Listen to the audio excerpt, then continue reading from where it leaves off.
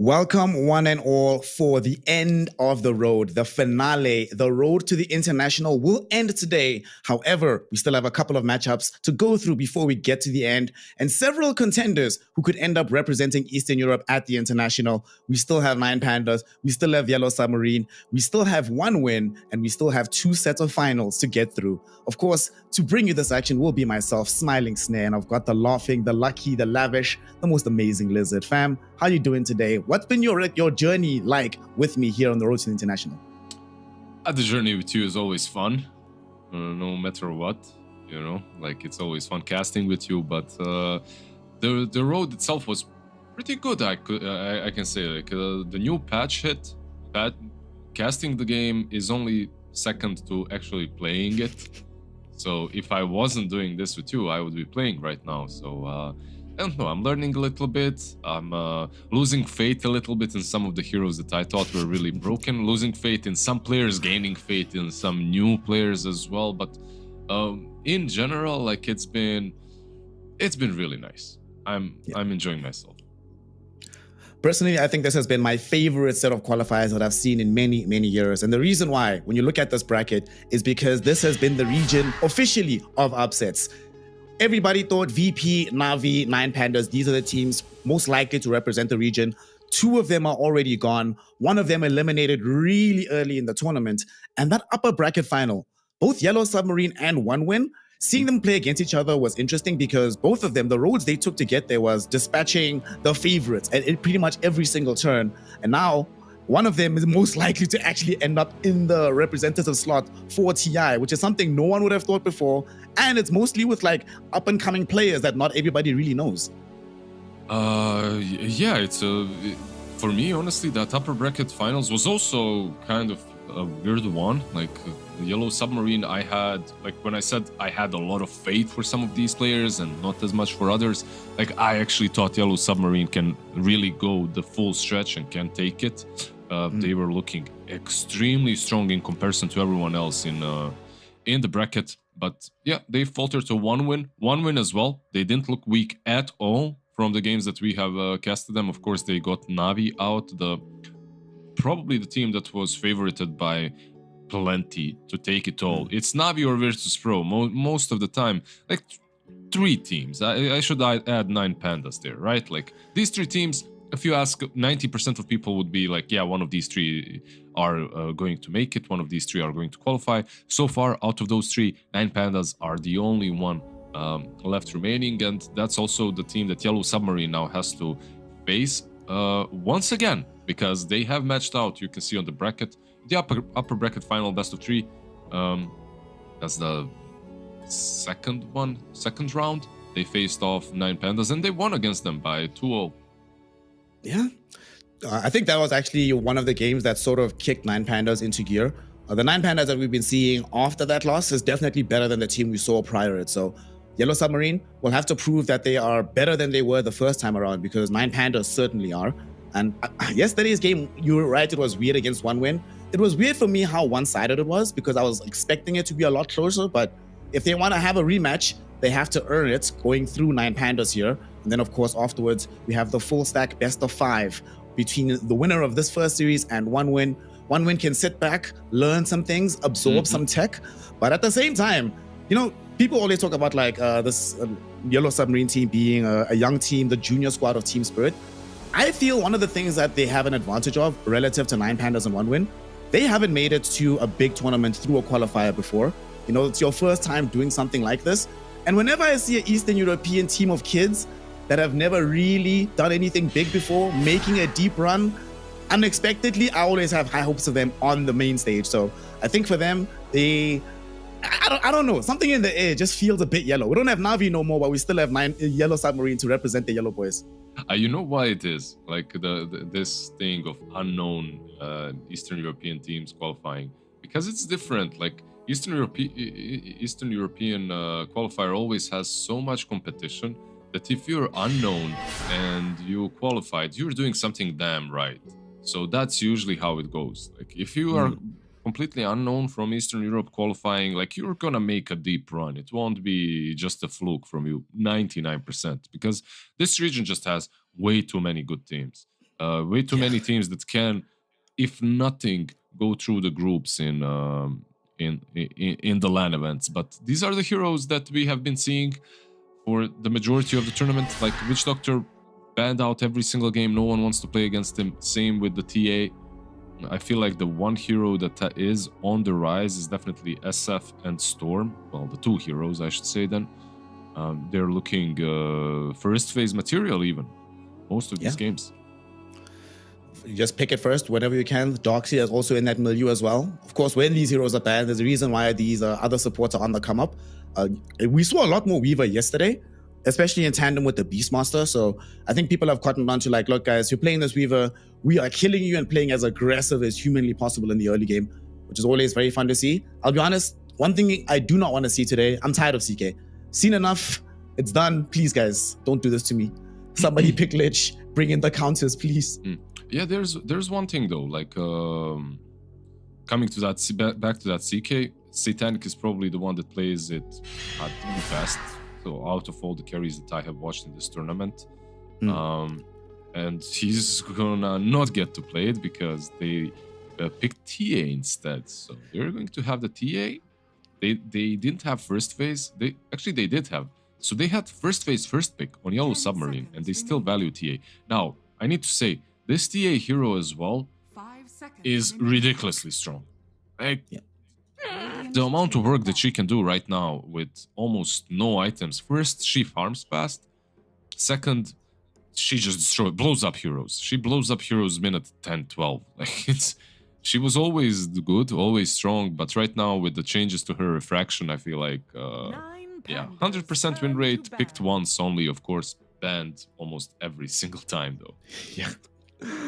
How has it only been picked once? I mean, I understand how, but what I mean is, how did it even get through that particular game, you know? Kind of bizarre. Across the world right now, so there have been 139 matches involving TA. Of those, 11 were picks and 128 were bans, which is an obscene amount. A 99% contest rate almost. Yep. I have to say, good hero. Yeah, it's a good hero. I have to say though, one thing that TA always struggled against were illusions. It's just she was never good against them because of the way refraction works. And right now, it's been switched a little bit, but TA is still not great against illusion heroes. And CK is the best illusion hero right now in the game. He absolutely slaps. And they're gonna have CK plus Weaver on their side, a little bit of bugs as well to help out with the TA. And they got a really strong opening on 9 Pandas. Let me just go away a little bit from the draft. Like, when it comes to 9 Pandas and Yellow Submarine, the difference is Yellow Submarine, they got exposed yesterday by 1win. Like, 1win realized what they need to do to win against Yellow Submarine. The drafts were on point. Meanwhile, 9 Pandas, they got exposed as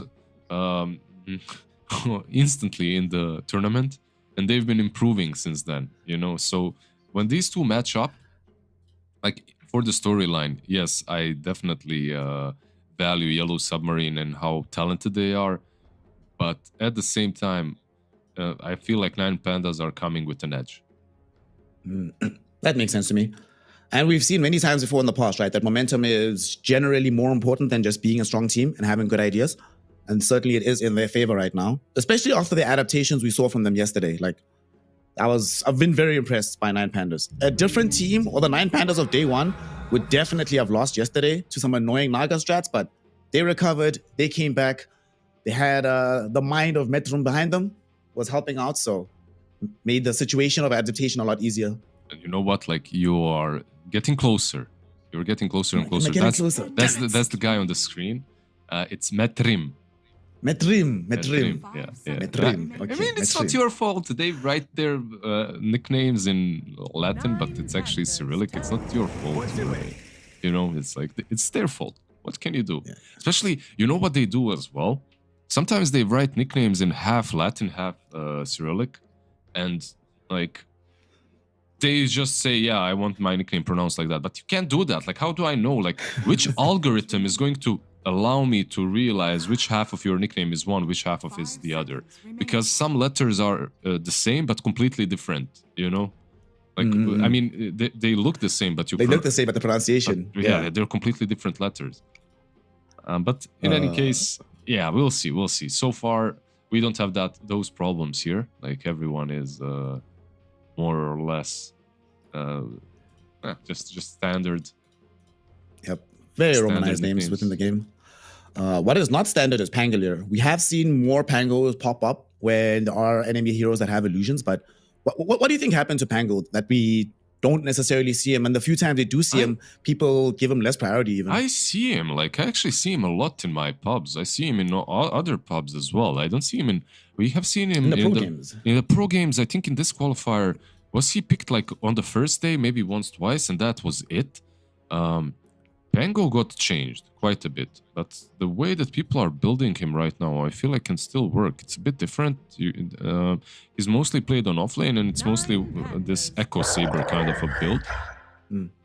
I think he's already being answered though, like Primal Beast is an answer, and Elder Titan is not, but Elder Titan is, let's be real, just here to secure the lane.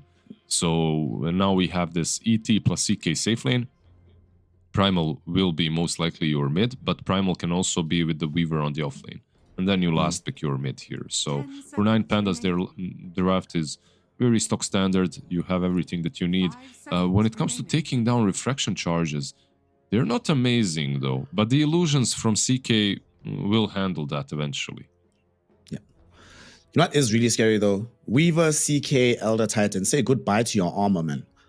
If you ever get caught out in this game like this, you'll die in like seconds. There's no hero. I think no matter what they do for Yellow Super deeper in the draft, you have to play for activity and killing them first, because if you play around sustain, there's just no way. I think these heroes should take off their shiny armor when they're near Elder Titan. Like, it should disappear. They should be walking around like, you know that Septon from Game of Thrones that was always in rags, like the just dirty rags. Yes, That's how they should look. They should look like beggars, you know, Elder Titan aura. Turning you into a wholesome beggar. That's it. That would be the sickest thing, honestly. I would not mind. We had, like, back in the day, we had like in Warcraft 3, we had such interaction with items, at least. I don't know if you remember, but picking up Aghanims on some heroes would give you spikes around the hero. Yes, yeah. And that was good times. Yeah, there were some other interactions. I can't remember, but yeah. In any case, we are moving back with Vengeful Spirit changes. We are moving back to that era. They do ban out Meepo in the end. So far they have absolutely nothing. Pango versus Meepo is kind of solid. Besides that, it would be a really good Meepo game, so get rid of him. And it looks like Yellow Submarine, all they need is position 5 there in the end, right? Yeah. There's a universe out there with like some Rubik 5, Ember Pango 4, but nah, I'm with you. Just need a solid support to round out this draft. For 9 Pandas, we're still looking for the Kiyotaka hero. Let's see, what is still available? His Storm is gone, no SF, no Embers on the enemy team, no Meepo. Guess what I'm gonna say next, brother? The hero that already won the lane versus Ember. Is it maybe Wind Ranger that he's gonna pick? Yeah, baby. It's also a hero. I was playing some pubs and he played it this morning. I feel like he already prepared a bit. So yeah, he played it like an hour ago. So yeah, you can do that. He also played some Arc Warden, which is interesting. But yeah, I'm definitely seeing some Wind Ranger, especially now with the Shadow Demon ban. That ban is. It has multiple purposes, like the illusions versus CK are nice. By the way, wouldn't Disruption spawn another illusion then? If that's how it does? It does, yeah. God damn, that's insane. Shadow Demon into CK is good then, I guess. Yeah. So you'd have anything that makes illusions of CK. So there's a chance that you can get like 3 illusions then. Yes. On CK. No, that's kind of nice, honestly. But yeah, we have the Shadow Demon ban, and for Yellow Submarine, I wouldn't mind something like a Lich. I think position 5 Lich here is pretty solid. A lot of armor versus Chaos Knight and Weaver. You get that instant pull as well. I don't think it's... yeah, I just think it would be a solid pickup. Like, in other... if you are looking... Clockwork is banned, unfortunately, by them. And Primal Beast is picked. Elder Titan is picked. I wouldn't mind Clock as well, but... Okay, this is probably as the core's. I think this is his most played hero or something like that. So they get the Eng. We haven't seen her a lot in the qualifier. You know what Eng does to Elder Titan? What? She shits on him. Like you can't have like your she can dispel your W. She can dispel the spirit. So you get all nothing out of it. Exactly, you get all the damage and she dispels it. So I just want them to lane Enchantress into Elder Titan though. Yeah. Take away that armor as well, harass him furthermore, makes the most sense. And getting some, nature's attendance. It's also one of these heroes that can be pretty decent into the CK. They can't break through the untouchable, so the illusions are much less effective against her. If she ever does get hit, she just dies immediately, but takes a long time. Usually she does get hit. Like I've played this matchup. Like if he gets on top of you, you're probably stunned, but you can get away. And if I recollect, not sure. I feel like you can take one of the illusions. You can enchant them. As much as I'm aware, should be able to. Why am I thinking that you cannot? I don't know why. I think you can. You can control strong. You can control anyone's illusions. And they choose the last spirit into action. Yeah, get the Kiyotaka Void Spirit. Wasn't there a game that he played this earlier on? I don't specifically remember, but Void Spirit gives us some reach in this particular game, so it's not just Alberca doing all that work. A lot of tempo, which I think Nine Pandas look the best when they not just have a tempo hero, but a hero that can solo kill people, like an assassin. So Wind Ranger was great, Meepo's great, Void Spirit's great too. I don't know, what do you think of Void Spirit in the game overall here?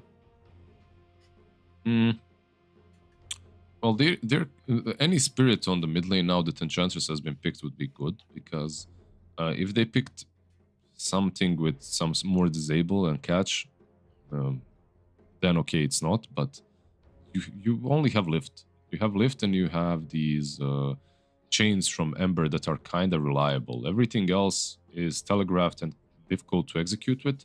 So getting a spirit makes a lot of sense. Spirit on spirit matchup, Ember versus Void Spirit. I would rather have Ember on my team for sure. But this is also fine. There's a lot of synergy on Nine Pandas, and they did need something extra that goes in the backlines. Primal Beast cannot do it on his own.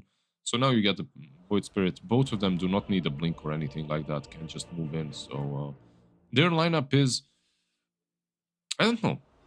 I actually think if CK was not as broken as he is right now, I'd value Yellow Submarine like 65% at least. But Chaos Knight for me is, it's just, you have to beat him. That's how I feel. Like if you're playing versus this hero, he's the one that needs to be beat. Or he's going to just destroy you by farming and getting, I don't know, some Armored Orchid Heart and game's over. Yep.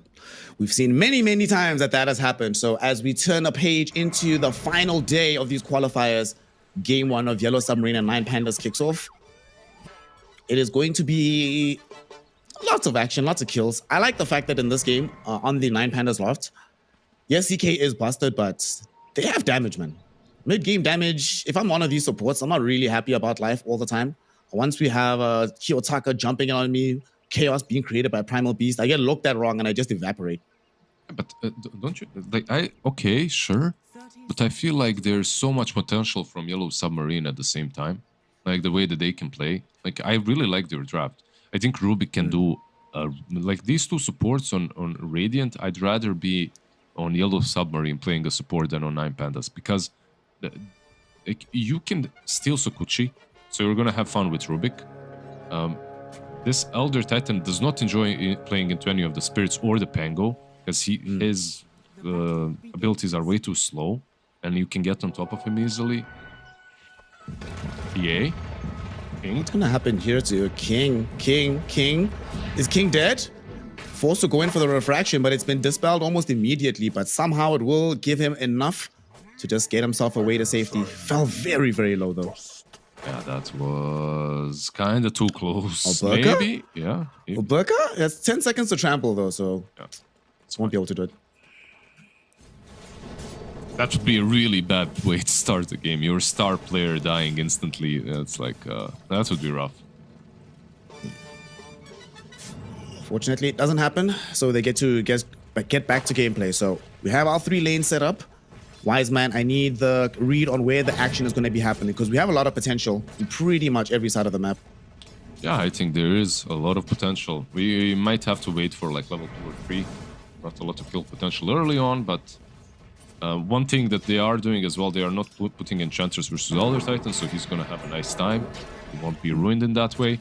And another thing that did happen is Satanic or King, I'm not sure, that I guess he completely rebranded into King. King, he didn't go for Meld level 1, and that kind of really hurts your lane. Like, if you go Meld level 1, you can put a lot of punishment on the enemy offlane before the creep wave is in this position. But Refraction just does... I mean, it's okay as well, but it's not optimal. Yeah. It always sucks when you have to make that decision. Do I die and give away First Blood, or do I take the better laning spells? Instead, though, First Blood happens on the other side. It's Solo and Dark Lord, leveraging the strength of the CK to bring down the Pangolier. Very nicely done, and like you said, because they didn't have the Enchantress on this side of the map, Solo could actually pack a punch. Yeah, I really think that switch up should have happened. Even Rubik into Primal Beast, okay, so what's the upside? You get Enchant into Primal Beast to slow him down when he's trampling, but honestly, just having Ench into Elder Titan would do wonders, so... A little surprised they didn't make that switch. Gonna put some pressure actually onto the King right now, down bottom, forced to go into Refraction. They get rid of it quite easily, and this should be a kill onto the Templar Assassin. She is hiding, they don't have reveal. These things happen. 4 seconds until we have Sakuchi though, so she can't really leave this area. She might just die. He's fine, I think. She's right? fine, yeah. She's okay. Attendants will heal her up, she's Gucci. Yeah, this is the second time they're unable to kill him, even though they get so close, and they're unable to kill him because the sentry is too far or something like that. So very unfortunate for 9 Pandas, but they're already winning one of the lanes on top, so it's okay for them. I'm pretty sure they're happy with the laning stage right now. One lane we haven't really addressed just yet is mid. How are things going between Erase and Old Kiyotaka? You mentioned you'd rather have the Ember in the game, but honestly, isn't the matchup supposed to be Void Spirit favorites likely? Well, Ember did get this different innate now, right? Like, so maybe because of it, it's more Ember favored. I'm not sure. The way he's playing is definitely surprising because Erase so far in the tournament has not been winning lanes. Like, so far, Erase has been losing lanes but winning games. So one can only imagine and dream how much he's going to get out of this game now that he has such a positive start. 21-5 versus Kiyotaka 16-1. And how is he doing in the experience department as well? Now they're about the same level, but he's definitely doing the right job. I'm just worried for their top lane. Like right now, I know Pango did get some CS, but overall, Courier dead. It's your classic Weaver gameplay. What you do with Weaver, basically, if you look at the Radiant jungle, you put this very deep ward right next to the bounty. It can be here, it can be a bit more south. Basically, what you need is just to see the couriers going towards you. That's a very interesting ward as well, by the way. He just placed in the river. What does it scout, actually, on this position? Like, you can't really see the rune unless you cut the tree. You can see a rotation. I guess that's the deal. You can see a rotation and it won't be killed. Like this ward, 99% will not be dewarded. You're gonna have that vision for a long time.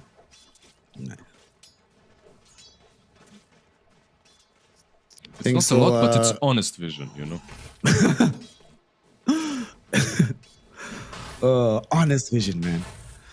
Solo is just honestly harassing Root.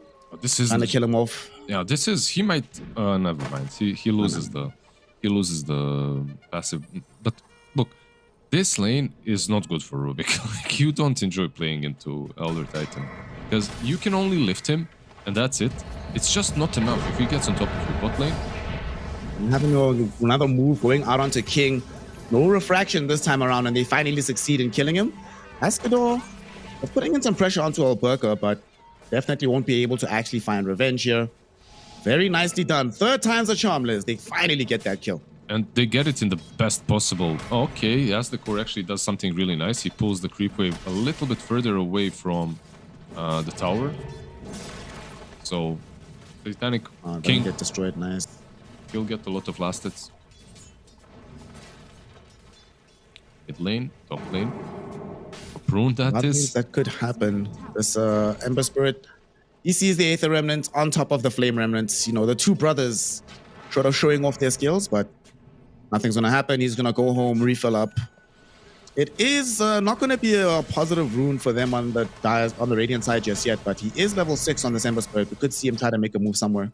Yeah, and gotta be careful a bit. There's Arcane Rune as well on Void Spirit, so when it comes to rotation potential, of course, both of them can do it. A little bit easier for Kiyotaka as he does have a TP now. Meanwhile, the race, he needed to go base, refill the bottle, wasted a little bit of his resources.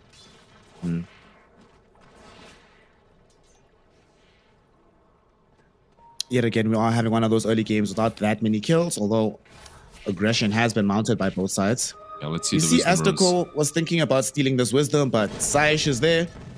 Saish has been on point in both getting enemy wisdom runes and defending his own team once. He's never going to let that happen.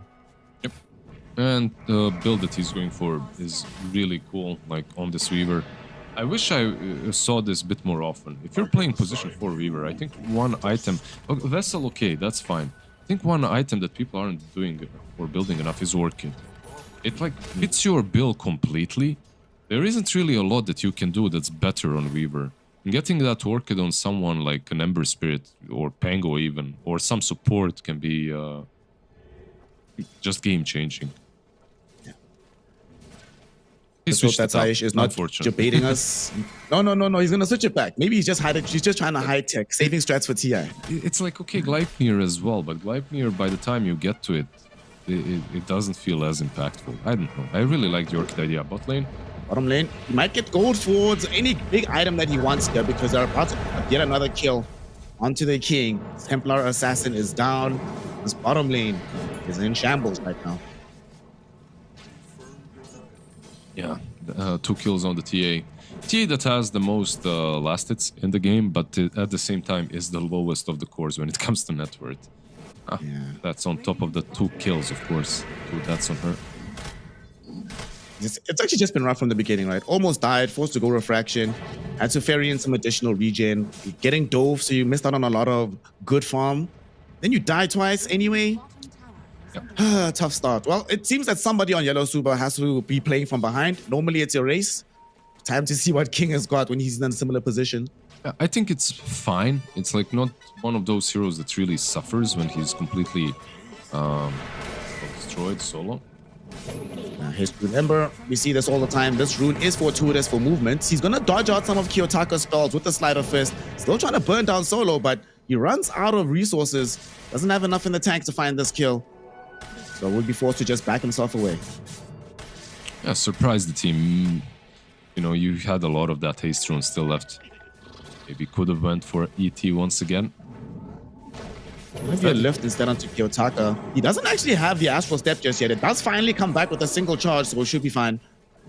Whew, a little bit scary though. He's fine. He's gonna have his bottle refilled as well.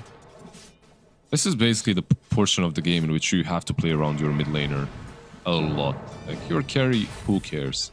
If he dies, it's his fault. Go to the jungle, bro. Just go jungle. Find your farm there. We don't need it. Lane again.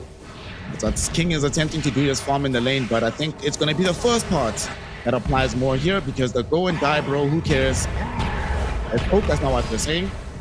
But it seems that's how they're acting because they were not rotating for this. Finally, the Rubik both come in. Who is here?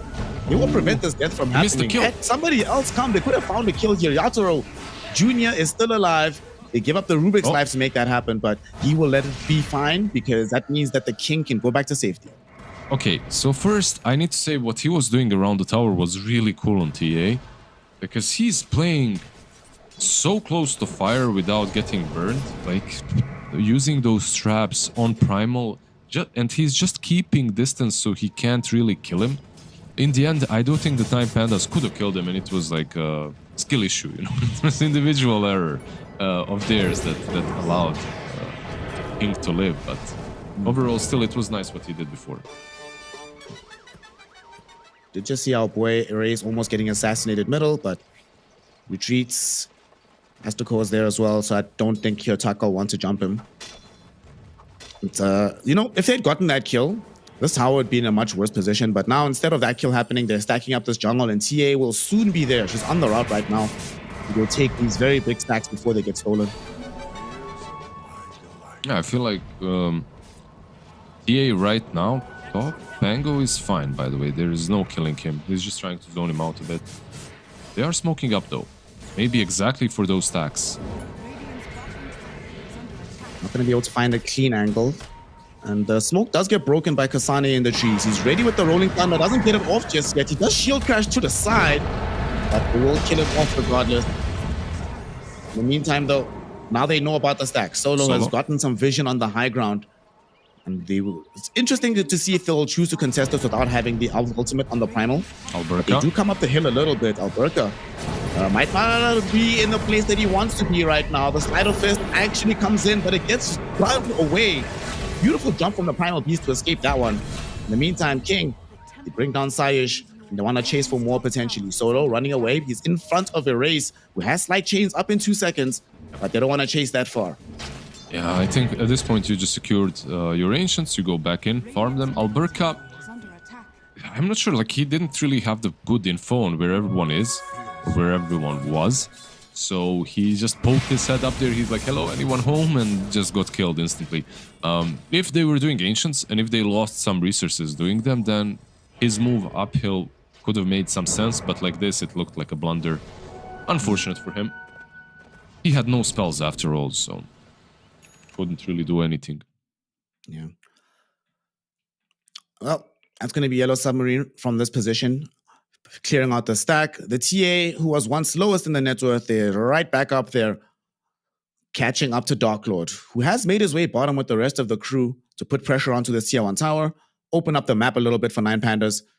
That's actually been a constant theme when I see these Nine Pandas drafts, that it's very rare that they'll have great tower siege. Like, there's been a lot of games where the only way they can even go high ground is by getting a full 5-hero wipe or being so far ahead the enemy team can't challenge them anymore. That's true. It also comes down to the position 5s that they're playing. Like, they never add to that as well. Of course, the cores are the most important ones, but sometimes those position 5s really matter. It must feel good playing Enchantress this game. Enchant is such an amazing spell. So many things that you can control, dispel, use against Nine Pandas.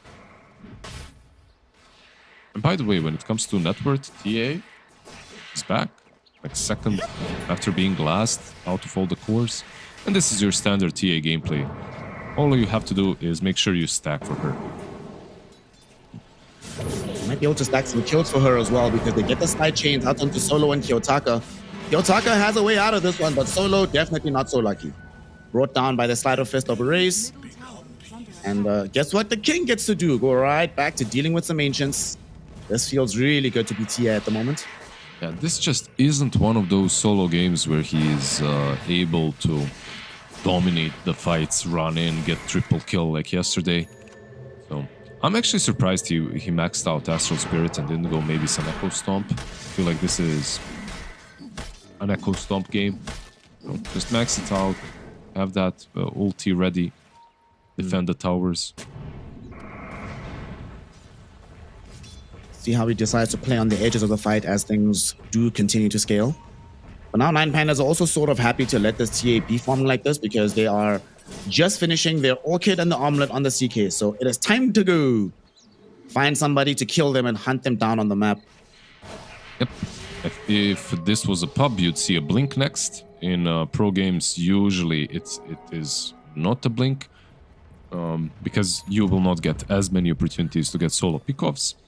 So what he is going for is a Manta. It's pretty good with this Phantasmagoria and Reigns of Chaos. Like, Being ganked right now though. Kasane took a Twin Gate, coming through to the bottom side of the map with the Pangolier roll. They have the disables out onto the CK. He is very far from any allies. And he will be killed off. Although he nearly took Astapor with him, he instead just falls on his lonesome. Yeah, and the tip. And the tip is there. Most important part. Of course. You are playing... what is this? This is lower bracket finals, right? Upper bracket finals, where are we at? Yeah, lower bracket finals. In the lower bracket finals, like, some emotions have to be there. So you gotta tip a bit, play that game. DD. Be able to kill him. He has Dissimulate and Astral Step. Only one jump though, but they don't really know that, and there are allies around him to function as reinforcements, so no point in chasing. A bit unfortunate for Yellow Submarine that TA takes the DD and not Ember to refill his bottle and also have it for some ganks or chases, but it's okay. As long as Void Spirit didn't get it, I think they're fine with it.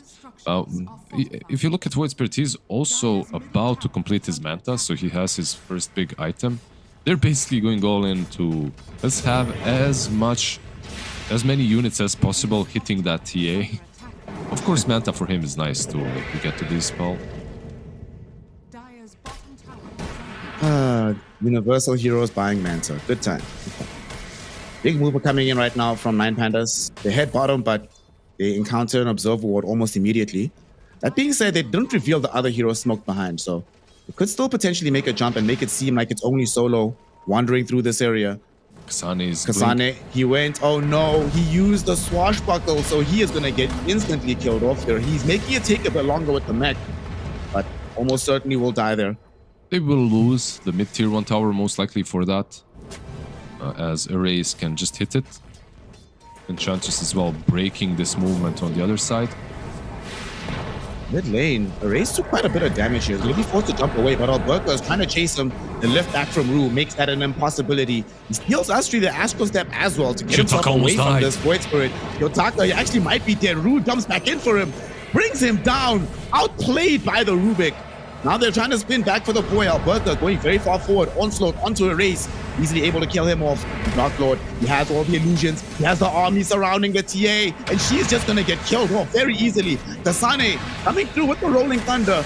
He's going to try to do his best with the help of Rue. But Rue unfortunately gets surrounded by illusions first. He gets killed off before he can do anything else. Has to go underneath the tier 1 tower. Thought about trying to TP out, but immediately that idea is shown to be a bad one. The ultimate from the Primal Beast is there. 4 heroes have fallen and 9 pandas have asserted themselves on the map. That's the counter tip with the Russian smiley face, and your anger is useless here. That has to hurt. That's the real stuff right there. Well, Ench tipped a little bit too early. Like, your fight just began. They did kill Kiyotaka, and tipping him was okay because basically the 2 supports handled him. It's Enchantress and Rubik that killed him. Like that did the majority of the damage at least. But yeah, they got punished in the end for the tips and for overstepping their boundaries. Right now, 9 Pandas are a bit stronger. If the CK is left unchecked, like, he's doing a ton of work. Yeah, you can't deal with him. You need Pango. Basically, you need Pango in these fights, and they didn't have him. Like, imagine that roll that he did at the end. Had that connected before the TA gets dragged into CK, we're looking at a different fight. On bottom, Alberta definitely hoping for some assistance here, but he won't find none. Just gonna get killed off. They do steal what? Oh, only Upro. But do you see what I meant when I said I'd rather be these 2 supports? Like, they're dispelling Void Spirit. They're taking one of the Chaos Knight's illusions. Like this Rubik stealing Void Spirit's Astral Step earlier, also lifting Primal Beast as he's going in. They're doing so much work just by the. Sometimes you play Ench or you play Rubik and it really doesn't feel like a good game. This time around, I feel like they can do so much if they're in the right position at the right time, of course. Yeah, they absolutely outplayed that fight pretty hard. They might try to make a move here with this Haste Rune being picked up. They have a smoke in the backpack of Rue, but I'm not gonna replace that just yet. They're still chilling. Is there anything that they're waiting for on the side of Yellow Submarine? I think maybe Blink on TA? Blink on TA is a massive one, because then she can blink out with refractions even though she gets gone on. You can also very easily blink out of Reality Rift. Like, that's one thing that you need to know. If you see that Reality Rift connecting on you, you can blink before the hit, because it takes like a half a second before he actually hits you. A BKB blink is basically what's necessary on her. They need something extra for the illusions though. I don't feel that they have enough at the moment. We have what? A Maelstrom that's sitting on this Ember Spirit. Pango obviously is going for a more utility build in this particular game, so no Echo / Maelstrom from him. And TA does not buy these items either, so yeah, definitely going to be a long-term problem. To be fair, neither do the supports, right? They have a Weaver who can happily just buy a Maelstrom himself. Yeah, some Fade Bolt is okay, I guess. You know, having that Fade Bolt is nice. You can steal some spells that are decent. And Enchantress with Enchant is nice, but overall, yeah, nothing crazy. This is a game last. There's a game last night. Roshan gets taken. Yeah, that's happened with CK. Where there was a Rubik in a game with like a bajillion illusions around her. And when he used Fade Bolts, I swear I was bouncing for like 30 seconds. It's going from unity. First I thought I was going crazy. Like, why is the sound just repeating? Is my computer broken? What's going on? Radiant's bottom tower is under attack. They have Aegis, but it looks like it's going to be... Is this a... I think it's a farming, not a fighting Aegis, right? Probably, But but yeah, probably it is. Like you're not that ready with CK, but at the same time, you could use the Aegis to be a bit more aggressive. Right now, the first Aegis doesn't really mean a lot in Dota. I see teams more often than not just use it to farm, but they're not in a bad position to take some fights too. Like they have a Blink Dagger now on Primal Beast. Perhaps you can utilize this Aegis to bridge the gap between the BKBs. That's okay, you have the aggressive stuff now, but you can still lose the fight. However, if you win the fight because you have the Aegis advantage, then you can maybe bridge that gap and get the BKB before the next fight, and sooner than they do. Sane. Sane, outside by the bugs. Burka does have the blink, but I don't feel like they have enough damage with just these two. And let him go. Yeah, one nice thing about Gleipnir over Orchid on Oh, Weaver. wait, hold on. They have the damage now, bro. Check this out. Guess who's here? It's Kasane. He demonstrates the blink tech to us. Gets himself into the Aegis pit. Rolls himself away. Very nicely done. To waste some time as well from Nine Pandas. Yeah. And he didn't get... Like, there's no chance for Alberca to lift him up, to use Pulverize on him right now, maybe later on. But that's basically what it is, right? Like, you can blink out of reality with it. Lane? Let's see here. Ru's just gonna die to Kiyotaka, but the big thing is the smoke behind, because they pop a pair of drums. They're coming for a race. Will they catch him? The blink is ready from the primal, and it's gonna get disabled a little bit. He goes onto the high ground with the onslaught. Not gonna be able to catch up to a race. Dire's bottom tower is under attack. He's pretty fine for now. Top tower is under They're not that far away from TA having the BKB. I am worried about this carry-to-carry matchup, though. They obviously knew they first faced TA over CK. They obviously knew what they were doing, but Dire's bottom tower is under in general, I think that CK does better. We'll see, of course. Right now for you, is there any hero that carry to carry, mano a mano can actually contend with CK? No. I don't think that let's put it this way. I don't think there's any carry that I'd rather have than CK in my team. Just like that. I think I'd rather have CK over anything, without knowing the other four heroes. Of course, you can counter CK with something, with some other stuff. Like we've seen a lot of different heroes like Underlord, Lich, stuff like that.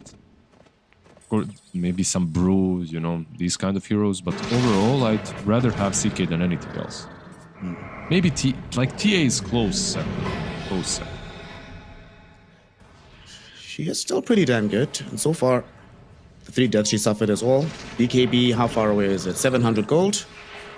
Is anything else that they're waiting for? The BKB on Ember is also about to arrive. That one is practically finished. So they're hitting a pretty cool power spike at the moment on Yellow Submarine. Just as we're in the final vestiges of the duration on the Aegis. I think if you ask 90% of people right now, they'd be TA, Atos. It's going to be this Atos out onto Azteko. You should be able to kill him with Kiyotaka just jumping in. They have a gem, by the way, as well. They have a gem on Void Spirit, so a little bit easier to play this map. Something that people really don't do enough. Instant gem into TA. Just get it, counter down. It's got tags as well. Makes it easier to play the map because of the traps, of course. Yeah. And they actually might find the TA. They know that she's in the vicinity.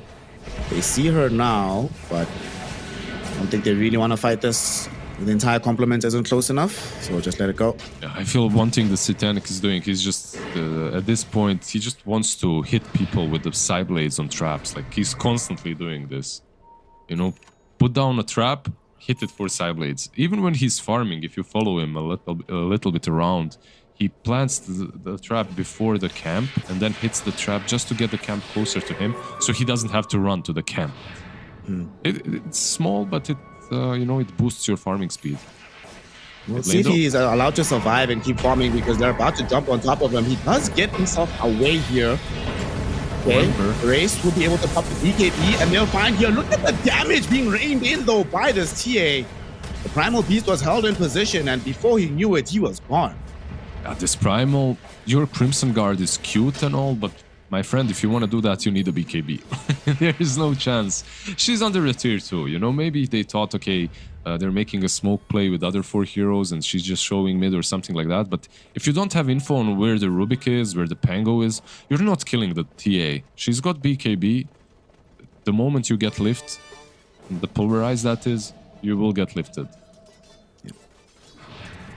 On bottom, they might decide to go onto the Weaver. Sayash is the only one that they know is around here, but it's obviously going to waste a lot of their time TPing out for good measure, and he's Gucci. Smoke broken and wasted. It's the classic Weaver gameplay, right?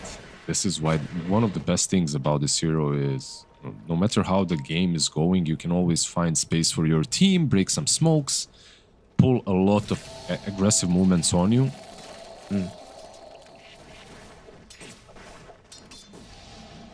When he was doing this yesterday, he was doing it between the mid and the off lane on his side or for his team. So it seems like a consistent thing that they are angling towards. As Tomies are up, time to get up. Yeah, I feel like it's consistent for every single Weaver. It's not only him. If you're playing this hero, you need to get up. Just one of those things that if you're not doing it, you're doing something wrong. Like the only times you don't really want to be creep skipping is when you're balling out of control so hard that the game is already won and you just want to kind of snowball with the team.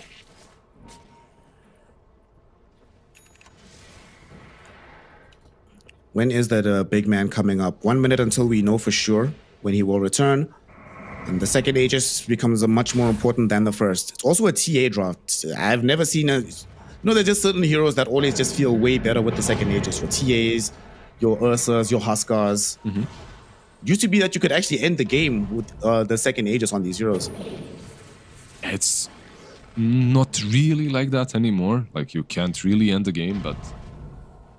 Speaking of big guys, there's Chaos Knight as well. Like, he's got a full heart completed, 1,000 gold on top of that, going into that Bloodthorn, or maybe an AC. We'll see what he opts to go for first. Usually it is the Bloodthorn.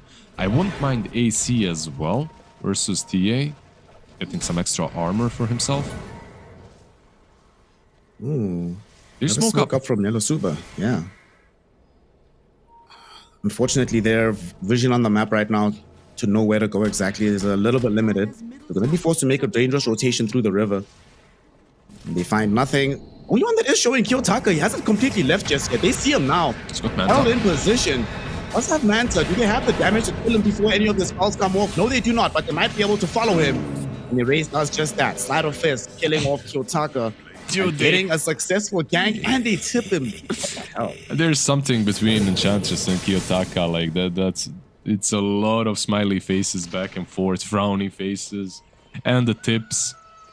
This one hurts. This one hurts the Void Spirit for sure because he's the hardest one to kill on his side.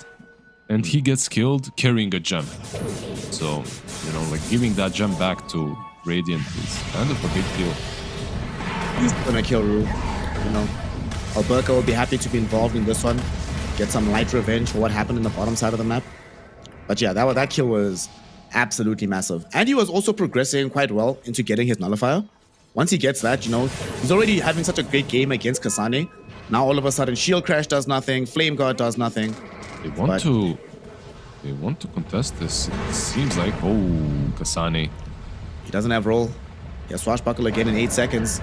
I don't know if he has enough time for those 8 seconds. He blinks to the far side here. 3 seconds from Swashbuckle. Can Kasane get away? Shield crash with the Swashbuckle onto the high ground, but the Rod of Atos chases him up. He dispels it with the Greaves. They are going to eventually kill him, but it's definitely taking longer than they'd like it to. But he will fall. Yeah, but you can see the way that they dodged. They instantly went up, started pushing tier 2 because I don't think they can contest this Roshan. I think they gave up on it. Seems that way at least. Your Ember is on 0 mana. I mean, they cannot contest it, even if they wanted to. It's not possible. Just gonna let this one go. Unfortunately, for them, it's gonna be an Aegis with cheese to deal with coming up. Oh, with the banner, sorry, no cheese. Yeah, banner. Roshan's at work. He's at work right now.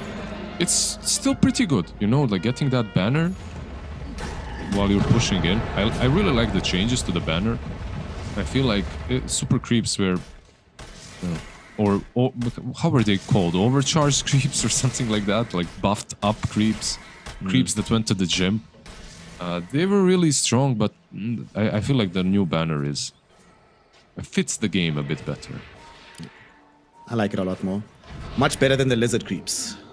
For sure. Those ones strong enough. For sure. No lizard creeps in the game, please. It does force you. Sometimes, like, this stupid banner forces you into death because someone has to kill it. And if you don't have a hero that does it from distance or without, you know, like, without committing completely, you just have to commit with your core and you die or you're forced to pop a BKB. Can be broken at times.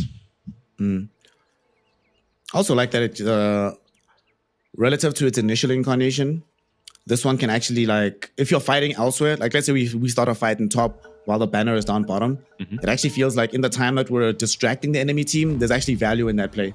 Sometimes it would just feel like we'd lose a fight, you'd look at the banner creeps, and they're still working on the tier 3 tower or something. You're like, what the hell is this? Yeah. This was not worth it. Full smoke, by the way. Nothing new in the land of Dota. They just smoke up after Rosh, right? Like, try to fight. And pandas are fairly split, but they're coming back into this Radiant jungle. I'm gonna try and control the side of the map, take away the tier 2 tower. Yeah, they have a full nullifier, by the way, on Kyotaka. Yeah, I was literally about to ask you about that. Who should he be jumping with this nullifier? It's so good against so many different heroes, right? Enchantress hates life now. Ember, there's Pango, they're all hating life. I mean, you probably don't want to use it on Ange. You don't really care. She doesn't care that much. Okay, she's gonna die. If you go on her, she probably should die, even with all the levels of Untouchable. But like you said, Ember hates it, TA hates it, Pango hates it. You just them not being able to reposition themselves with some 4 staffs. Erase. He goes a very interesting direction with his remnants. Will be forced into the BKB, but they have the Primal Beast ultimate, grabbing him into the air, slamming him into the ground. They pulverize the Ember. Yeah, they the tip on Enchantress, dude. What? Okay, please find out what happened, Doug. Like, I will. We gotta find the pubs and see what happened between these two. There's definitely some spice between players right now. Like Eastern Europe, I have to tell you one thing though. Right now, it's very spicy. Like when it comes to respect between players and stuff, people aren't as nice as they used to be. That's all I'm gonna say. So there's a lot of there's a lot of BM, let's just put it that way. I mean, it's not like Eastern Europe was generally described as a happy and fun community, so if it's gotten even worse, my god. Wait. Before you had like 2-3 players. You had like Ramses flaming everyone and everyone else is like whatever. Kinda okay. Maybe a couple of other players then. Right now, it's a rough spot. Mid lane. Well, mid lane, Kyotaka does get out. Some of the BM has definitely given him high mechanical skill. They've taken the tier 2 tower in the top lane. Just have to be careful, you know, like this TA now has full-on completed Daedalus. Luckily for 9 Pandas, of course, no Dazzle charges, just 1. So she doesn't really pack as big of a punch as usually, but she's still very strong. Around here. Just wipe me out onto Dark Lord, but just want to clear out the illusions. I don't have realistic ambitions of making this jump really right now. What the hell is this wave on top? What's going on here? Holy beast. This is Mordor. Dun, dun, dun, dun, dun, dun. That is a really big creep wave, but They're coming. Do they have a banner? Yeah, take that banner, put on those creeps, enjoy free set of Raxes. might not actually be the worst idea. I like that plan. Yotaka, he likes fighting Kasane as well, but he decides to bump the backlines whilst he's doing it. Going on to Ru, wanting to eliminate this Rubik. Rubik, though, still alive, stealing Astro Step, getting to the high ground, and setting up Yotaka to be killed. He has to jump Ember, away no. before the TA brings him down. Ember, buffering against the illusions of the CK, is also forced to retreat from this fight. In the meantime, Dark Lord happy to hit onto the tier 2 tower. Somehow, some way, nobody actually dies. Yeah, I feel like, of course, Rubik was the closest one to dying there, but very nicely done by him to steal the Astral Spell. Astral Step. It's like one of those nicest things to steal in the game. Like when you're playing Rubik, you see that Void Spirit mid lane, you know what you're stealing, you know what you want. This game, for me, it's Astral Step or Sukuchi. Either one of these two will do. Astral Step, obviously, much easier to use and to escape with. Okay. That fight, though, did reveal one kind of problem. Bottom... Sure, King? BKB TP? BKB TP? It's too late! There's no way. Dark Lord is here on the CK. There's way too much damage. That's a death without buyback. 90 seconds in the grave. I'm not like this kind of a move sometimes makes you wonder what's he expecting, but because he didn't expect them to all be there for sure. He expected maybe some move towards around the triangle, because if you look, Radiant has no vision in the triangle. It's still not dewarded, so he expected them to be there somewhere. Maybe pushing in and creep skipping, but unfortunately this is, like you said, no buyback. That's on TA. Alright, here they come for the push. They are on the high ground right now. Solo sitting with the banner, ready to use it if need be. Kinda surprised he hasn't tossed it in just yet, but they might wait for the tier 3 to 4 first. Ember. Now they're jumping onto the Ember Spirit. Ember taking a lot of damage, forced into the BKB so he can get himself away from here. Kasane did run some interference on the backline with the boulder, but unfortunately Rolling Thunder will not hurt anybody, and now it's down. And this is, they've already lost their state of Rax, and they still have 30 seconds to go before the TA returns. There's just no damage without this TA. Like, they literally have no damage. Okay, this glyph might force them back. Let's see if they even go back. Solo still has banner, and they're having a wave coming in now. They know the TA is coming back, but they feel like they're strong enough to fight her. Maybe they want to get this and get out. Now they're going to get a stomp in deep into the base. It's going to catch out onto Erase. That's going to put in Dark Lord right in front of his face. Slide of Fist will save him for now, as Alberca needs to use his own BKB as the TA has respawned. She wants to lay in the damage. She gets forced out forward, but they don't have enough hurt. She does not get lucky with the crits. 9 Pandas get away with murder, literally, as they escape the base and leave it in shambles. Is that it? Like, just no crits? Is that the problem in this game? She's getting no crits? Because right now, yeah, one side completely lost. Tier 3 on the other. This man needs to start critting. It needs to start happening. And you could see the power of CK into TA on that bottom gank, right? Like, she just disappears. It's so easy to kill this TA at the moment. Yeah. Oh boy. Means how much armor does she have right now? She has 26, not that much armor. Yeah, the armor really, it doesn't matter that much. Like, the way this hero wins fights is just by out DPSing you. No matter how much you hurt her, she's going to hurt harder. And she's mobile, she's got her refraction, she's got this not innate, but the facet that gives the damage every time refraction is consumed as well, so she hits harder and harder, but I think they're just a bit too far behind. 15k behind, that's a full AC, and now Octarine core on Chaos Line. This is a new one, by the way. I haven't seen Octarine core CK so far. This is some new tech for me. Okay, wait, let's theorize about this. So now we have 56-second Phantasm Tier 3 is gone. cooldown. While we theorize. Let's see. If you get the 30 seconds, talent at 25. So you have what, 25-second downtime on illusions? That seems pretty good. That seems absolutely broken, to be honest. And you can spam Chaos Bolt as well for illusions. Yeah, baby.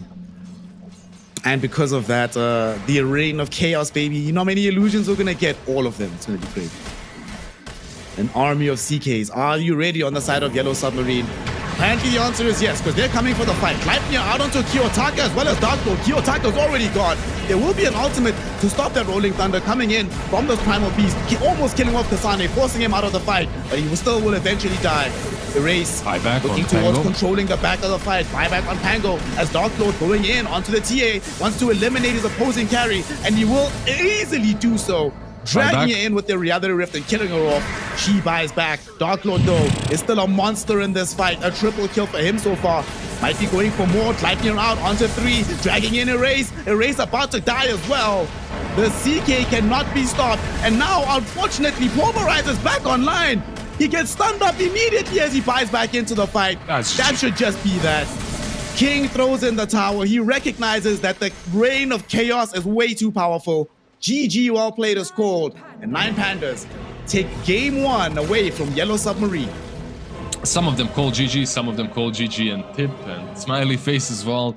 Yeah, I don't think there's any big bad blood here, but it was a fun game. It was a nice game in which, guess what? We learned what we already knew. Chaos Knight is absolutely busted, and if this guy is not answered, he will win the game.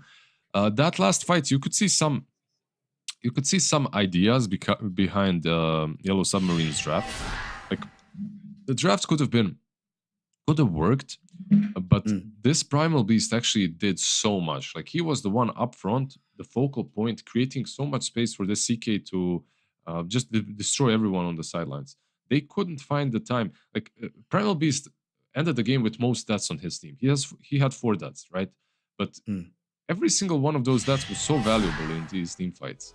Because he's the one up front, he's the one creating this buffer zone between TA and his support. So the TA is not free to do whatever she wants to. And if she goes on Primal Beast, that's when CK jumps her. It was a rough game. Honestly, it was a rough game played between 2 imbalanced carries right now, in my opinion, at least the strongest ones. But TA is directly answered by the CK. That's the problem. In the Imba Rock, Paper, Scissors, she still comes out on top. I think one of the things that you really have to be, what's the word? You're going to look back on this game and say, okay, guys, it was actually impossible for us to play. If multiple times in a row, the first person we find in a fight is their enemy mid laner, we kill them 100-0 before they put any damage onto us, and we still reliably lose those engagements. Yeah. Like, you could see that last fight. They didn't even need Blitzball. He dies and Chaos Knight is the one doing all the work. Like, if you check the scoreboard afterwards, Ember did 40k damage, right? Like, he did 40,000. That's 11,000 more than anyone in the game. Like, the second one is Darklord on CK, and it still doesn't matter. Like, this Ember, like, you could see him. He's sitting back, he's sleight of fisting. Look, Erase has no mana. Why? Because he's using his spells 24/7 and he still cannot do anything. Like, it still doesn't feel like he's hurting anyone. It's because these heroes are just so damn tanky. Like, you have this heart on CK, you're not killing him. And on the other side, CK is the highest one with 30k damage, and it was more than enough. Like, he had 30k. The second best is Void Spirit with 19. And it's like, it's fine, because it's enough. That's all they needed. Yep. Just much easier for them to actually kill these heroes. And, you know, we spoke about this in the draft, that looking at this 9 Pandas draft, you will never win a long fight against them. They have just way too much damage over a sustained portion of time. And unfortunately, Yellow Submarine couldn't kill them fast enough. TA did her best, built into that Daedalus. You know, this might have been, if this was, I don't know, 2015, and we saw some Ember Spirit carrying double Daedalus, Divine Rapier, and then maybe the slides would have a bit more impact. But unfortunately, that is not the case. 9 Pandas take the W, and they give the standout player to Sayush, who also genuinely had an incredible game of Dota. From minute 1, constantly aggressing into Satanic, ensuring that they could not play Dota really on the TA. later on constantly creeping, constantly killing off couriers, constantly just there to scout out exactly where Alberca should be onslaughting into, basically picking out the targets for him. He was like the spotter in a sniper game. What a shout out to him. What a guy. Yeah, it's always nice to hear you praise my fellow supports. Feels good, man. He died only once. He did all that he needed to do. His gameplay was solid, like you said. Built that Atos, buffed himself up a little bit so he doesn't die instantly, and then he can even initiate with the Atos. I liked it a lot. Solo, actually, even though it wasn't like one of those games where he's running in and soloing everyone, hitting them with his briefcase, he did so much just by being there. The natural order aura is, of course, always busted. As long as the hero is kind of strong that he can lane, natural order aura is more than worth it to pick up Elder Titan. Old Man Solo continues his run with a victory over Yellow Submarine, but it's a best of 3. Yellow Super, these young kids are not going to go gently into the night. Come on, guys. We deserve a third game with the run that they've made so far in these qualifiers. So let's give them some time to prepare as we take a quick break. And when we return, Game 2 of Yellow Submarine versus Nine Pandas. The official headset of PGL tournaments. Now, with a wireless version. Experience unparalleled speed and reliability with the latest wireless technology, advanced hybrid ANC, and built-in EQ for your favorite game. Designed with elegance and durability, and extreme noise-canceling microphone. Always stay one step ahead with Aspire Wireless.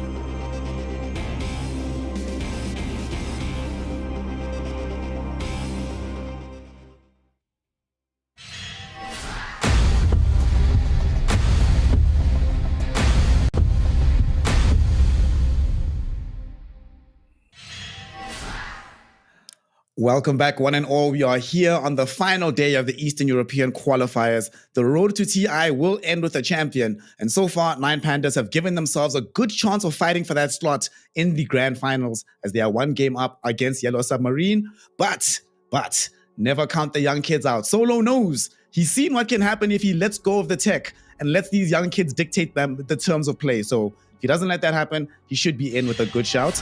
Mr. Lulzard, it's game 2, man. You're a Yellow Submarine. It's an elimination game. The vibe check. Tell me, what are their emotions on their faces telling you right now? It's not good. Like, I can see it on their faces. It's not good. 5 seconds remaining. I mean, if you look at the other team as well, they're not really smiling or anything. It's the draft. It's a serious business here. You have to go full davai. You have to think about the heroes that you're picking, and you also have to ban CK, please. Please ban First CK. face. 5 seconds remaining. Wait, who has first pick? Okay, they don't have first pick. Nine Pandas has first pick, so yeah, you have to ban CK as Yellow Suba. Unless they want to do the Lich tech. You know, this CK can be beaten. You just have to be willing to overcommit to do it. 5 seconds remaining.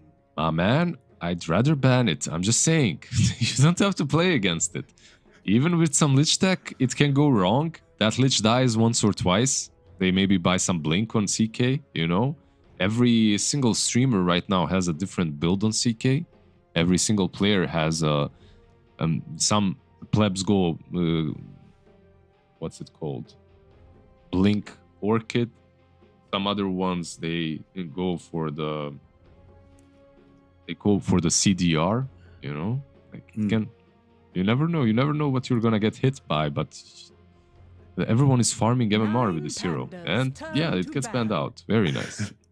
I respect. You know what you sound like whenever you talk about this CK hero? Yeah. You sound like you're having Nam flashbacks. You're like, guys, let me tell you the truth of this hero. Literally am. Every time I see him, I just, you know, there's like, you enter Dota, you're happy you're about to play some new patch, and then you see CK in the game, and you're like, God damn it.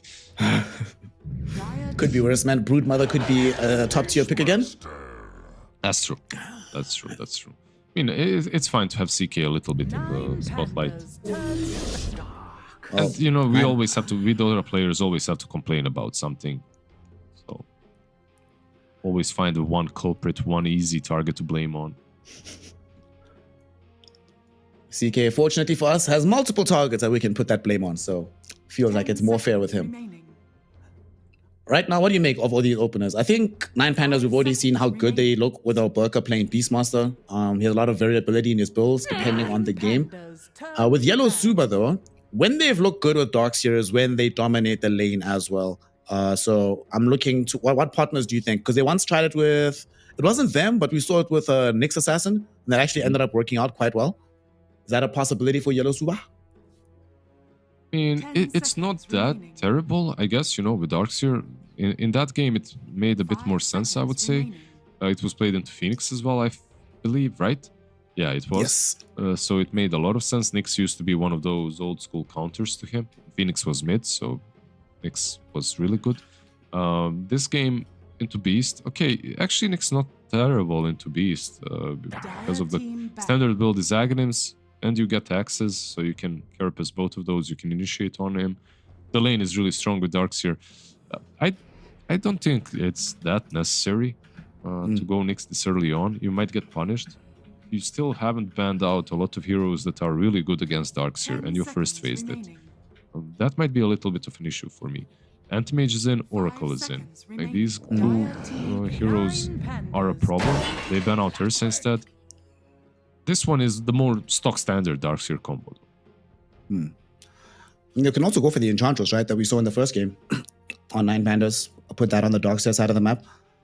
We get some clockwork. Like you said, good combo. It's going to always be nice having that initiation as well throughout the game. But crucially, when one team has Beastmaster, I almost demand that the enemy team also has some kind of vision hero as well. So this is definitely going to help out in that regard. You demand it. Demand it. The snare demands vision. That actually sounds like a really cool voice line. The snare demands vision. Yo, but if I get invited for TI, I'm definitely stealing that. Thanks, man. Don't do it. Trust me. Every single voice line I submitted so far for TI flopped. Me too, bro. We're in the same bucket, bro. Don't worry about it. None of my voice lines worked out. Yeah, but they don't go for any Enchantress or something like that. They go with the Undying instead. You know, like Undying for me into Darkseer Clock can backfire as well in the lane. I feel like Undying is strong and the Tombstone is nice. But level 3 Darkseer with Clockwork, level 2 Battery Assault, level 2 Iron Shell, you're probably dying in that lane. So you're not gonna be what your nickname states. We'll see what they go for their position 4 here, most likely. Something with the Beastmaster. Some Weaver is still left in the pool. Rubik. Okay. Weaver, Rubik, fine. Can't the enemy team now decide to go Weaver themselves and then put the Weaver with the Darkseer in the lane? But then you give away Sakuchi. Probably not a good idea. You're giving away Sakuchi. You do get the double hit on the Tombstone, which wouldn't be bad. That's something that would be pretty useful for Yellow Submarine. It's something that they have to think about now. How do you deal with the Tombstone in these fights? Maybe even some Morphling be solid. We've seen some Morphling into Beast. Rubik here, I don't mind playing Rubik into Darkseer because you just steal that Iron Shell later on. It's good.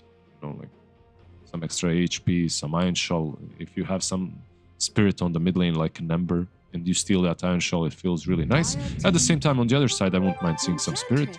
But first, we're gonna see as the core's Ench once again. I didn't feel too much impact from his Ench last game. He did some damage in the mid game, but once CK came online, it was like every man needs to just run. Every man, woman, and woodland creature, whatever she is, you gotta run. 5 seconds remaining. Just gotta get away from the CK. Fortunately, this game doesn't have to worry about him.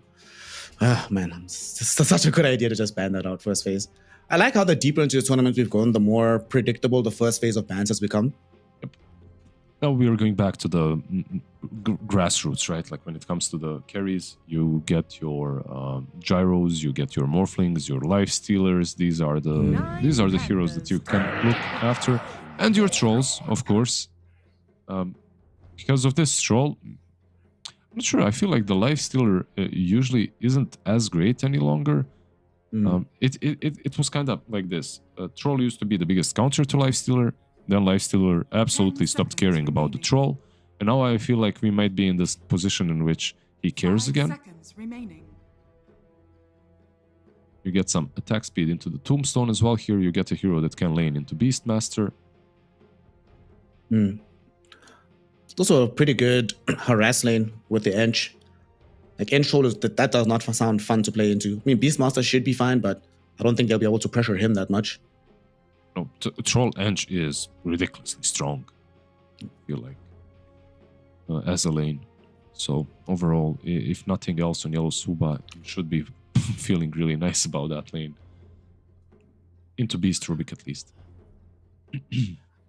Now the question is, what do we need? Dark Lord hero that can just stand? You can't play a CK Razor, maybe?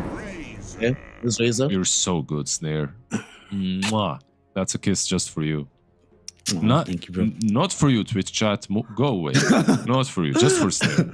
This one's mine. This one is for him. Ah, nice call. This has always been like this, right? So with this Troll Warlord, they just catch you with Razor and then they ensure that you actually don't do anything. Even by the time you get the ultimate off. It is kind of funny. At some point in the game, he's hitting super fast and tickling you, getting like 0 damage. Yeah, 100%. Like, tickling you, also the shard on Razor, bringing you closer, can't really get away. It's like old school counters to Troll. Razor, Axe, OD, Winter Wyvern, you know, these kind of heroes that just counter the way the hero works. Does mean that we are gonna have a Dark Lord Razor, right, on position 1. Razor plus Undying also sounds like a solid lane. It is one of those lanes that if Enchantress starts rotating, let's say Troll has a good lane, right, and you can leave him alone. Then Ench starts rotating top, Razor can be really dominated. Like some Iron Shell on Clock and Darkseer, then a creep jumping 10 you, seconds Tombstone remaining. undying, like it will not save you. So I can see a world in which Razor really 5 struggles, seconds remaining. but for that not to happen, 9 Pandas, what they need to do is they need a Spirit. Ember already banned out. I feel like Ember Spirit, maybe even that Wind Ranger that they like to play is okayish. Windrun can be dispelled, so that's something that you might not want to get into Enchantress, but is an option.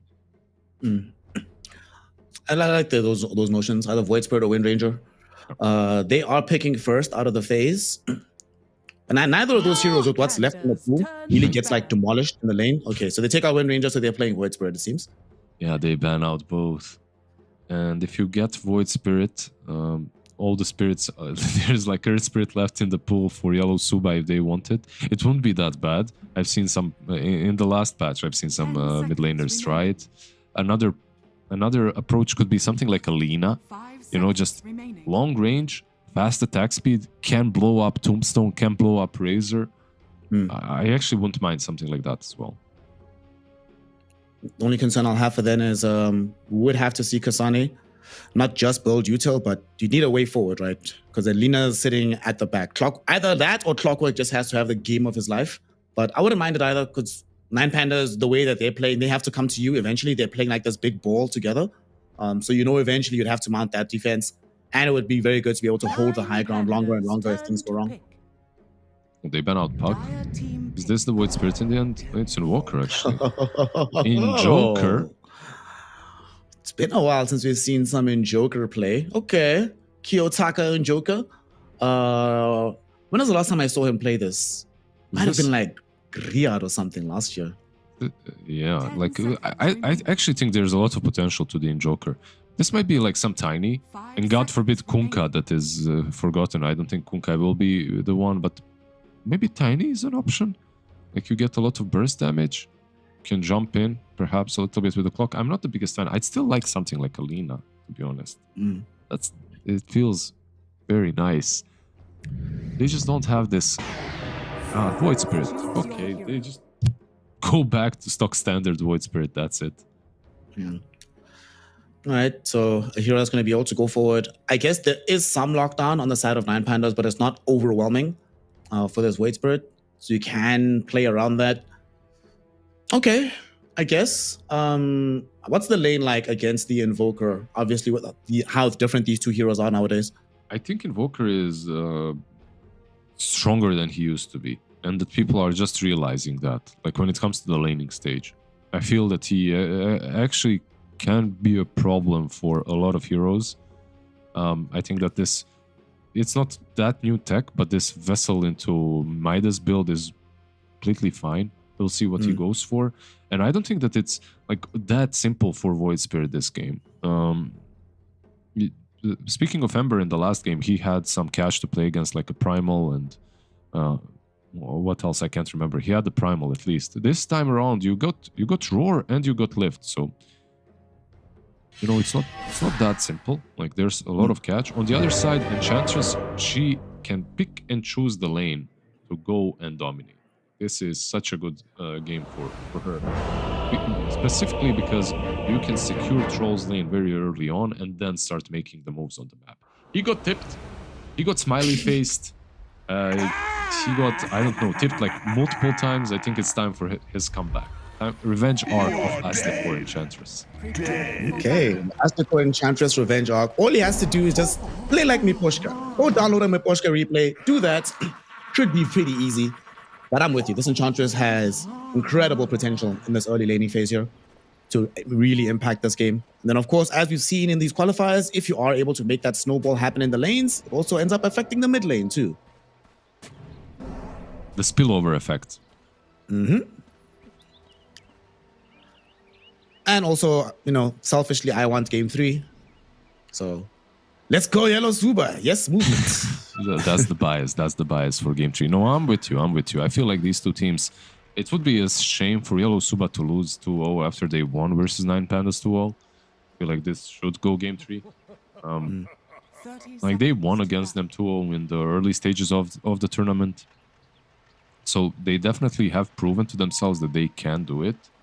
I have to say though, the tech that they used has been completely exposed and it's no longer available for Yellow Suba. They are not getting these CKs early on. But Satanic, you know, he's a young dude, young player with so many good heroes at the moment. The battle begins. Game is about to get started. Invoke, Otaka Joker. gonna get pushed back by the Cogs here. He is gonna go into the EMP, but that's gonna leave him dead. They give the first blood to Erase as well. Okay, Tips, anything? Okay. They're leaving it for later in the game.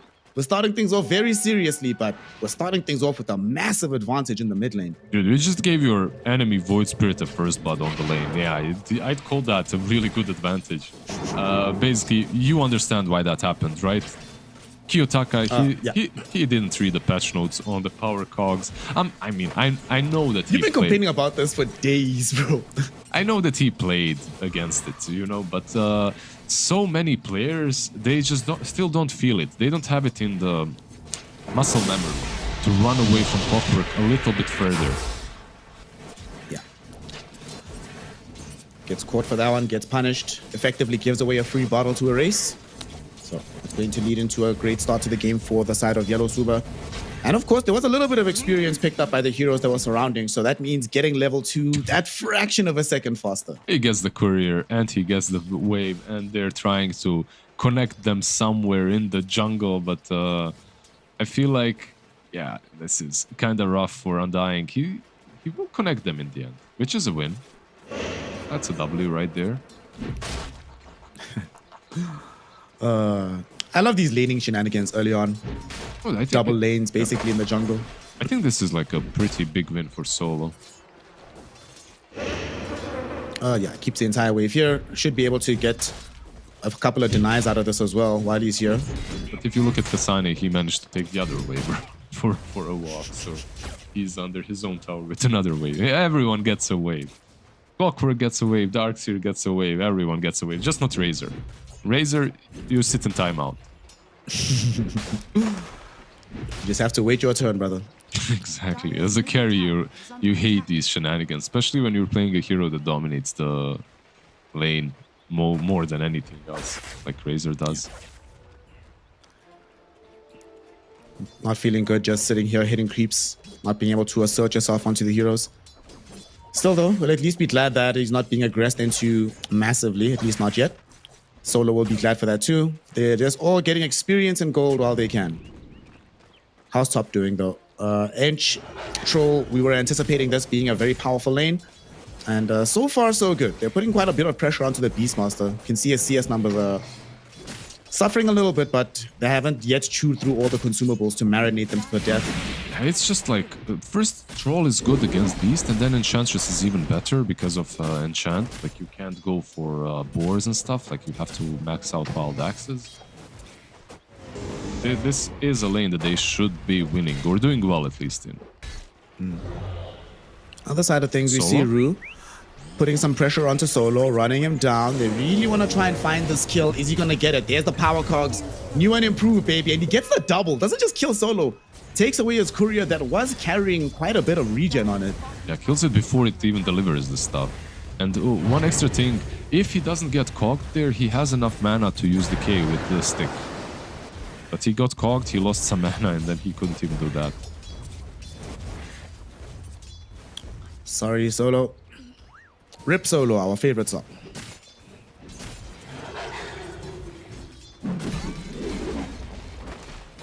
So far, so good, but what has to be said is Kiyotaka is demolishing a lane where he fed first blood.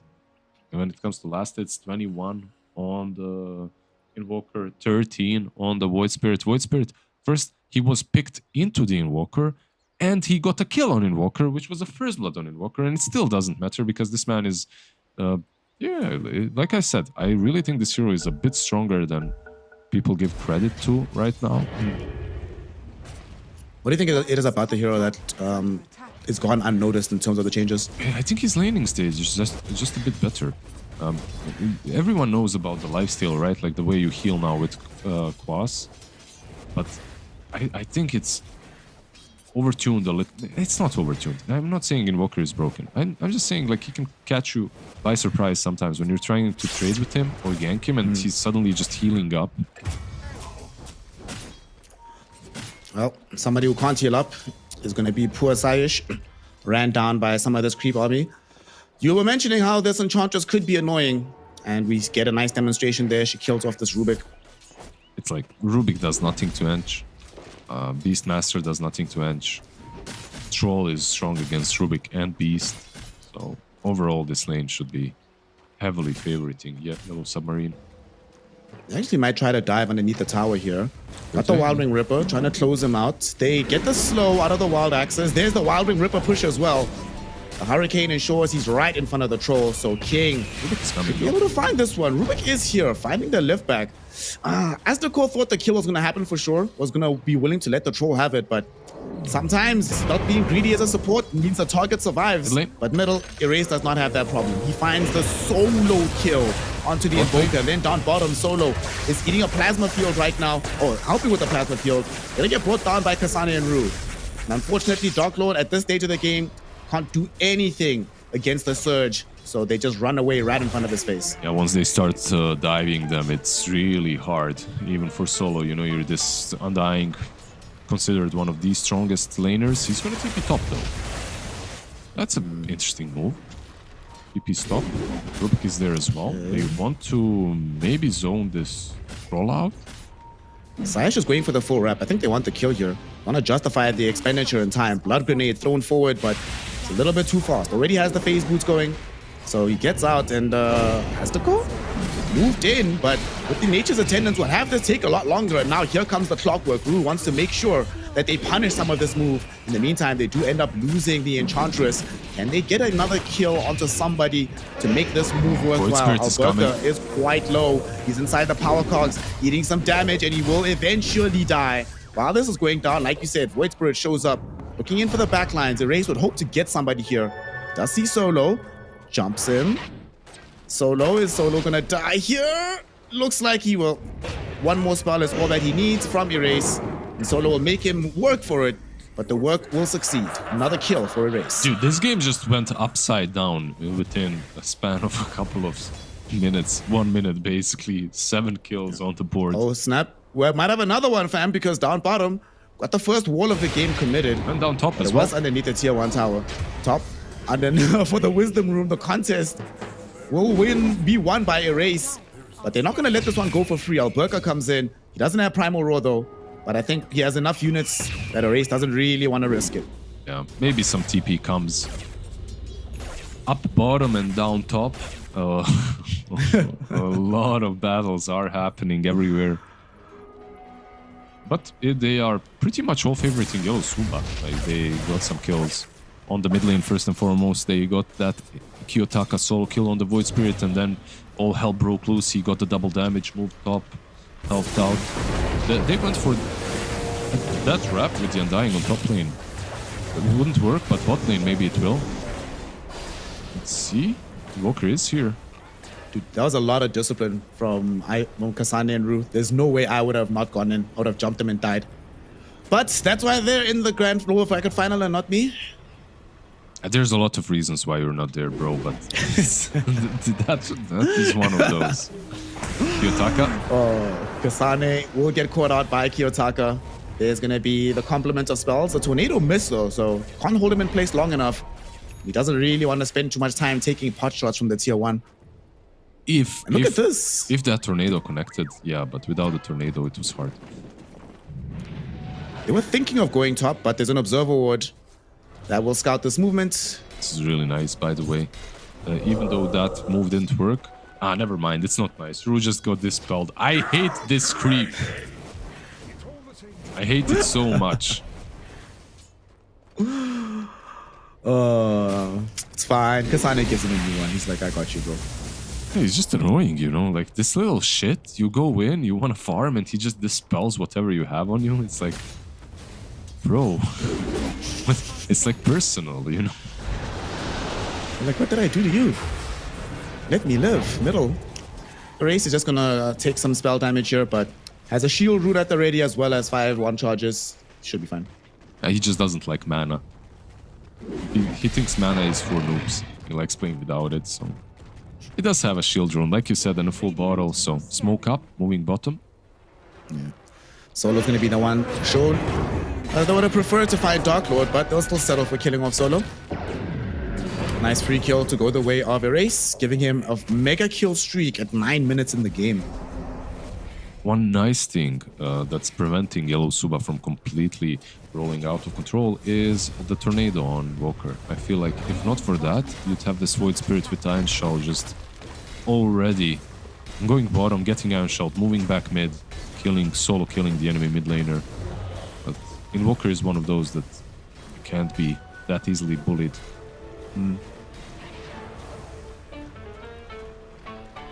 There's 3 heroes for 9 Pandas situated around the bottom side. What does kind of suck is they're on a hero like Doxia. Like, you lift them, yeah, he's third as he gets away. They don't yet have the burst damage unless they bring the Invoker, or probably even Beastmaster is needed to actually find the kill bottom. For sure. They lost these lanes on 9 Pandas. The way they won the lanes in last game, they lost them as hard this time around, and they're just free food at this point. Solo is going to be the first entree, taken out by Erase. The rest of the crew will be TPing out just to make sure that they can maintain safety. So they have to give up the tier 1 tower for this one, though. I feel like they're already playing for some post-mid game, you know? Not necessarily super late game, but they're waiting for a lot of items before they can take these fights. Like Invoker needs a vessel at least, and then maybe you can make a play.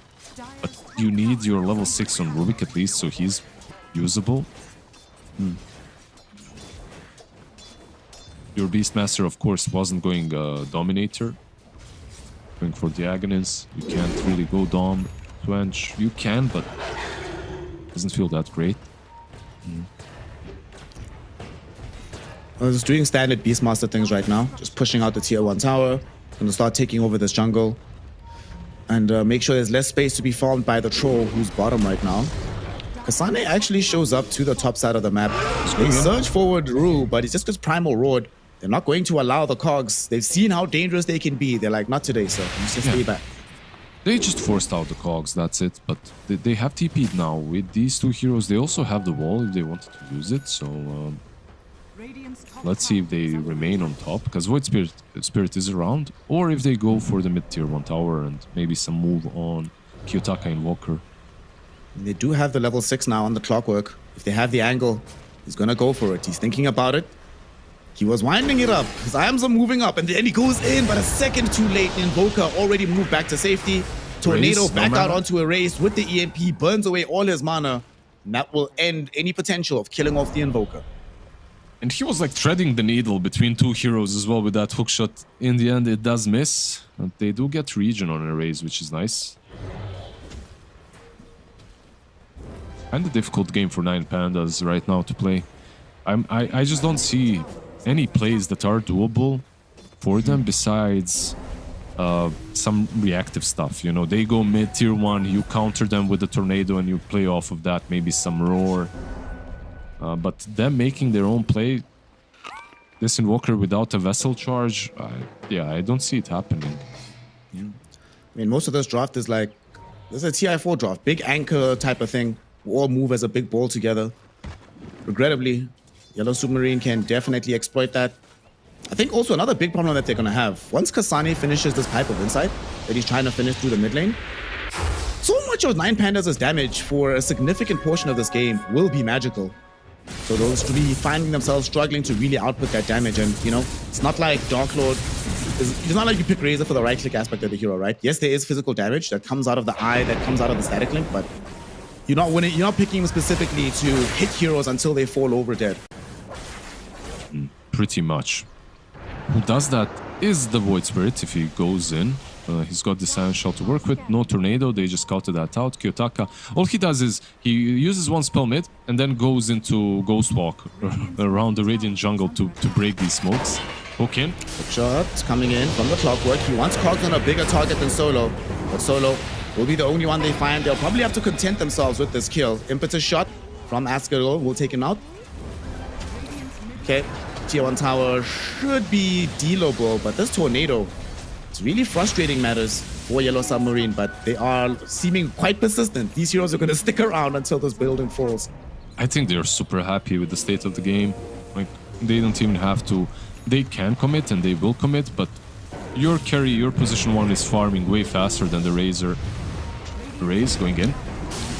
Pull in, looking for this Invoker, dragging him in with the Aether Remnant. The rest of the team isn't there. Oh, the wall was... Kasane did drop a wall that's not really going to connect onto that many heroes. Dark Lord also shows up, looking to get into the back line of the fight, and they get Rue, who has decided, you know what? I am just going to go all the way here to the west, separate you guys from the rest of my team, give them time to take the tier 1, but crucially to keep them alive. They overcommitted a little bit on Yellow Subat. I still do think that they are the stronger ones. Even 4v5, I feel like they have the strength to take the fights, but not like that. You have to combo your spells properly. The wall was mediocre at best, you know, just connected on the Invoker. Invoker gets out, and everything is much easier for 9 Pandas, especially with Razor, of course, committing and joining the fight. Are any of these illusions actually good that the Darkseid gets from wall? Beastmaster. Beastmaster, yeah, they're gonna Beast. His illusion is pretty damn good. You get the passive.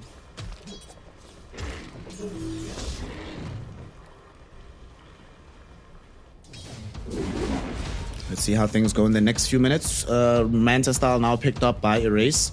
So another little power spike for our Voice Bird. And he's happy to actually try and make a move. He's already heading on a little bit of an adventure. But Rue, I think, just wants vision first and foremost. He's like, we need to know where we are going. Let's not have what happened in this triangle happen again.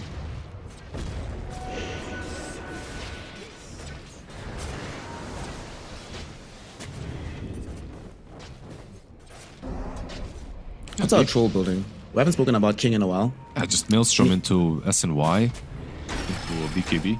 Hook, another one missed. Rue doesn't get it this time around. They did have some vision, but it did get de-warded quite quickly. This costed them the usage of Tombstone though, so Yellow Suba could still decide that they want to try something once Hookshot is back online. They'll have a small window where it's available and Tombstone is not. They can maybe make a play elsewhere. Kind of hard to do it on this Rubik because he does have Astral Step. Look at that fight. Of course, zombies they do beat Wild Wings eventually. Okay. Yeah, that Prophet right now gets ghosts of the heroes that have died on the map, right? What if Undying gets zombies of heroes that have died? Oh, that would be cool. Or even creeps, you know, he gets the certain sort of zombies out of the like tombstone. any unit that if any unit dies within like a 250 radius of him, or like 500 radius, that unit becomes one of the zombies. I like that. Bottom lane, Hookshot onto Dark Lord, but at the same time, Primal Roar onto Erase, stopping the Void Spirit from getting involved in this fight and stopping this gank flats. Immediate response from 9 Pandas to punish Yellow Suba down bottom. Yeah, very nicely done and countered. I feel like they lived through this mid game. They just survived through it. That's it. And now they're in a spot in which, okay, the game is playable again. And I love that they recognized when they're able to fight and when they aren't. Like, these fights now can become a little bit easier for them. Specifically when the fights are scattered like this. Like 5-on-5, it might still be a little bit difficult. But if you find an isolated Void Spirit, you can definitely kill him off. Roar, lift afterwards, there's more than enough control for him. Is it a scary enough prospect that you might have to consider like a Linken's here at some point? Whenever you're playing into Beastmaster, you can consider it, but you also have to consider, do they have other ways of breaking it easily, and they do. So maybe just a Lotus from one of the supports or something like that. It's already being queued up right now by Rue. It's taking your advice on hold. So 4-star Lotus Soul will come in for the clockwork. And just a 4-star for this Ench on the other side. Lotus probably superior here, you know, over buying some Lincolns on your cores and cluttering your inventory that way. If you get Lotus, it's also good versus Vessel and Invoker versus all of his spells. You know, you're talking about clutter. For some reason, I'm imagining you like reading a Marie Kondo book around, specifically around your item pool. Mid lane, Kiyotaka just gets jumped on. He is gonna be easily killed off. Doesn't have his allies around him. And unfortunately, there's no shot on the Rubik. So even if they were there, they can't really save him. Heads up. Dire's bottom Still, tower like if you get like both of these teams are very scary when it comes to executing the targets they jump on. BKBs will be up on both sides very shortly. Razor needs only the recipe when it comes to... Yeah, they're pretty much in the same state right now. Him and the troll. Just have to wait for Kiyotaka to respawn first. Probably want him to finish off the bots before he fully gets involved, but double BKB for both charge. Or for one side. Other side only has one BKB. Because they also have one on Alberca in his Beastmaster. Yeah, and it's completed, right? Like it's flying out to him. It makes the game a little bit easier as well when you're playing into Darkseer and all of his spells. Just having the BKB will feel nice. Looks like they're gonna smoke to try and reveal some of these items. This is a particular power spike. You were mentioning how good they are at knowing when they're strong, and right now is definitely the time. For Yellow Suba, they're already inside the Roshan pit, so they can get caught out here. They are using very the careful. resources. Ench is already on half mana. They used a lot of mana on Void Spirit. This could be a good You fight. also use Resonant Pulse. The Tornado catches 4 heroes with the Plasma Field to follow it up. They kill off the Aegis, but King is the one that snatches the Roshan itself. There will now be a fight breaking out. He's trying his best, fighting against the Beastmaster with BKB. They still haven't taken away the first life of this troll. He's too damn strong right now. In the meantime, Erase, they couldn't control him up adequately. So he's piercing the backlines, looking for That's a Sayush, wipe. controlling up Kiyotaka. They've wiped everybody. And a fight that looked like it had an amazing beginning only ends with this young Undying surviving by TPing out. What the hell went down there, Liz? That honestly, what went down there is one thing. They decided to fight in the pit, and okay, it's a good fight. I like it. I like the fact that they're trying to contest it, but they still didn't complete the BKB on Razor. And I think that's what changes everything. This Razor, he's forced to run, or he's just collateral damage. He just dies as collateral. Instead of being the one that goes in and just links up the troll, he cannot.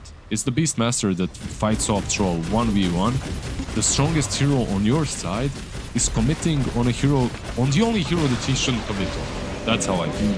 Like, the only hero that he shouldn't commit on at this stage in the game is him. So they just get wiped. The vacuum wall, of course, combo was good. The cogs in the backlines were also good. So both teams, I feel like, played their cards correctly, but they just didn't have Dire's middle good tower enough of a hand on Radiant. They needed this BKB on Razor. Probably also a disaster that even though they get the Roshan, it still gets the Aegis just before they arrive. And then they can't kill him in the first life anyway. I mean, things could have been so different if they had a little bit more damage onto him before he gets off the battle trance. Well, they did not. On the bright side, the next fight will definitely have BKB for the Razor, unless that fight comes right now, which Yellow Super is trying to engineer for themselves. They smoked S3. Radiant's They're not gonna come across Kiyotaka as he TPs out, but they might find Dark Lord. And this would not be good. The scan does connect though, so they probably shouldn't be caught off guard at least. Kiyotaka is in ghost form, so completely fine. Okay, back off. They're fine. But it does mean more time that Satanic is allowed to hit this tier 2 tower middle, bringing it lower and lower. So now you have only one tier 2 left in the top lane, and Erase just jumping in directly onto the supports. Gonna try and find Sayush and succeed. Man, look at that double damage rune. He has it in his back pocket. Throws out the damage, and it's an easy kill on Rubik. How did you call the rune? He drank it, remember? We No. spoke about this, bro. Okay. Because he drank it from the bottle. It was planned to be double damage. It's only double damage if it's from the bottle. I accept. From the that. bottle, I yeah. accept. Otherwise, it's still amplified.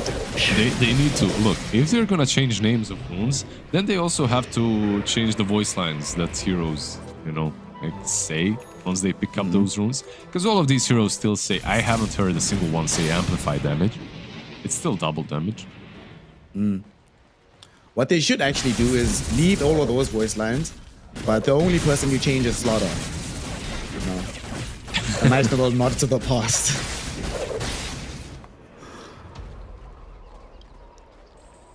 How much time left on this Aegis now? It's going to be about 90 seconds.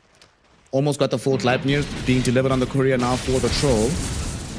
And they're just going to keep applying map pressure. Very few places for 9 Pandas to farm. They just have to hold hands and hope beyond hope that their supports are not being jumped. Yeah, all 3 cores as well. Like, I don't know who's willing to really go in frontline for them, but they'll have to do it. And it's going to have to be the Razor, really. He's just not big enough. He's got Manta, BKB. Okay, this could they be a find good pickoff. Kasane in the river. This is a great pickoff. Not going to be able to get off at anything. He was coming up the hill, didn't know what was up. He just died, but now Dark Lord is in a little bit of danger. Caught inside Power Cogs, but this time he does have the BKB. So he's able to go back and re-engage onto this Troll Warlord who was trying to kill our Bertha, but he's losing all his damage. Look at how little he does. He is hitting fast, but for absolutely nothing. And they are able to take away his first life, but now Erase, he is back again. He is going to help out in killing off that Beastmaster, and they want a little bit more. Gleipnir coming out from this King Troll on the second life, holding on solo, holding Razor. Now they want to kill this Razor off, the 4-star to the low ground. Astagor doing his best to lay in damage with the impetus, but Erase is the one that finds the assassination. Although he's credited with the kill, meaning that is an Inch that gets a triple to end off the fight. Yeah, it's a nice little play there by Ench. I don't know if you saw it. She went to the cliff. Sproink. Yeah, and the Sproink back to get all those right clicks into the Razor that were necessary to take him down. This was probably the best possible imagined fight for 9 Pandas. They eliminate Darkseer immediately. They link up the Razor on top of the Troll. They kill him off. Of course, a better fight would be without Troll having an Aegis, but they... unfortunately, they didn't get that chance. So they demonstrated a little bit why this Razor is so good into the Troll. Razor was putting in that work there, but yeah, if it wasn't for the Aegis, things would have been very, very different. Now they also have a Blink Dagger off the back of that fight. And to think about it, right, they won that fight with Yellow Suba, killing some important heroes, despite playing 4v5 for the majority of the engagement. Now King is going to make it a 4v5 in their favor, hopefully, by trying to kill off Kiyotaka. Doesn't manage to do so, but creates enough space that Brew can go in for the hook shot onto Solo. Gets bounced back, though, by the Primal Roll, but that's more about signaling a retreat. Solo happily drops a tombstone, forces them to destroy it. The rest of his team can flee into the safety of the base. They don't have the wall, right? Like, that's a positive. On the other side, you don't have Undying, you don't have Tombstone, but you have all the BKBs. I think you're kinda okay with pushing this, but you have to be careful with all the poke that Invoker can do from distance. They have no Aegis in their hands right now. Primal Roll will be down for another 25 seconds, so killing off this troll quickly gonna be a bit problematic. Done quite a bit of damage here. The attendants will heal a lot of it up, and they still have the GG boots coming back online, but they've seen enough, they've done enough. It's time to get back. Yeah, they forced Glyph. I think that's what's most important. They forced the Glyph. Rosh can spawn in a minute, but yeah, very unlikely that that will happen. Aghanims is being completed by the troll. He needs, what, 200 gold more? And you got a lot of big items. Like you already mentioned the Blink Dagger on the Darkseer. You have your full pike completed on Ench. Okay, it isn't feeling bad, man. And also the Linkens that you mentioned that we talked about, that's the thing that Void Spirit is actually going to buy. It's a good Linkens game still. You're playing into Roar. You don't have a Lotus Orb completed yet on Rue. Like he sidetracked into the 4-staff first. He got distracted. For the best, of course. Like this 4-staff is also damn necessary into Razor. That's funny. Both teams have heroes that, well, in the past you would buy 4-staffs against. Now you don't buy 4-staff against Clockwork, I guess. And it's not really as core as it used to be. There is one other big item, though, for the Radiant side. They just got a BKB for Kiyotaka. So this Invoker will not just have to flee the moment he sees Erase jumping in. He can actually stand his ground a while and dish out some spell damage that way. They have an opportunity to do it now, though, because both teams are smoked up, looking for an engagement, looking to control this area before the big man comes to work, the 30-minute mark.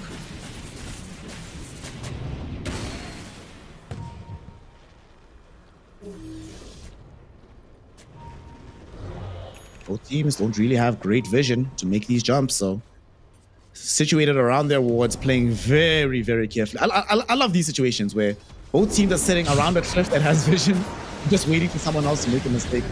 Yeah, even these kind of plays, you know, even just throwing a tornado and missing can be an invitation to go, because you know, okay, this guy doesn't have a tornado. I know exactly where he fired it from, so I can maybe initiate. So these kind of plays are doable, but right now both of these teams, I guess Nine Pandas would be happier to fight instantly, but if you're Yellow Suba, you're in no huge rush. You could go mid though, you do have Lincolns. Shot. Rubik gonna get himself caught inside the hook shot. Let's get out of the power cards. Just forced off. Not gonna be able to chase him down. He's fine. The Lincolns was there. He tried to steal the step from Void Spirit, but doesn't manage to do so. Ghost Walk. Come across Kritaka. He does have dust, but he's a little bit too far away. Catch up to the Ghost Walk there. That'll open up some space, because look where his team is going. They're like, we know Invoker is top. Time for us to go into Roche. Yeah, and you could see that Beastmaster was connecting to the Invoker, maybe thinking we might be able to kill Void Spirit if he stays, but nicely done by Erase. He reads it perfectly, moves back bottom. He knows that Roche will be up anyway, so like you said, 9 more seconds. Oh, I think it's moving. They're moving top. They want to fight. Okay. This is a debate. Okay. Okay. He's the first one out as well. They're not even doing this under cover of smoke.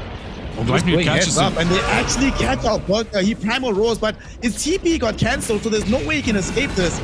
You see Kasane chasing after him. Erase comes through as well. Goes into his PKP, but he knows that his life is forfeit. Dominating streak for Erase. Now they can still go back and take the Aegis anyway. Yeah, Kiyotaka, while that was happening, he moved back top and he used Electricity on, I believe, one of the Fort Spirits or maybe the Karti. And he instantly goes back mid. He's basically full on buy time mode now. That's it. Like, just creep skip buy time. He knows there's no way in hell they can contest this without the Beastmaster. Playing some Rat Invoker for us. The only problem I see here is the Razor just falls off so heavily. Like, you pick him as your position 1 to counter the troll, but if you do not win convincingly these mid-game engagements where you're supposed to be strongest, Go on to him. He does have the BKB. This time does connect on top of him. And Sayush also managing to steal away the Dissimulate. Don't think Yellow Submarine can keep this chase going. Well, I say that, but Race will wants to try and bring down Sayush. There's going to be a stolen Dissimulate. He can't get to high ground. He's going to go. Oh, it glimmers, but there is a dust. We have a way to kill him. He tried going on high ground and still trying to get closer to the base. Aegis, Troll hitting your high ground. Just steal some damage away from him, but not nearly enough. Satanic is still very, very strong. He's also building into a Lincoln Sphere of his own, so they're going to have the double on the course to make sure that this Primal Roar rather, cannot catch them out at any point in the game. This Troll is just becoming bigger and bigger, and the last 10 minutes, I don't think Razor has bought anything. You only got the shard and that's it. Like, the last 10 minutes, I haven't seen a single item on him. He's the lowest farmed core in the game. It's sometimes really how the games of Razor go. Yep.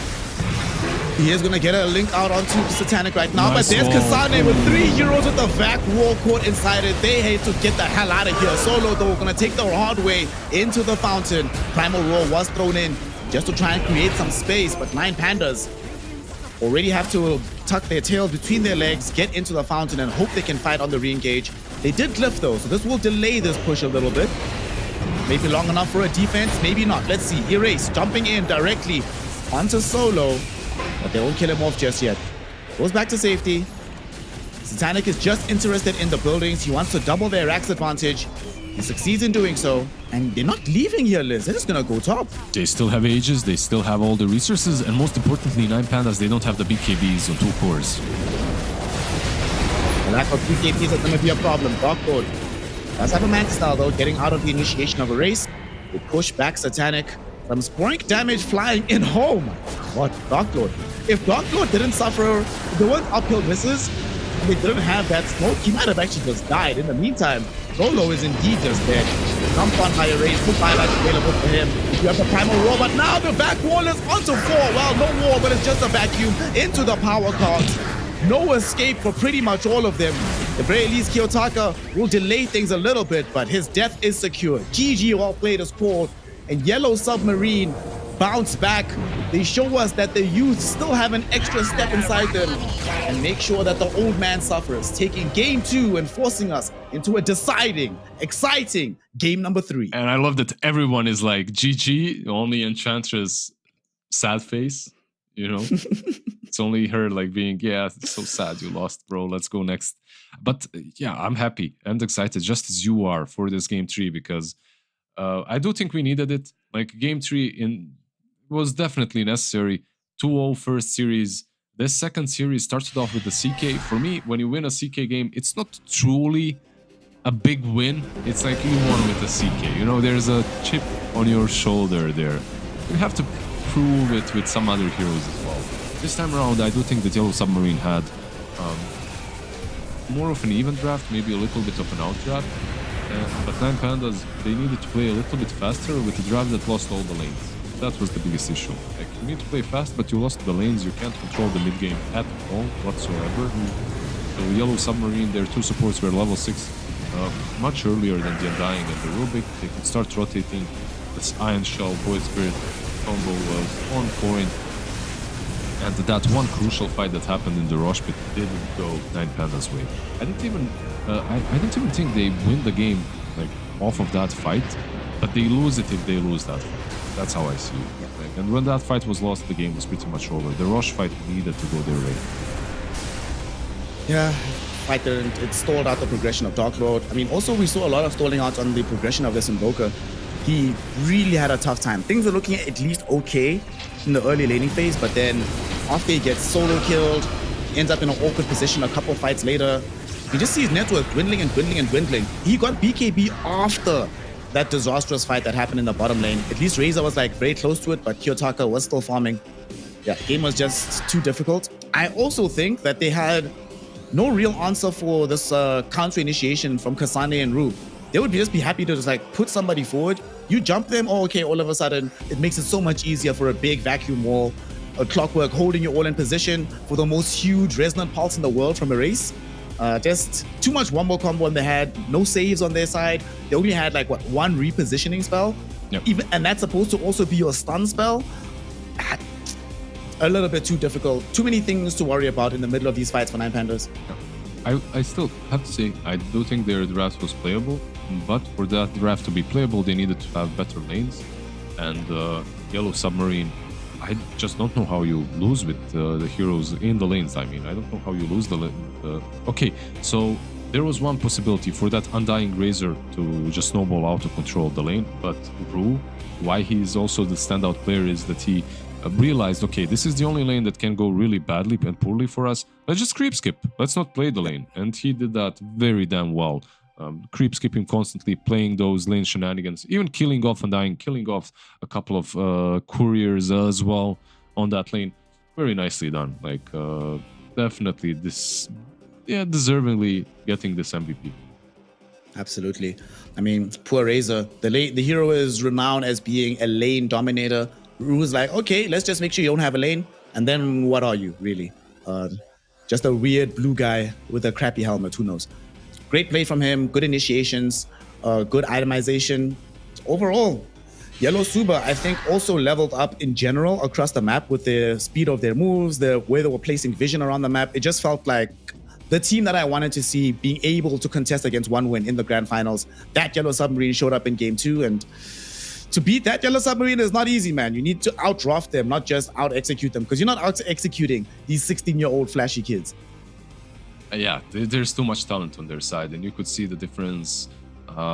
Dark Lord, he just didn't get a hero that could be that flashy. He's playing a Razor, you know. On the other side, this Troll, okay, not the most 5-head hero out there as well, but at least he had the chance to really farm and get enough on him. He went for this. It's not really new, but everyone is doing it right now. The Maelstrom over the Battle Fury. Went for this Maelstrom build. He farmed up, and at some point he almost doubled the net worth of Razor. So nicely done by King. I really think that they did deserve Game 3, and I'm happy to see them, if nothing else, keep their hopes alive. The dream is still there. The dream is still there, but unfortunately, the dream is only there for one of these two teams. When we'll find out which team will realize that dream, get into the grand finals, and compete to go to TI after a short break. So don't go anywhere. Game 3 of the side of the big boys of Nine Pandas and the little boys of Yellow Submarine coming back in just a second. The official headset of PGL tournaments. Now, with a wireless version. Experience unparalleled speed and reliability with the latest wireless technology, advanced hybrid ANC, and built-in EQ for your favorite game. Designed with elegance and durability, and extreme noise-canceling microphone. Always stay one step ahead with Aspire Wireless.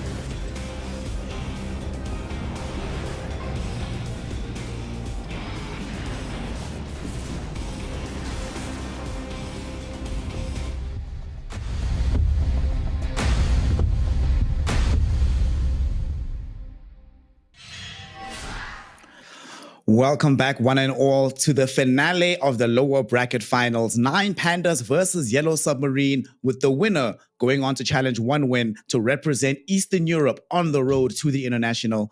For one more game, one last ride, they need to leave it all on the table. This draft is going to be fun to witness, and of course, it's going to be fun to hear what the Rizzard has to say. What needs to change, my friend? What adaptations need to be made? And who would you give the edge to at the moment? At this point, I wouldn't give it to anyone. I feel like Yellow Submarine, I thought that they didn't have the edge as the game started because, you know, they got figured out. 9 Pandas last night, they won versus CK as well. They knew what they were doing. They had some pretty sick solo undying gameplay last night as well that they won with. But now they lost with it. And now they lost with all their ideas. And Yellow Submarine was like, okay, old man solo, we don't care about how much you've improved and what you learned. We still have the talent, the thirst to win this qualifier. And you can even see it in old chat a little bit. You know, it's very spicy here. This is, look, it's a TI qualifier. It doesn't matter. Like, you could be playing for $1 million. Like, TI qualifier is TI qualifier. Okay, maybe not million, maybe, you know, a bit less. TI qualifier is TI qualifier. It trumps everything else. And we will see the Dark Willow finally, she goes through. Like, this is a hero that has been banned out in most of the games, and we'll see Alberca once again playing his Beastmaster. Nothing new here. Yep. Since they do have the Dark Willow, we're probably looking for a hero in the mid lane for a race that can jump forward, carry the Bedlam with him, ensure that they have that additional magic damage onto these heroes. There's no Darks here, so unfortunately we don't have Vacuum into the Brambles. So sad. One more time would have been nice on the way out, but giving Kasane his Darkseer is probably a mistake. Yep. There's no Darkseer. There's like Dark Willow Darkseer was absolutely ridiculous in a couple of games. The Brambles, the Vacuum into Bramble, the Terrorize into like Vacuum Wall. It was just way too strong. As the core, he will not be playing his Enchantress. One hero that is left in the pool right now that I'm seeing for both sides maybe is Phoenix as a support. Weaver as well, also left in the pool.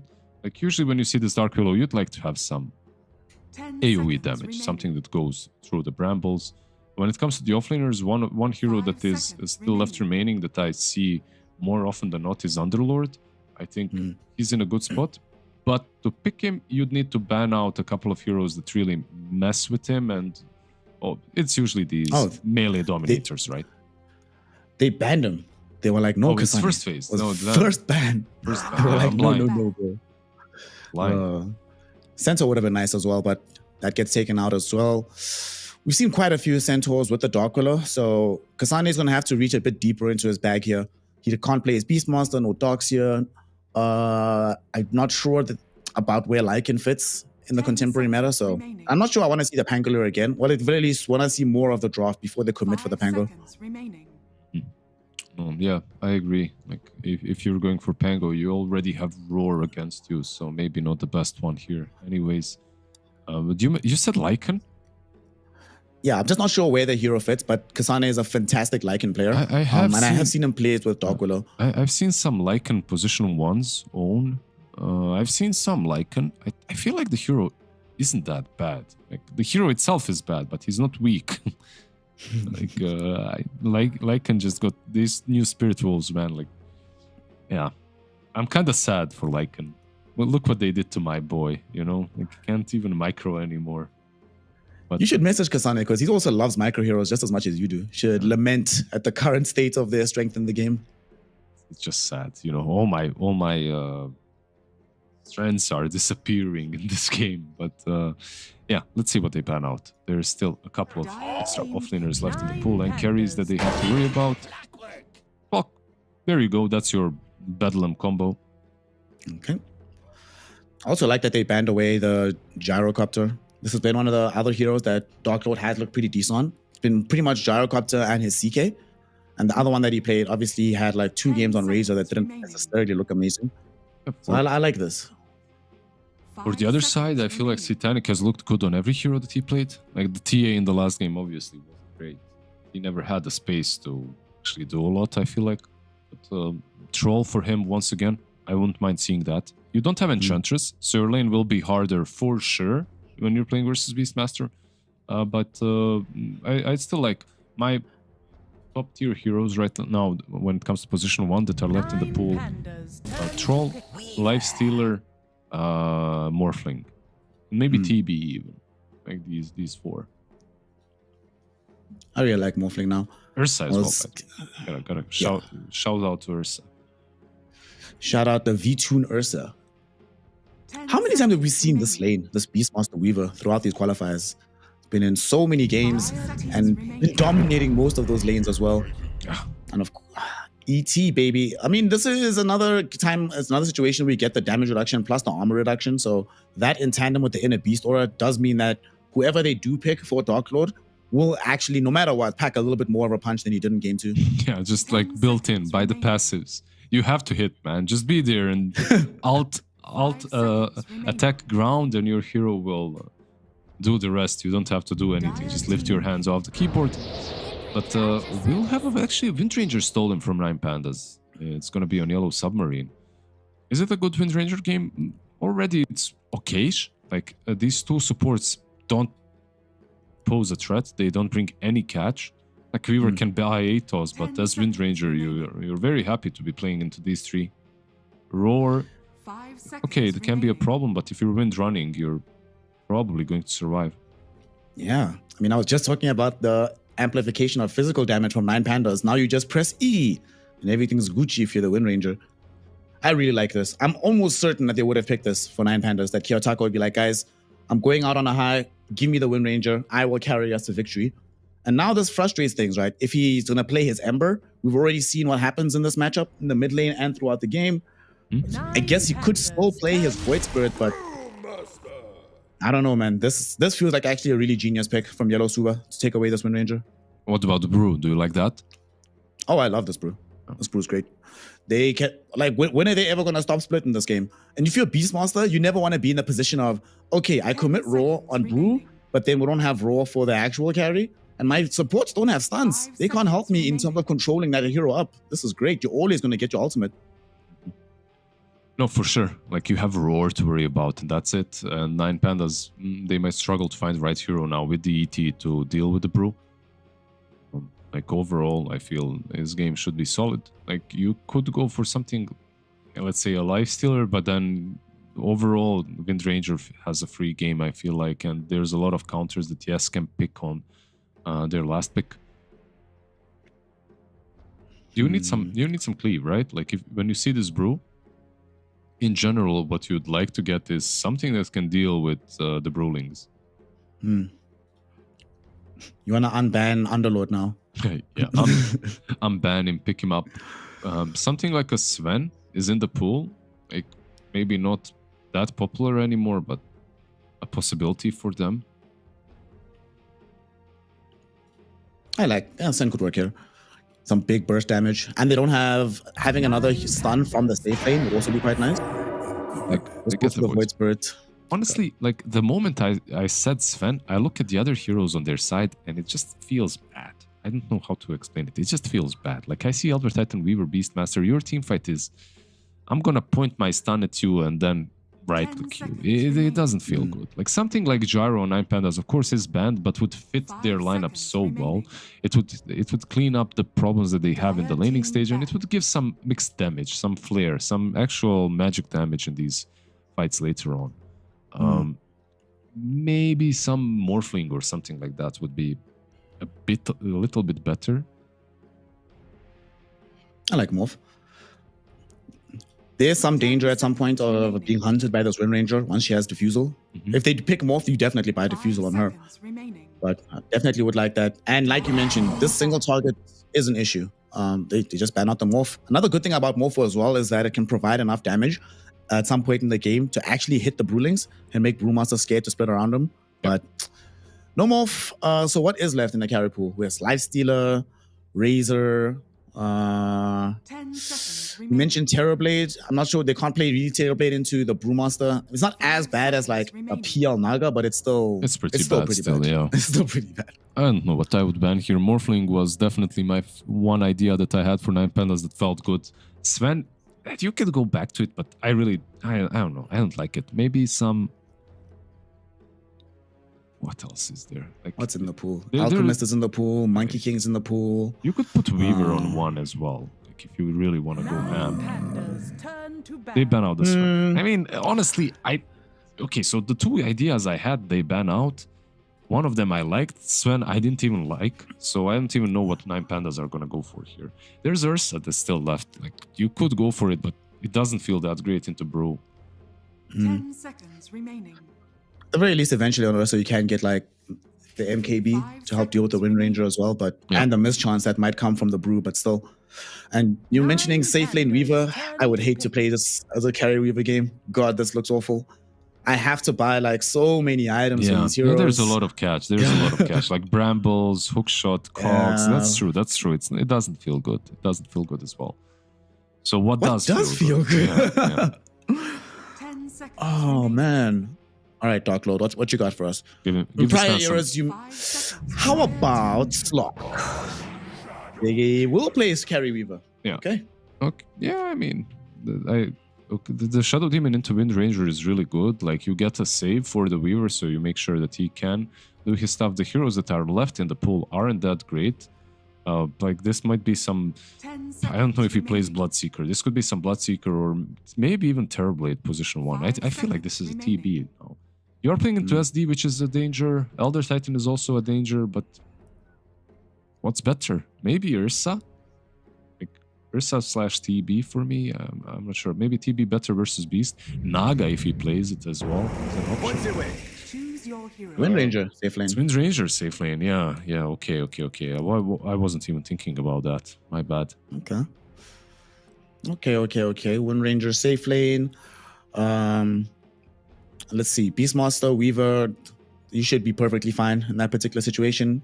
Can farm with Power Shot, can farm with the right clicks.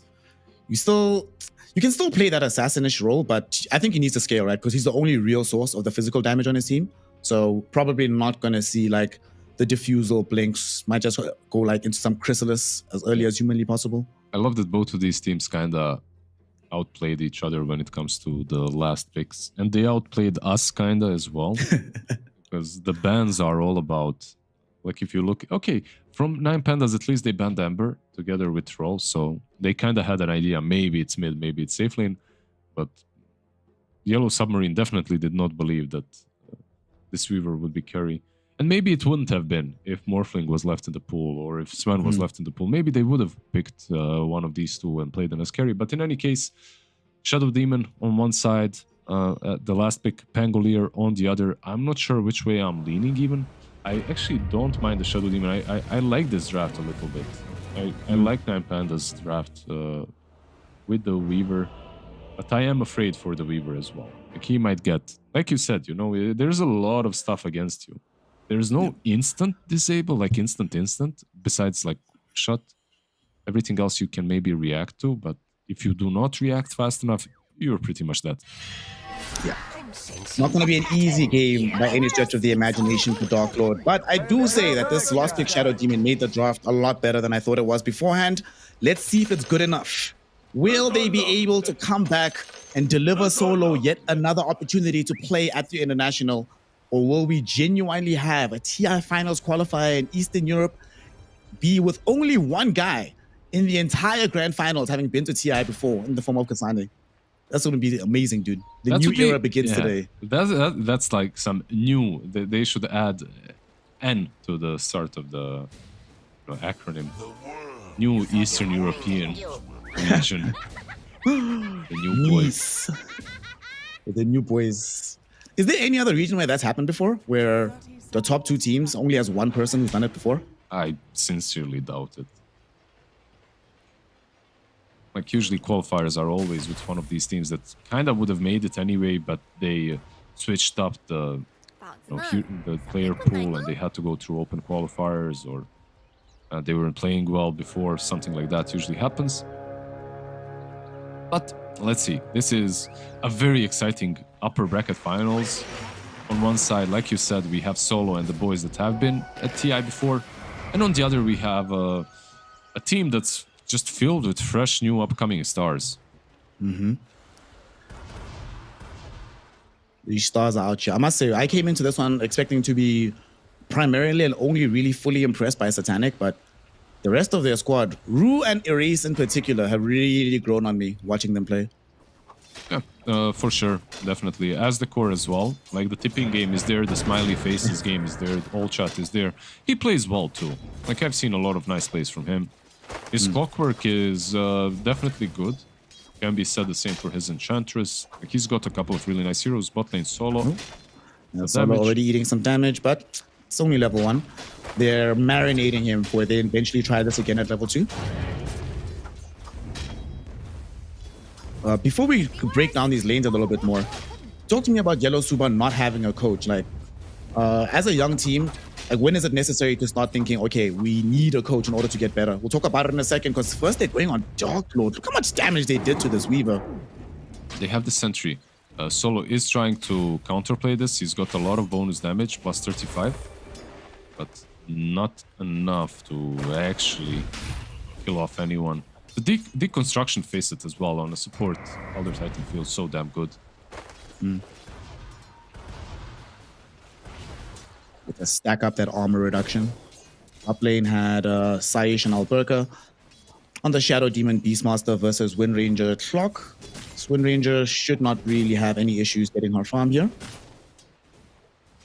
Yeah, but back to your question. Are we sure they don't have anyone? I feel like I've seen someone with them.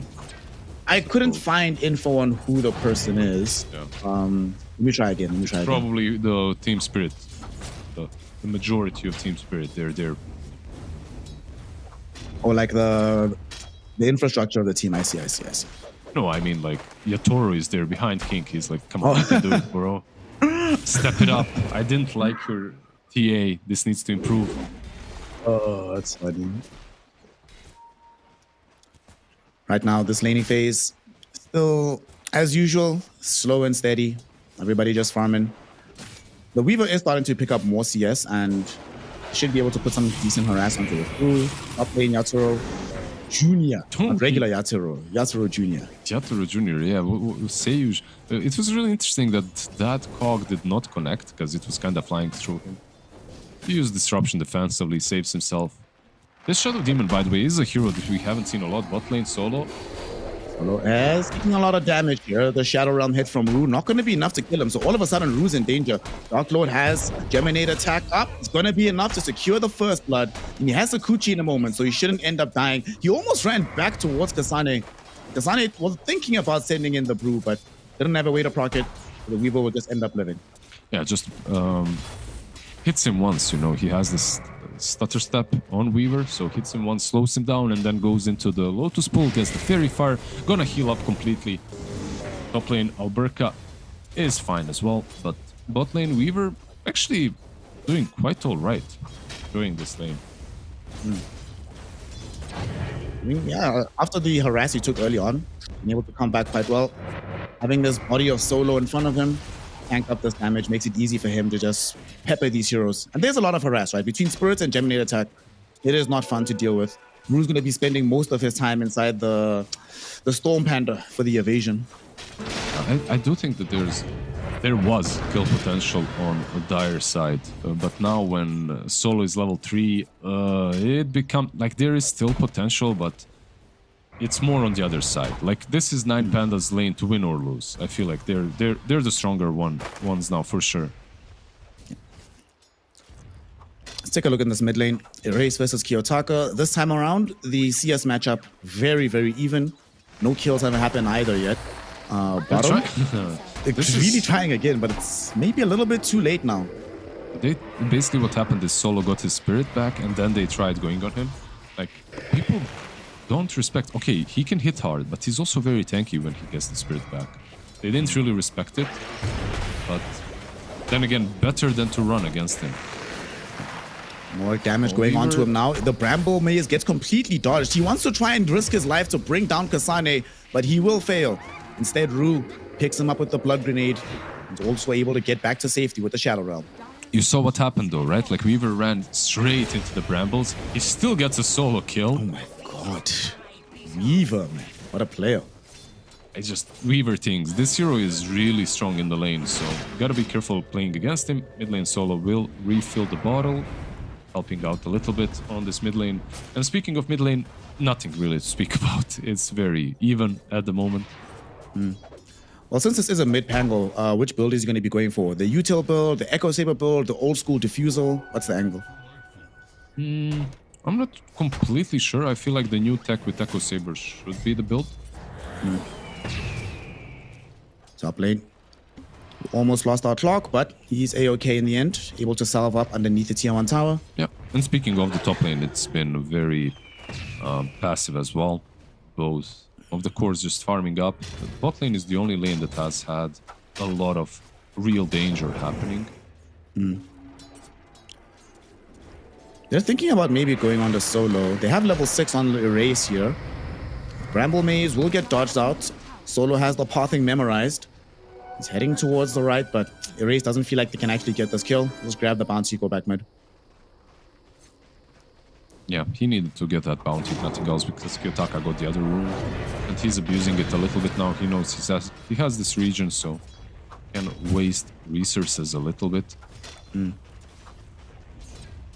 Very, I'm not sure. Like, besides bottom lane, nothing is really happening on the map right now. It has Shadow Demon been stacking? Yeah, there's a big stack of in the hard camp in the triangle. Courier? At some point, Weaver will want to come finish this one off. Or anybody, What really. the hell is... that was for the scout, for the Wisdom Rune. Yes.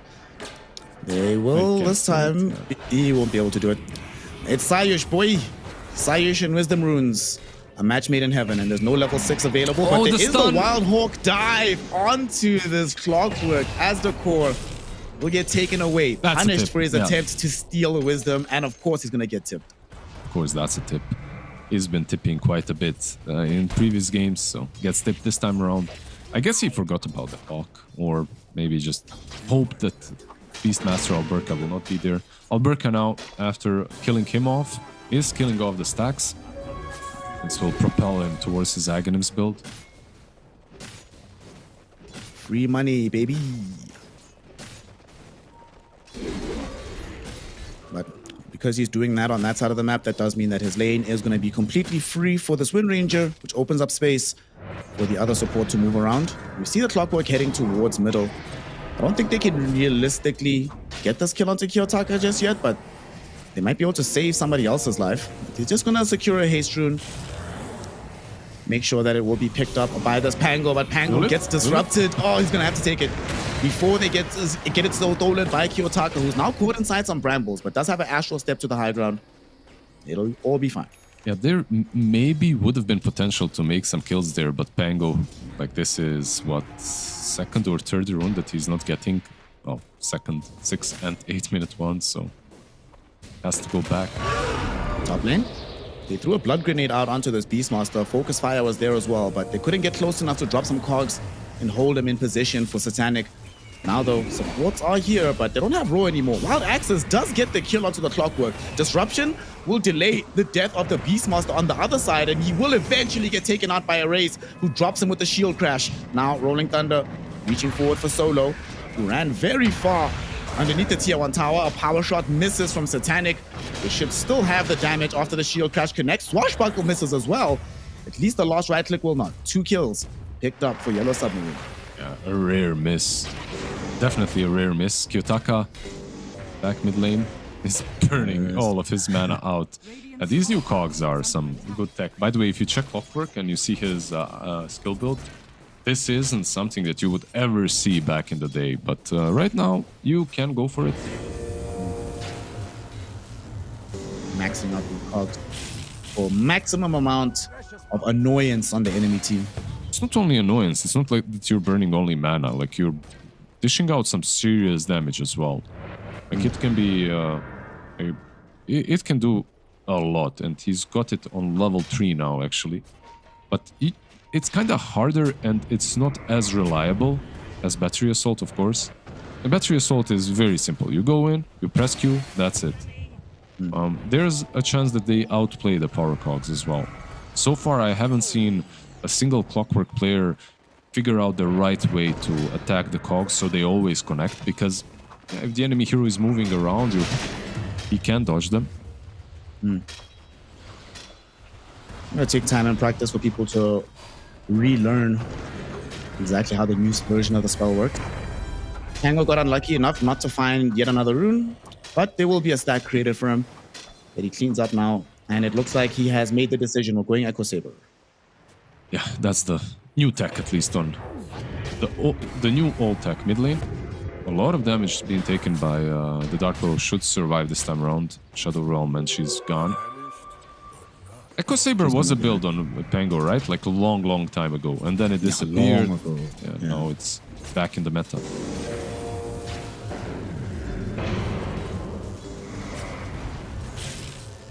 They're thinking of starting to send some heroes towards top. He still hits him with 2. Sorry, just the mana.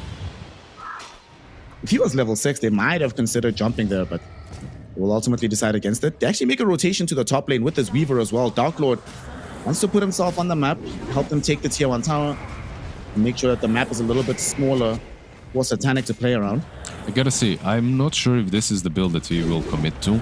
He might switch it up on Weaver, but I am a big enjoyer of Dragonlance Dazzle. Just going full on aggressive mode. Only problem is, like this build, if you aren't getting kills, can fall off. However, if you get an early shard, that Desolator also becomes sort of a farming item, because you can actually just Supuchi through the waves, Supuchi through even Ancients and kill them off with Deso stacks.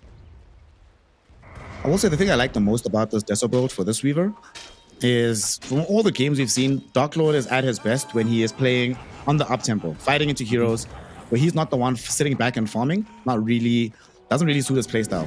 So this kind of thing, where his success is contingent on killing heroes, I think is the best way to get the most out of him.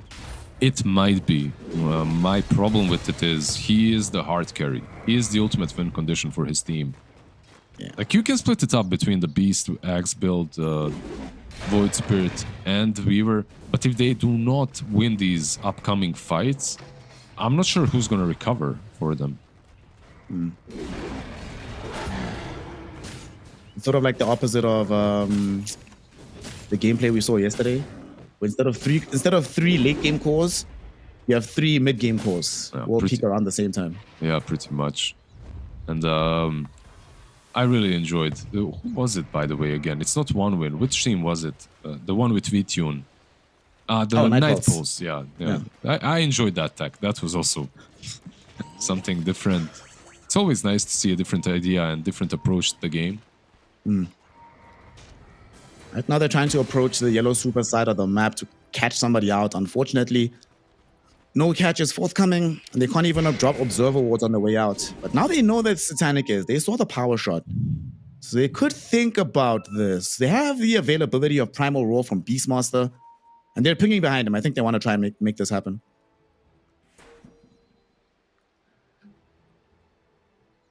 Yeah, there's a potential for kill on both sides here, right? Like, this Beastmaster could get blown up very quickly. And at the same time, like you said, wrap around could catch the Satanic Wind Ranger. Or do we just call him King now? I guess he's King. Or does he have to earn that nickname? He has to earn it for you. You can't just show up and say you're Sumail, bro. You see, Sumail in his first year won multiple lands and won a TI. He became the king. You know, he only adopted it later, so you still have some work to do, fam. That's probably why also he's Satanic and not Satan. Hasn't earned the upgrade yet. What do you have to do to earn that upgrade? To become Satanic? Eliminate some Chinese teams on the road to TI finals, man. Then you are my personal devil.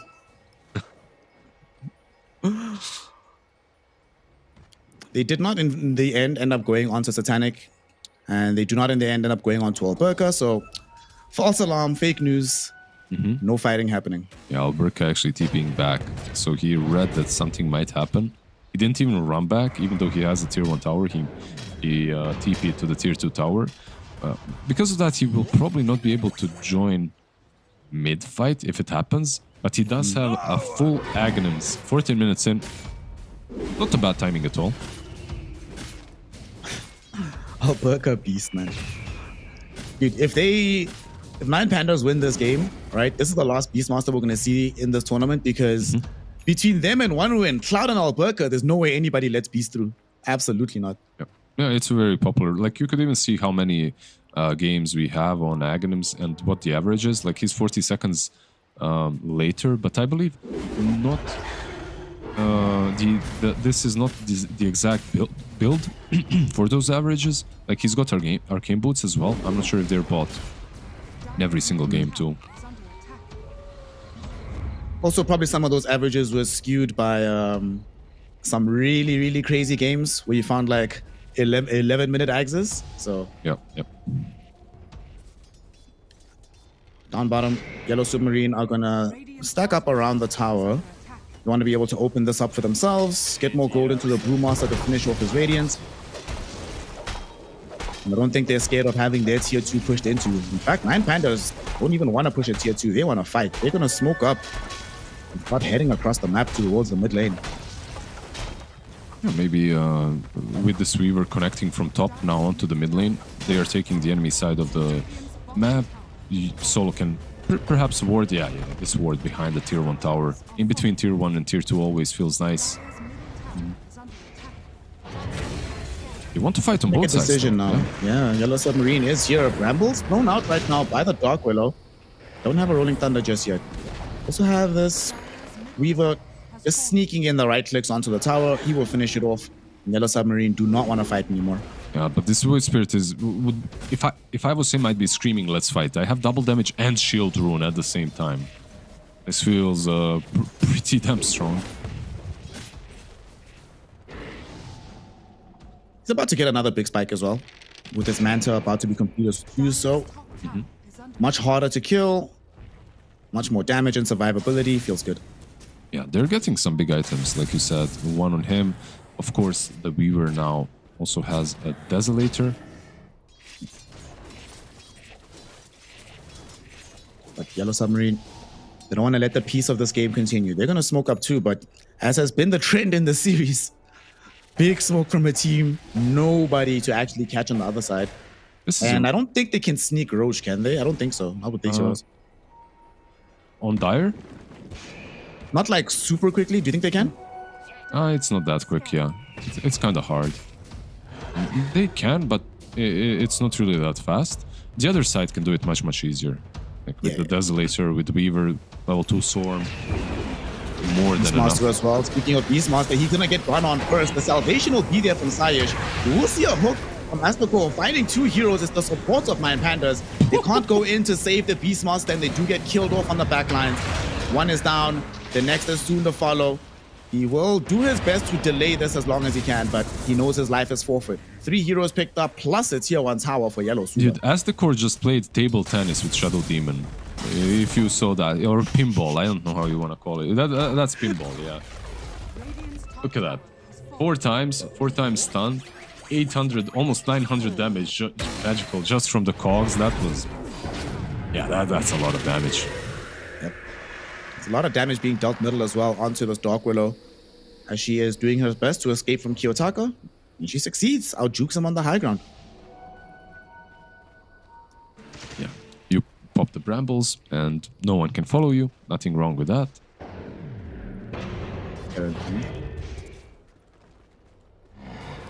Right now, though, Sane has picked up a pretty big item. Oh, he got it a little bit ago, but this Radiance creates a few issues for them. Obviously, you know, the damage is an issue, but for Dark Lord, all of a sudden, not as much of the damage that you specifically itemize for, right? Your itemize to blow up heroes going to be more difficult to achieve when this blues around. Yeah, definitely the case. Luckily for him, just another reason why he wants to go MKB this game, right? Oh, middle. Botanic mixed the shackle shot. Didn't catch Void Spirit. Ends the gank. But yes, you need MKB this game. It's like it's always nice to buy MKB as Weaver. But some games you're like, do I want MKB over Daedalus, or do I want like a Butterfly or something? This game, there's no consideration. It has to be MKB.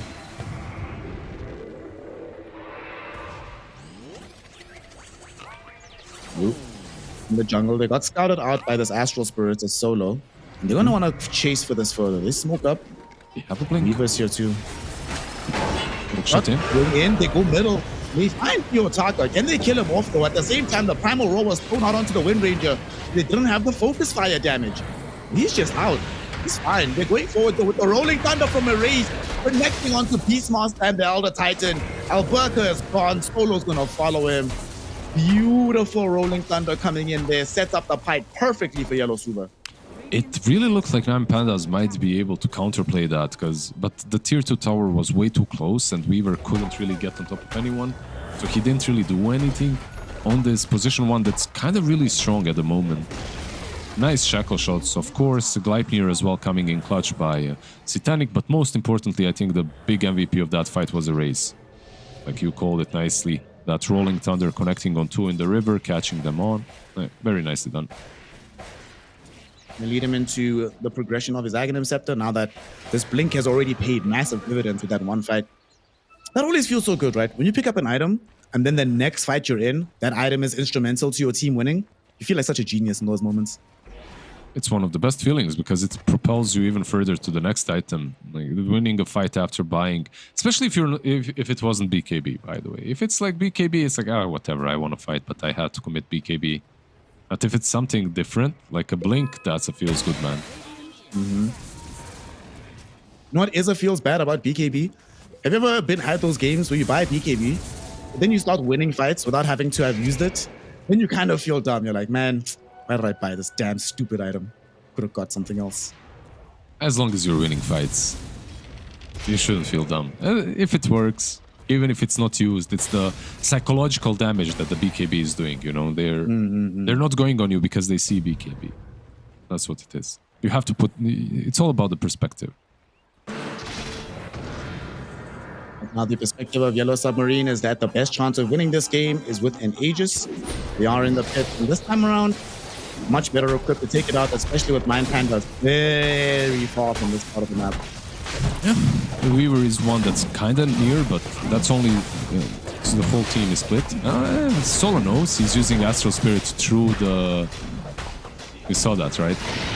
He used it through the Twin Gate, which is something really weird that can work. You can send couriers on through, so Astral Spirit, yeah, also works. Look at him go. This actually looks kind of swaggy. He's like, check me out, y'all. Look at me. The side eye, yeah. He's got plus 300 damage. This is ancient time for solo, maybe. Look at him go. Let's see this briefcase. Never mind, he refreshed. No, never mind. Okay. Oh, they're going to want to dodge for a little bit anyway, with this Aegis being online, at least until Kiyotaka has Aghanim Scepter. And they get the BKB on Alberca. Weaver, of course, has to buy a BKB of his own. Just needs the recipe to complete it. Feels good. It will allow him to take these fights a little bit easier. Like something that Weaver does struggle with is a lot of catch. Like he does have that shard that we discussed, so his damage output is definitely high in these fights. But so far, 0 charges on Dezo, 0 fights really joined. I mean, it's not that he didn't join fights, they didn't have any big fights. Besides that one on the mid lane. It was one fight and that's it. With the BKB, at least he'll be maybe a little bit more comfortable fighting. It's going top to where the rest of his crew is at. This Kiyotaka starting to gain awareness of where the enemy team is playing. Like, guys, he's safe here on the east. Take it for me. Who's getting their shot? Goes to Alberca, and then Dire shot went to... Who had their shot? Ru. Okay. Okay.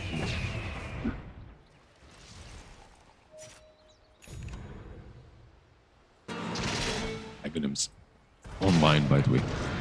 They have that. The BKBs are getting closer and closer on Radiant side, so if you're Yellow Suba, you must do something right now, and that's what they do. Smoke up.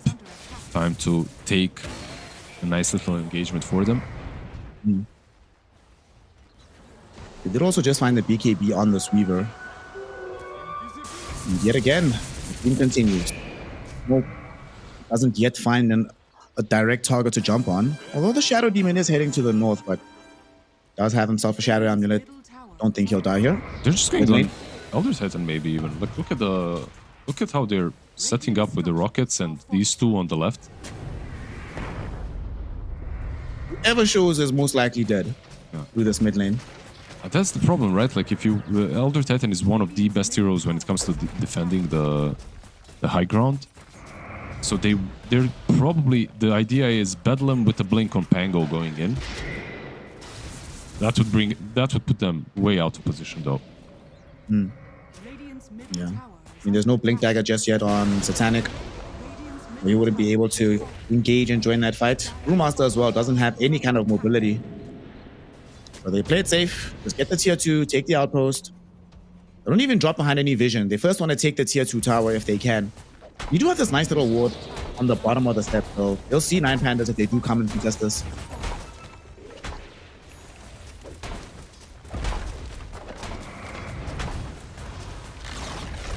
Radiant's top tower is falling. Tier 2 tower gone. It's only one tier 2 remaining for them on the game.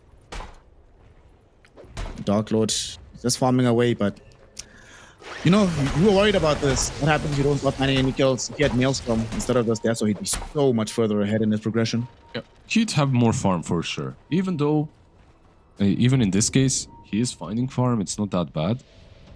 Like he's got what, almost as much as Windranger that is arguably in a leading position, and the network difference really isn't there. Mid lane, And then they're gonna go, but it's only an illusion that got snagged by the shackle shot and the hook shot.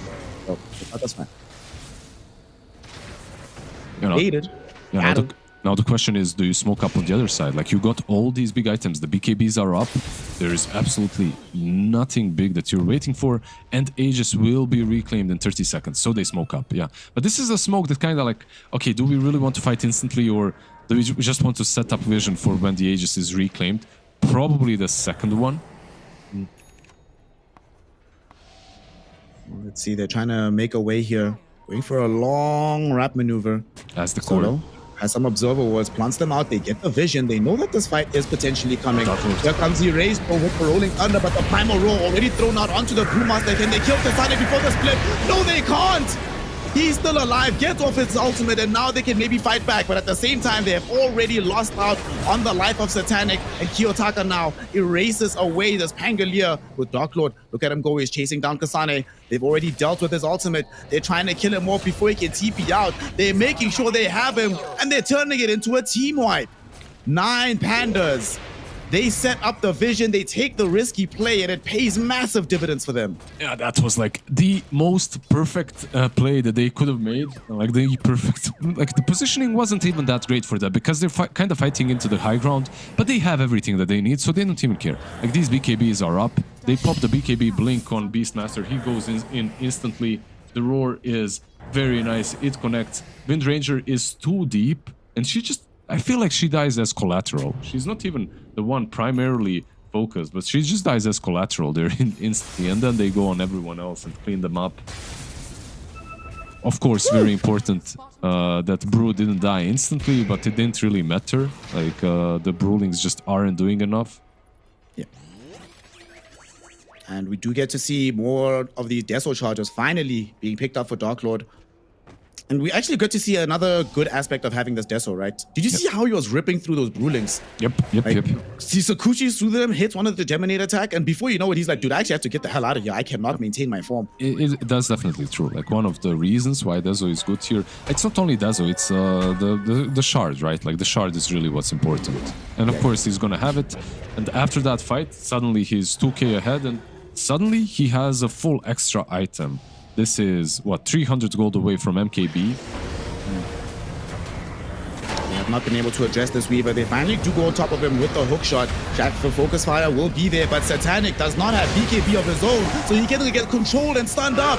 He is gone. Primal Roar onto this Pangolier, stopping him from rolling away, and he gets finished off by the rest of 9 pandas. Yellow Submarine, they're the ones that wanted that fight, but they don't have the BKB on this Windranger. She cannot stand her ground. And she's not even queuing it up, like, she's not going for it, she's buying, what is it, like Aghanim's next?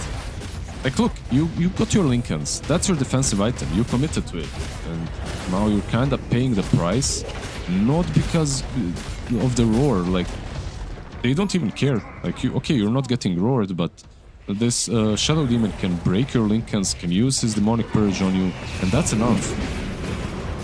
You know, in that fight, when the few moments that we saw Satanic using Focus Fire on Weaver, Focus Fire on Weaver from Wind Ranger, if they're both standing 1v1, he will die before she does, obviously contingent on time-lapse shenanigans, but she literally can't do anything. She just gets there and dies. And now, we have another death also on the map with the Dark Willow being assassinated top by Kiyotaka.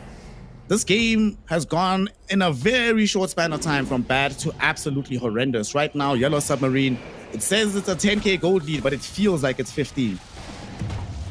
Yeah, it's looking really damn good now for Nine Pandas. MKB now as well, completed. A couple of nice neutrals on the other side, of course.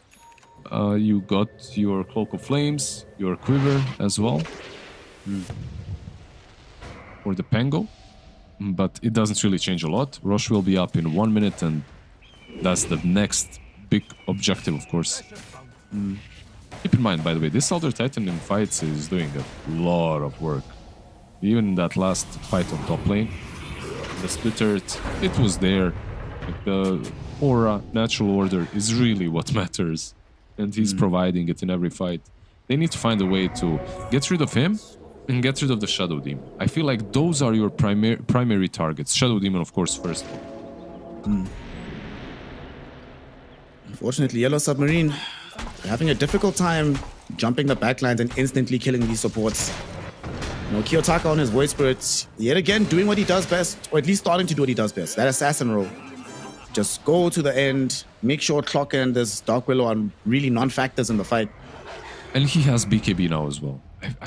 What's the difference in this game? The difference is one, offlaner likes these prolonged fights. That's the brew, right? Like he wants them prolonged and just constantly poke and prod.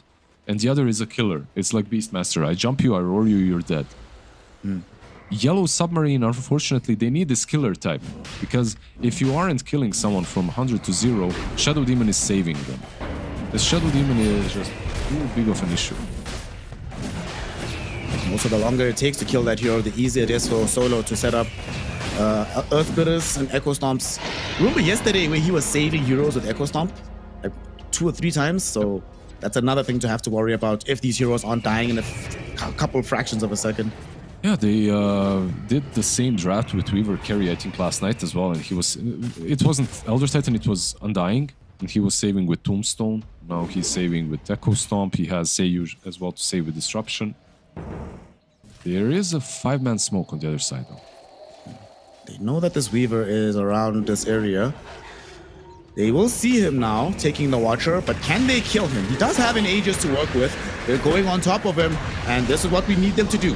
Does have a secondary life, and he has time lapse. So let's see if they can escape. Kiyotaka is right next to the Clockwork inside Cogs. They also hold Erase in place with the Prime Aurora.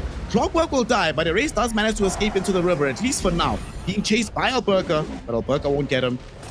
Goes onto the high ground. Wild Axes barely miss, but he's able to TP out. That's a perfect trade for them. They traded, what, Clockwork for an Aegis?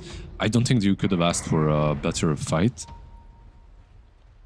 That instant initiation there on Weaver, even though Hookshot did miss, like they didn't, again, someone blocked him, so he couldn't get an instant follow-up on Weaver. They still managed to kill him, which is very important, and maybe they can fight now, you know, without this BKB, without the Aegis, they have at least a better chance of taking the next fight. But one thing needs to be said, that Weaver was isolated, alone, and under vision. Like it's like the Holy Trinity.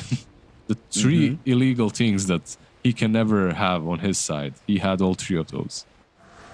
And to make it better, before they jumped him, he literally just used a Kuchi and hadn't come back yet. He's now caught inside a bramble. They were running after him. Satanic was hoping to try and catch him with a shackle, but very wisely decided to abandon that chase, let him live. Yeah, it's no longer the same situation. From this point onwards, he's probably going to at least have a Shadow Demon behind him, and he won't be taking any Watchers on his own anymore, 100%. It's like, support, somebody has to die for this, it's you, man. I'm not dying for Vision, it's your fault.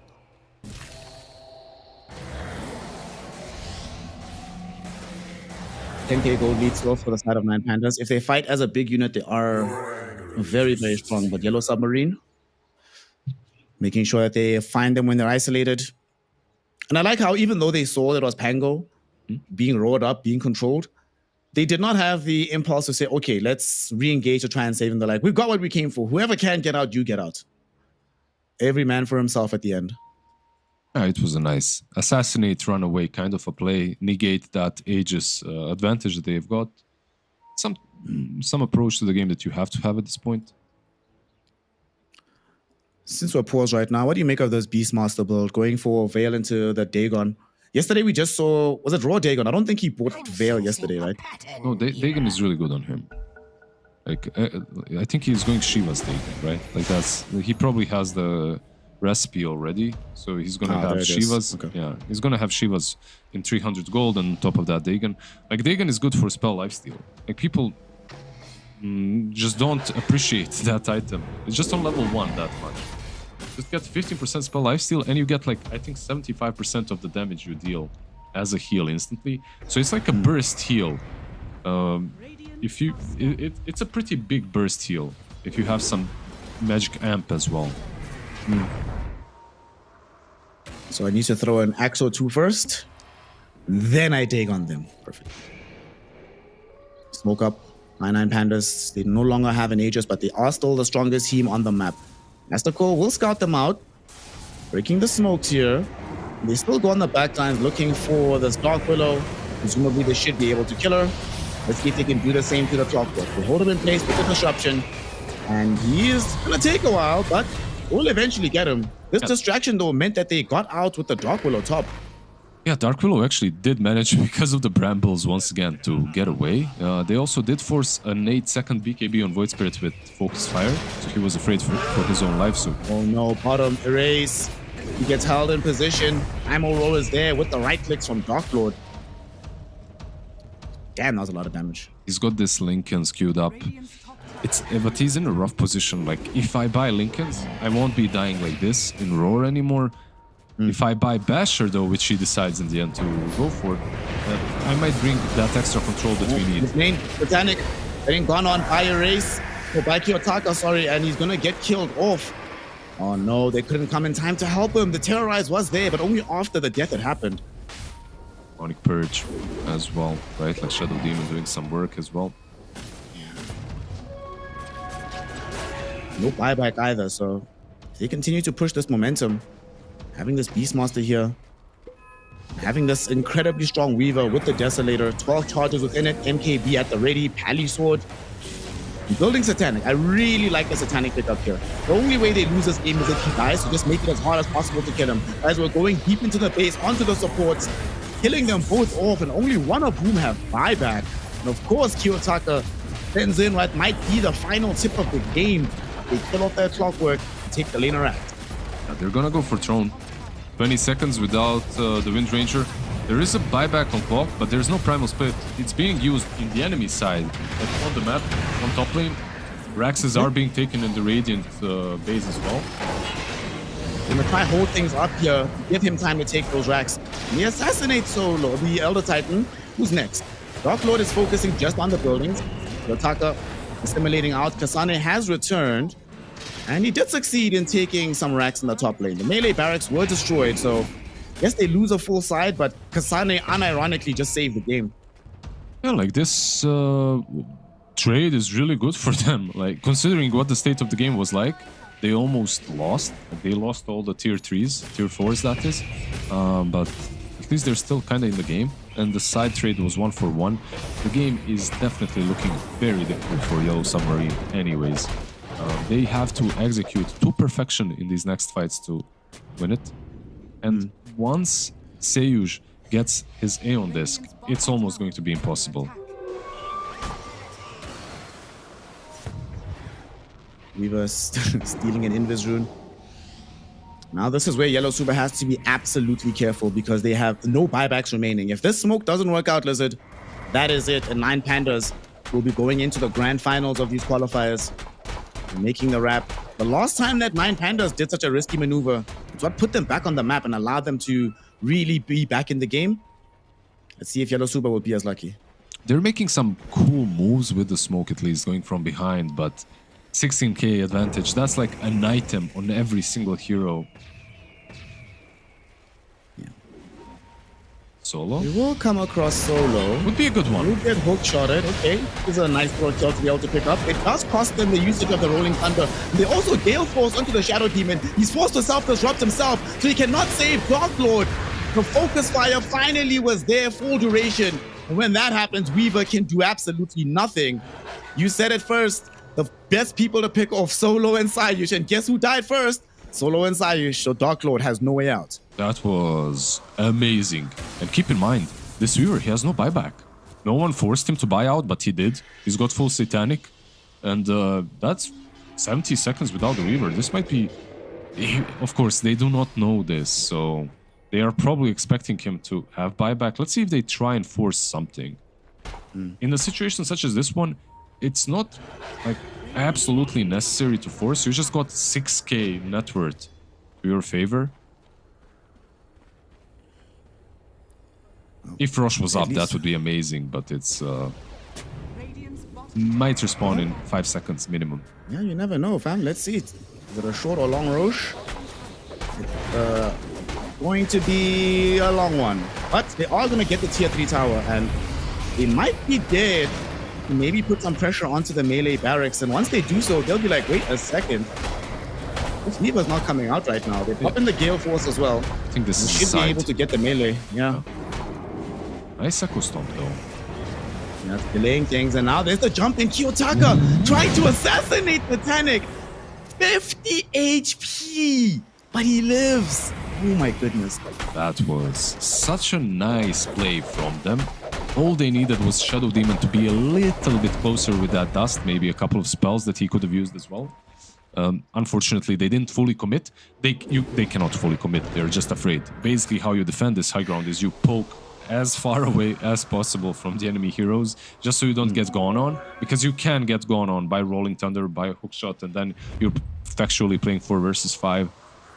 But yeah, they have to feel bad right now for not committing just one extra spell on the mid-ranger. Uh-oh, look at this. They got vision on the Weaver. They know Dark Lord isn't here. They can get these kills before the big carry arrives, but that's contingent on the initiation. Hookshot on the If they Shadow only Demon. find the hookshot onto the Shadow Demon, but they blow up the clockwork before he can do anything else. Yellow Submarine need to run. And they are going to hightail it out of here. But here is 9 Pandas. They're on the chase as well. Gale Force going to be good enough to hold them here. And he dodges out the Aether Remnant on Rue. Another Bramble Maze being dropped down to frustrate Kiyotaka. And how much further will they chase? Nightmare will not be effective here, so they will just easily be able to bring him down. Does have buyback though on the Stalk Willow. Yeah, that one does have buyback, but Rosh is up. And look at Solo. He's running straight into the pit. Takes that Watcher. At least Kasane is trying to... Let's see what he does. If he hears Rosh, he has Octarine. So this might be time for him to split inside their base and go for maybe bottom Raxes. Top range. Yeah. Kiyotaka is here, but Kiyotaka follow the Bulings. He doesn't want to take the risk. If I can instead get the wisdom rune. The big man will end up falling in favor of Pandas. The Aegis going the way of this Weaver, and they give our Burka a refresher shot as well. So now we have the double roar. If Satanic ever gets caught again. This was probably the defining moment of the game for me. Not going for that high ground because of Kiyotaka. I guess there's a lot of damage on Void Spirit, right? So going for him would be definitely difficult. You might even lose your Brewlings. Double damage is being saved for the bottle. They can give bottle to the Weaver. He can bottle it up, use it just before the push happens or the fight. Ane just finished an AC, still playing on the Radiant side. He's pushed in the wave, and it's going to succeed in taking the range racks. And he's still pushing in middle with these Radiance burn illusions. This is very annoying to deal with. He had to go back now, though. That's the problem. His level 25 is really huge. If he can get to the fear, like it can actually just completely change the course of the fight. One unexpected fear on you.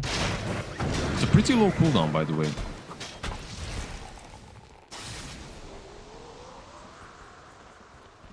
We already have one fear, having a double would be great. And these BKB durations have gone very, very low, except for the Void Spirits one, which is pretty good. But Alberta, as well as Dark Lord, have been making liberal use of the item. It was down to 6 seconds already. Won't be able to consistently dodge that out, but even though they're playing with an Aegis, Yellow Suba, this team just has no fear. They will not be corralled within their base. They will still play outside. And Kasane, down bottom, yet again with the shenanigans. He knows that the rest of the Radiant lineup is top. He's already pushed in this wave. This time around, there's no tier 3 tower. He can split and just try to take it. Yeah, he needs to go back. Like, there's absolutely no way he can trade this. They can go for throne. There is a tier 2 on bot, but... Okay, Shackle Shot was trying to go onto Kiyotaka, but unfortunately he managed to dodge it, diving onto his Panic, trying to get the kill. Doesn't manage to do so. While this is happening, Dark Lord is finishing off the building, so they have gotten themselves the top lane right now. Kasane goes in with the split as well as with the Rolling Thunder. They want to try to find Kiyotaka, and the Clockwork is going on the back line to try and make a distraction, but unfortunately they do not have the damage. He is fine, and Clockwork is dead without buyback. Rulings, we need to get the hell out of here. And it does not want to die like this. Already seen the lane of Rax being lost, but doesn't seem like they can punish 9 Pandas at all. Burka has everything. He still has Roar, still has Refresher Shard. There he There's goes. the roll onto Satanic. He's going to get used up into the air. Dark Lord are trying to catch up and chase. They put him inside the Glimmer Cape. Do they have the reveal?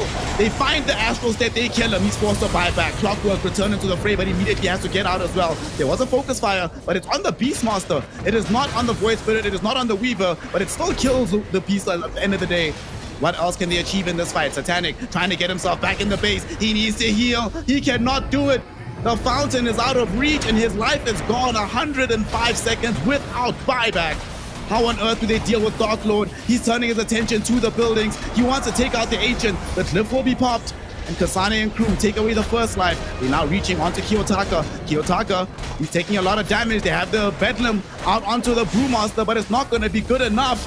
At the end of the day, even though the Weaver dies in the last second of Dota, GG, well played is called, and 9 Pandas have won the lower bracket final and will go on to compete in the grand finals on the road to the international. Oof, what a series, man. Like, I'm very happy we got 3 games. That's the first thing that needs to be said. I'm kind of sad that Yellow Submarine didn't make it because they were kind of my favorite biased caster, how dare I. But yeah, they have a really nice Cinderella storyline going for them. They came here with, I'm not sure if anyone had them as favorites, but everyone did favorite Satanic. Like, this fresh upcoming young star is doing some really, really nice things in Dota right now. So you want to see him qualify. You want to see him in at the TI, but he's young. He still has a lot of years ahead of him. Meanwhile, on the other side, 9 Pandas, they also have a lot of years ahead of them, and maybe they have this TI ahead of them as well, because they get to play in the grand finals. They're matching up against 1win, right? Am I correct? Yeah. So 1win versus 9 Pandas at the grand finals. 9 Pandas, that's, look, this is a team that, okay, a lot of viewers have expected to be in the grand finals. Maybe 9 Pandas versus Pro, 9 Pandas Navi, something like that. I do believe that this is a team that scales the best as time goes on. They adapt the best to the tournament because they have so much experience behind them. They don't solo, like, he could be a coach right now. That's how much experience he's got. And then on top of that, you've got Metrim as well to work with all the young stars. On top of all of that, they do have a lot of mechanical skill.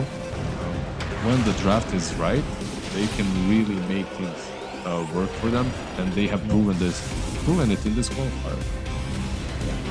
We were talking about about how Yellow Submarine's playstyle was found out, and that's how they got exploited both yesterday and today.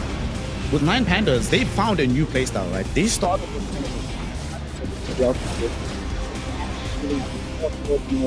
some simple control coming in from Kiyotaka, but going for this let's just fight, brawl, kill everything type of style gameplay has been a revelation for this lineup. I think, honestly, had they gone through the upper brackets, they would have been worse off than going through the lower bracket. All of these additional games has been making a difference from 9 Pandas, and you can see it game on game. Yeah, for sure. Like, they definitely had to lose a couple of times to adapt, and that's always like that with these big names going into a new patch. Like it takes them a little bit longer to adapt because they've been winning with what worked before. So why would they change, right? However, once you start losing, you realize, okay, need to step back, need to figure out what's wrong, need to figure out a way to go back in, and this is the way. Like they figured out some pretty cool tech for themselves. Cool tech mixed with the old, like Solo still playing his old heroes like Elder Titan Undying, the Tombstone saves, the Echo Storm saves, the plus 500 damage at some point on the Elder Titan also must have felt really damn nice. And, just a good game from all of them. Kiyotaka doing a ton of work on the Void Spirit and Dark Lord. Actually, this is probably the most impressive game that I've seen him on so far. Yeah, by far. Right? Like, this is probably the best from him. Without a doubt. I think as well, in this particular game, they did such a good job of not having him be... It almost felt like he was invisible to Yellow Submarine until he was doing too much damage to be ignored. Did a great job of protecting him on the map. Once he didn't need that protection anymore, he wasn't involved in as many fights as he could be, which is very, very good, making life extremely difficult. You know, I really thought the matchup with the Radiance on the Brewmaster would go differently, but that Dessa with the Shard, man, my goodness. Kasane was not allowed to actually play Brewmaster Dota, making things difficult because then who else is doing the controlling? Erase is going to go in on Pango, get roared and killed in like 2-3 seconds.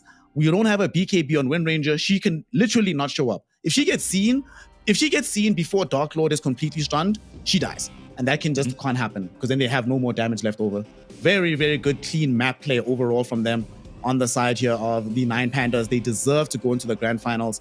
No deaths in an elimination game 3 for Kiyotaka. Shout out to him. They definitely had some issues going into this game. I don't think that the draft was unplayable at all. I feel like the drafts were very even. But some problems, of course. Alberca getting to play his Beastmaster for 568th time in a row. And like he was obviously the complete counter to the Pangolier who didn't have the Lincolns. I think that was also an issue. He couldn't afford an early Lincolns. And this Beastmaster was constantly just roaring him one fight after another, eliminating him from the game. And then you're playing without a mid. Like you're playing without a mid every single time. And that mid was the biggest controller that you had on your side. Brewmaster is there, but he's more about the damage and some like AoE damage, AoE control. But it isn't nearly as strong as what Pangolier is bringing to the table. And without the Pango, they just couldn't do it. Yeah. Unfortunate for Yellow Submarine, but like you said, it's kind of a Cinderella story that they're here to begin with in the lower bracket final. So they have a great future ahead of them. A lot of young kids. Let's hope they stick together. And, you know, even Kasane. Yes, Kasane now is a known entity after doing so well last year with TSM, but we have to remember he's also really, really young. So this team definitely wants to watch out for, but sadly, they will have no path into the international, which means Rizard, Lulzard, Grand Finals, 1 win versus 9 Pandas. Give me the prediction. What's going to happen in that BO5 series? I just hope that Nomad and Higav get as good of a series as we have gotten. Not some trio or anything like that. I do believe that 9 Pandas are ready to take a W versus 1 win. Honestly, I know that 1 win have had some pretty sick wins versus Navi versus Yellow Submarine 2-0. And they, at the same time, they look like the strongest ones, seeing all the games that have been played through the tournament. But don't sleep on 9 Pandas. Just don't sleep on how much they have improved through the lower bracket. So no matter what, I really think this grand finals is going to be a good one. I am thinking that 9 Pandas might take it, but it can really sway either direction very easily. No matter what the result is, it's sort of a special one for the region, right? If 1 win wins, then it proves that, yes, this new stack of players who have come together can make the run, can get to TI, even though they don't necessarily have the pedigree professionally. But if 9 Pandas win, it shows us that us old men, Liz, we still got what it takes. Fly did it in America. We saw it being done in China as well with Ponlo and the crew. And yet, Solo is still out here. Him and Metrim. I'm really hoping that they can give us something special. I don't really mind who wins either way. It's going to be a good thing for the region. And then one final question for you, Liz. Where would you power rank Eastern Europe just overall? Like either one of these teams plus BetBoom and Team Spirit relative to the rest of the world, where do they rank into the TI tournament? Going into TI, I can't rank Team Spirit anywhere than like triple S. They're the top of the top. On top, together with them, of course, there's Team Falcons that have proven with some of their players as well that they can win TI before. So Falcons are definitely there as well. They're also Triple S in Western Europe, but Eastern Europe and Western Europe for me are on top. Every other region right now, which is surprising to me. I expected other regions to be doing much, much better at this point. Maybe not NA. No one expects NA to do well. But other regions I have expected to do well, and they're not. So Eastern Europe and Western Europe at the moment seemingly on top. They seemingly are on top. And right now, of course, we're going to be finding out in about 30 minutes or so who will be on top of Eastern Europe as we have one win versus 9 Pandas. Before we go, just one final thing. Everybody, thank you for spending these last few days with myself and the Boss Lizard. We're going to be handing it over to the Brits. But the final thing, we're talking a lot of gas about Metrum, coaching after all these years, solo playing after all these years, Fly, Puppy, doing these things as well. But no one has given you your flowers, Liz. You've been out here for a long, long time. Many people that you started with have left Dota, aren't involved any longer. But what you have done for us, fam, is you have shown us the value of persistent excellence over such a long period of time. So to Legendary Lizard, please, chat, let's give him a round of applause as well. Shout out to you, my G. You're an inspiration, fam, really. I do really mean that. You're an inspiration. You're great. I'll pay you for this later. As we agreed, transaction is going through right now. You're being too kind. You're being too kind, and you're an amazing addition to the scene, Snare. Much love. I'm just happy to be here. I'm happy that y'all were here with us, and I'm happy that we're about to get an incredible BO5 series to crown off Eastern Europe. So until then, go get a glass of water, go to Lizard's Twitter, tell him how great he is, type in Legendary Liz in the chat, and return in 30 minutes, glass of water in hand, for some more Dota 2 action. The official headset of PGL tournaments. Now, with a wireless version. Experience unparalleled speed and reliability with the latest wireless technology, advanced hybrid ANC, and built-in EQ for your favorite game. Designed with elegance and durability, and extreme noise-canceling microphone. Always stay one step ahead with Aspire Wireless.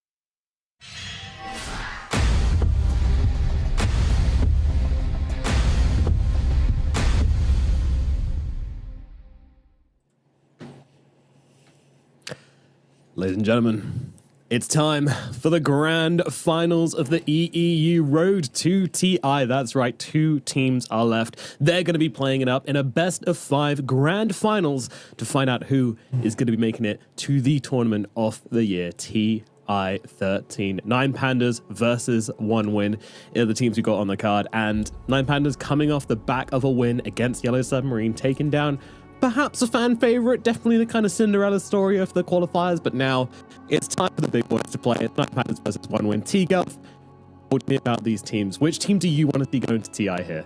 Do I want to see? Again, I mean, come on, let's be honest. I don't really have any favorite ball man, but if I had to pick one, just for like the legacy of what they can bring to TI, it is hard not to lean with 9 Pandas.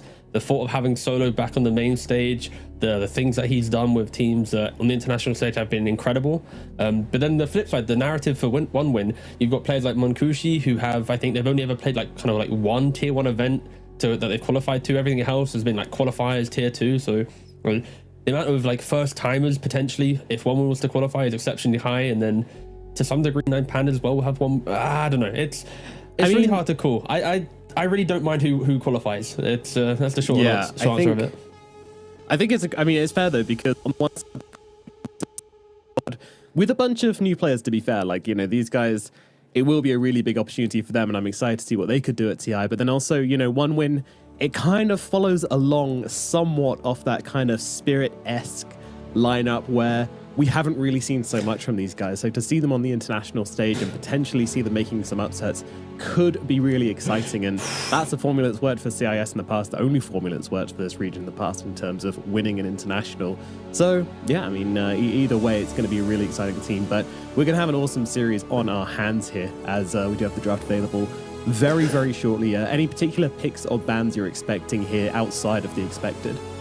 I think if anything, just make sure when you go up against One Win, you have the ability to take the fight to them. A lot of the drafts that One Win have utilized to find victory so far in their journey through the upper bracket have been these like Ursa, CK, like Pangolier, like obviously not in the same draft, but these elements throughout most of their drafts that have been, okay, if we don't deal with them now, they are going to become a big problem down the line. And it's been a relatively turbulent path to the grand finals for them.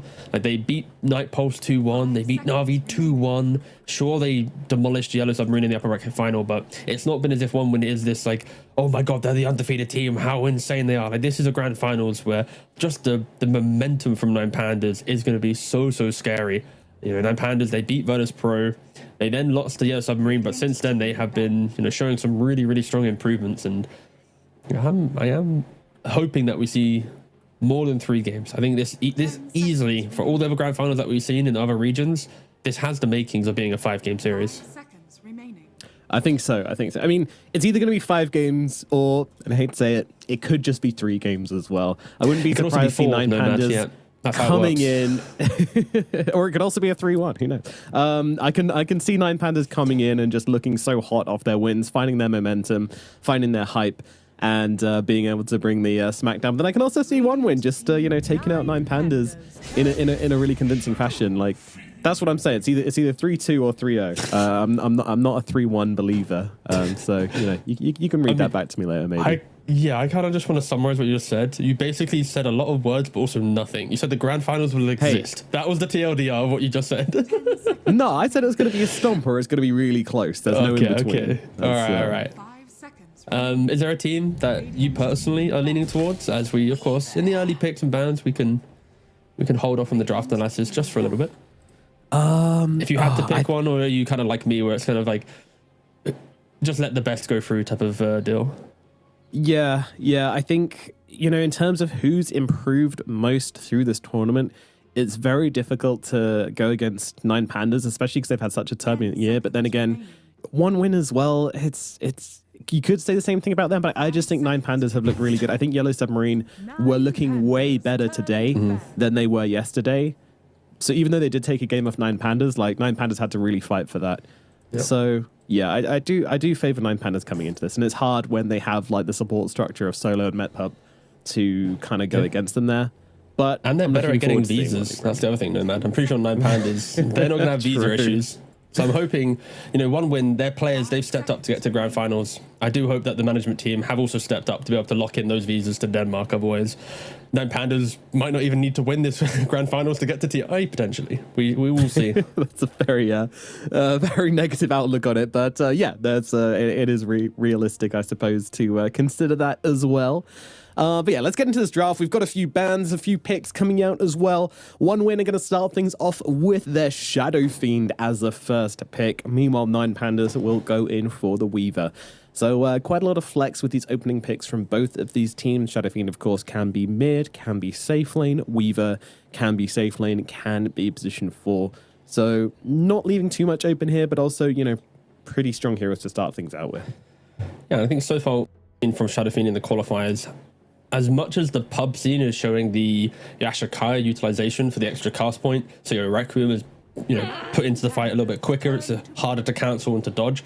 That isn't really being shown so far in Eastern Europe. The Shadow Fiend players, even in mid, in the carry role, they're going for the BKBs, the Hurricane Pikes, the Satanics, the right-clicking Shadow Fiends. So that is something to keep note of. Maybe at some point we do see the reveal of the Magic Shadow Fiend returning, but yeah, again, track record for the region so far has physical damage has reigned supreme. Nine Pandas, though, going back for the tried and tested. Yesterday, what put Nine Pandas in this position of being able to play today was, I think, Solo's Undying. That performance yesterday was exceptional, and the win rate that you see on screen, that does not reflect what Solo was able to do with this hero yesterday. Going for that late game Aether Lens, having the shard for the Tombstone save, his positioning was flawless, and like, the things he was able to do to prevent Na'Vi from, you know, coming back in that second game and forcing it to a game 3 was, you know, testament to his experience. But One Win, they answer it very nicely. A lot of aggressive heroes that can overwhelm an Undying in lane. The Monkey can play behind, sniping the Couriers. He can also kind of muscle up into the Undying if that's the 4. Same thing for Batride if he's the 4. You've got Stickies and Napalms. You pair that with an offlane that has a little bit of kill threat, then this Undying shouldn't be able to truly 1v2 the lane that he often can do. He's not going to be the raid boss that we usually see then. That's kind of a relief to hear, because Undying Weaver is a brutal, brutal lane sometimes, but you have to have something in mind to deal with it. Of course, we did see Na'Vi being able to deal with it pretty damn well, even though they did end up losing the game. The lanes went much better than we were anticipating, so maybe this combo has some weaknesses, which OneWin will also be able to take advantage of. OneWin, yeah, OneWin actually are presenting, 10 seconds. as much as their lanes can look pretty formidable, like Shadow Fiend in certain matchups is very strong, Monkey King Batrider have their abilities to poke and prod, their team fight is somewhat lacking. Compared to Nine Pandas, like when they walk to an objective, you put down that tombstone, you have the Centaur now for the Stampede, like the ability to choose where and how you want to fight for Nine Pandas is a far easier. And you're going to be able to poke out like Wukong from the Monkey King as well, like Weavers, and a Tinker, the Kiyotaka Tinker that we haven't really been seen. waiting. It is a specialty. Of course, the hero had his entire life turned upside down with the patch. The fact that you can't refresh items, you are now focused more on playing a little bit more farm heavy with your March of the Machines. You then go for like an Arcane Blink. So that was a big change. Tinkers before, you'd buy just straight Blink, play the entire map. Now you buy Blink, you still poke people, but once you get to Arcane Blink, with how small the cooldown is, it is really obnoxious, especially with like Aghanims as well. So I like the fact that they are picking it. They're picking it very boldly as well. And that lack of lockdown that I was mentioning for OneWin, the fact that they kind of play more for lanes and momentum rather than team fight, that will be an issue against heroes like Tinker that you want to have that control for. Oh, this is pretty exciting. Didn't expect Tinker in a game 1 of the grand finals. That's setting some tone for what's to come. Yep, yeah, anything is on the cards here, folks. We're going to see Tinkers. We're probably going to see a Meepo coming out at some point as well. Probably not in this game, but at some point I'm expecting it now that the gloves have been taken off with the Tinker pick.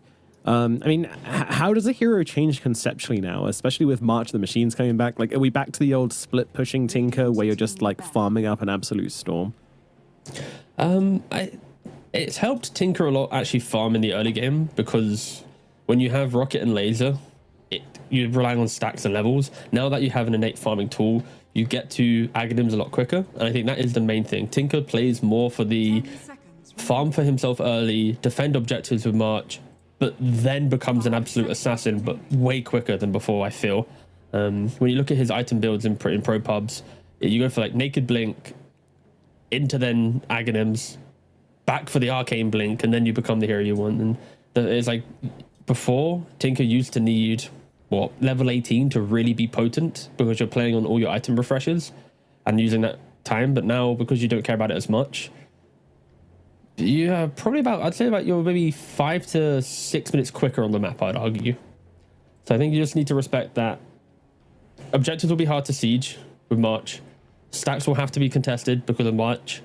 And he's going to buy Aghanims a lot quicker because he has March. So a lot of things for OneWin to think about here with this Tinker. Yes, You need to be aware exactly. of it. You need to be ready to answer it. Maybe go and invade some triangles, maybe block some ancients, who knows? But something needs to be done. It will be interesting to see what OneWin do. At the very least, they have got Batrider, Shadow Fiend. These are two heroes which, if you put them in the right position, they will be able to take those stacks off the Tinker. I need to scare you for a second. Uh-oh. I've just checked Pro Tracker for Kiyotaka Tinker. His quickest Blink Aghanims timing in pubs was 13 minutes. What? How's it even possible? March, it's a lot of fun. And his quickest ever timing of having Blink, Ags, and Arcane Blink was 18 minutes. What? That's absurd. Yeah. So we're looking at a player that, if uncontested, by barely not even 20 minutes into the game, is going to have 15,000+ economy. So yeah, that's why when you asked about Tinker, I may have gone on a little bit of a ramble, but it's because there's a lot of stuff you've got to think about. And OneWin, it's what the people want to know. It's what the people want to hear about. Primal Beast, though, you know what?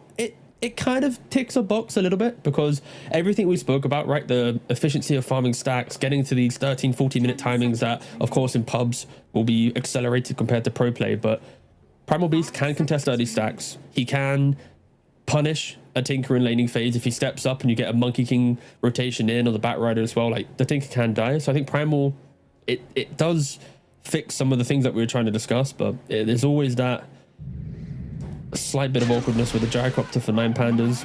Gyrocopter pick, honestly, it just feels more like a casual carry that enables them to fight, right? Like, you're playing a Gyro into a Lifestealer. Lifestealer doesn't care with Rage. You also can buy Aghanims to jump into Gyro, so the flak doesn't feel good. The Primal Beast with the Pulverize can, lock down that Gyrocopter during BKB. But do they have enough in the tank for one win to, A, kill off a farm Gyrocopter down the line, whilst also stopping Tinker from farming the early game stacks to become this Aghanims raid boss? With Solo with the saves, I think 9 Pandas, they have a really well-rounded draft. Oh, sorry, as I choked a little bit there. 9 Pandas have a really well-rounded draft. Yeah, it's hard saying that about Tinker drafts, Yeah. but we got to do our jobs. But there is something about one wins lineup where I could see this just speed in which they play. And like Cloud is actually playing in the off lane. So if he can get a couple kills onto the Gyrocopter, delay his game, then Sweden Strong rotates to mid, you keep killing. It's like, I think the off lane for one win is so crucial, because if Monkey King and Primal can enter the game with a couple kills, move their focus towards mid, play the map with a vision from Monkey, then they have a game on their hands. But if they don't get the early game kills and they can't contest anything, 9 Pandas will be so efficient, and the farm that they bring will be so scary. So yeah, a lot of eyes on one win to be able to I think make this game competitive. They have the tools. Like, once they're online, sure, but as you mentioned, to contest these stats, to contest the farm, and to put pressure, which they have to do against 9 Pandas, you have to run at them. You absolutely have to. But on the bright side of that, look at their draft, man. They've got Lifestealer, they've got Monkey King, they've got Batrider, and they've got Primal Beast. All 4 of these heroes absolutely love running at you. Okay, maybe Lifestealer needs a couple of items first, but at least 3 of these heroes really want to get involved, really want to put the pressure. So absolutely, one win have the tools to be able to put that pressure onto 9 Pandas, stop them farming up on the Gyro and the Tinker, and potentially catching them out. But they are in the position where they need to go, make plays, and 9 Pandas need to be really, really disciplined defensively to be able to outlast that. Ooh, and Sweden Strong, if we look at the Monkey King straight away, he's trying to make the move, but look, there's already a sentry down by 9 Pandas predicting... No, come on. They deserve that. Fair play to 9 Pandas. Like, they've done the research to understand the natural movement from Sweden Strong's early game Monkey King, but they've missed it so briefly. 30 seconds. That is so cool to think that 9 Pandas have the preemptive confidence to place that sentry there, and already the practice and the preparation being shown in this game 1 of the grand finals. Not Again, the quite winner of paying this off, series. but still a good sign of things to come between these 2 teams. And let's not forget, one win. Come on. Yeah. They didn't have to play a game this morning, so they just got to sit back, relax, and watch 9 Pandas, study 9 Pandas, and see what they do. So it forces 9 Pandas to have a slightly deeper strategy pool. Now, that being said, they can do that. They also have Solo, who's ridiculously experienced, and a coach as well, which one would have as well. But, they've got the support structure to be able to have these deep strategies on the side of 9 Pandas and not be, kind of limited in what they can do in a game, which I think is going to come to show here. So if they do well in this series, then we're definitely going to be looking at Solo and Metpup, I believe, is their coach. If there ever was a game for Shadowfiend not to go right-click, I would love for this to be the game. Like, when we talk about the speed in which 9 Pandas can play, like, Tinker technically is a very greedy hero, right? Because you can't rearm your Blink anymore, Blinks are always very careful. You also play on the repositioning of your defense matrix. But I would like to think that if you get Blink yours on Shadowfiend, you see Tinker one time out of position, you just kill him. You've dealt with this overly farmed hero. So we'll see into the mind of Shira Jr. He did go for physical damage before the last time he played Shadowfiend.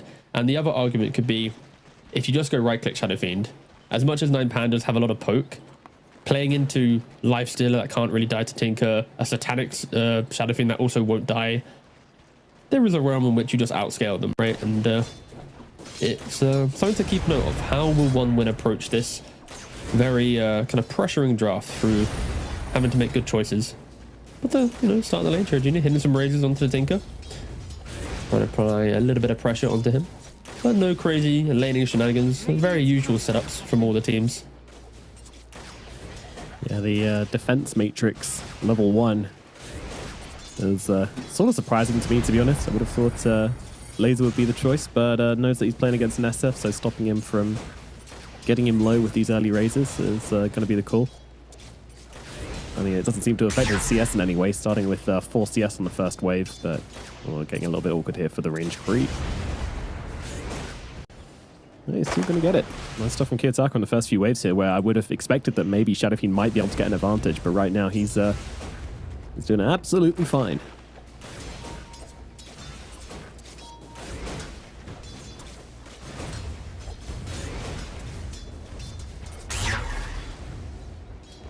Laser, what an ability. Luckily, Shadow Fiend has other ways to CS with razors, so it shouldn't be too hard of a spell to play into for him. We'll see how much he misses those heat-seeking missiles. Yeah, it's a pretty fair matchup, right? Like, there's no real... I don't really think that either hero should be too crazy. It's like Shadow Fiend can just push out the wave, right? Like, you don't really want to ever... I'd be surprised if either hero kills each other, right? Like, both have that pushing potential. So mid should just be a trader farm.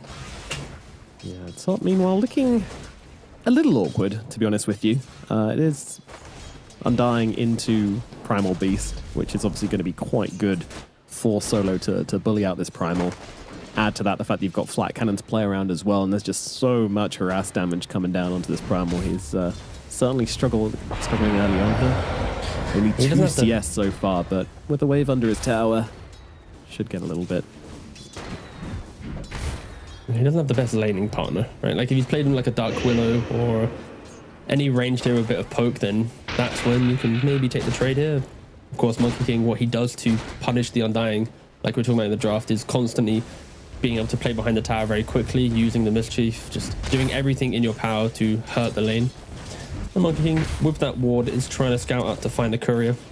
But again, 9 Pandas, they are showing a lot of respect towards Monkey King, as they have a ward in their own jungle to scout out the natural movements, but Sweden Strong, he eventually finds it, he does get it down. That's what you do, flick across the lanes. Yeah, they even tried to move the courier through the tree line there rather than taking it down the lane, so they're so scared about getting their couriers sniped, but Sweden Strong is just too damn good at killing these couriers. It feels bad to not have your boots. As you say, starting to slowly break these lanes open and give the Primal Beast a lane in a matchup which he really shouldn't be able to play. But still, early days and he is struggling. And something we don't really mention about the mid lane was, of course, the defense matrix that we were looking at being spammed. Once it's broken, it will strong dispel. So Shadow Fiend, big points of pressure for mid lane is often this, but shouldn't really be a thing. Like Mancushi down to the bottom side. Oh. Right clicks need to come in, but it's not enough. The stick is there from Mancushi. That's going to keep him alive, and in fact, bring Albaca very low as well. Everybody working on a sliver of HP down here in the bottom side. Not much healing available from the side of the Radiant. Sayu does have himself a 12 wand available, so maybe he's feeling like a bit of a king of the lane right now, but having these heroes under tower might be kind of difficult. They don't care though. They're going to fortify and go for it. Respect's going to be that target, and that'll be a first blood coming on through. Mancushi can't get any revenge for his teammate here, so that will just be first blood going to Albaca. Nice moves from 9 Panda. Yeah, the efficiencies of having the stick in the early game. Playing against a Bat Rider, if you don't have a stick, it is illegal, and of course 9 Pandas, they have 2 of them, therefore they're able to really just push the limits of the lane. You compare that to the Lifestealer, he doesn't really get to use it as well. And that is mainly the big difference here in this bot lane. Mancushi, he did struggle a little bit yesterday with some of his play, but so far at least his farm's okay. Just need to make sure they don't die to any of these cheap forms of aggression that you expect from a Centaur lane. It's such an annoying hero. It's the reason why it is so picked. Even into lanes that you expect him to maybe not do as well in, he's always able to find that poke and pressure to whittle you down. As Sweden Strong is playing one of the more jungle-focused Monkey Kings, jumping around, trying to find the couriers. Did you know, by the way, it was actually Sweden Strong Monkey King. When the Twin Gates got added, it was him playing Monkey King that got the map changed. So when the map first got released, the far extremes of the map, for some reason, had trees on the outer portions on like the far north side and like the south side. And he was using it to basically just jump off map to find extra movement. And after that game, Valve removed the trees within a matter of like a week. But I think he was at least like one of the first pro players to do it, because I remember casting him as the game got dropped, or the patch got dropped, and yeah, other teams picked up on it. But yeah, he was one of the inventors of using those trees. Well, always been an innovator on this hero. And right now, using the Simian Stride, probably more than I've ever seen any Monkey King use it. He is all over the place and now looking to get involved with the Power Rune here, chase off Solo, and secure a Haste Rune for the Shadow Fiend. And they're now looking to actually go aggressively onto Solo, take down the Undying, and they're going to be able to do exactly that. Nice moves from Swedenstrong. Meanwhile, they also get the kill onto Sayu in the bottom side as well. So 2 big kills being linked together for 1 win. Jira, even going for Dark Lord here. Hello, what is this aggression right now? Triple raise down onto the Gyro. He does have a Lotus. It's not going to be enough to save his life, though, and Cloud gets the kill. Huge moves from Chira Jr. in the middle lane. Yeah, these are perfect moves from 1 win. They need to be able to just set the pace of the game. Do not allow 9 Panthers to hit their farm, right? Gyrocopter easily can farm the jungle efficiently. Same thing for Tinker. If they can control the game, it will force that early overlap, preventing 9 Pandas from hitting that 20-minute time that we've been so scared about during the draft. And you get the Haste Rune on Chira Jr. And he's doing it, yes! Thank God, yes! Shadow Fiend's going for magic damage. Okay. Oh my goodness. I'm happy. It's been many, many games.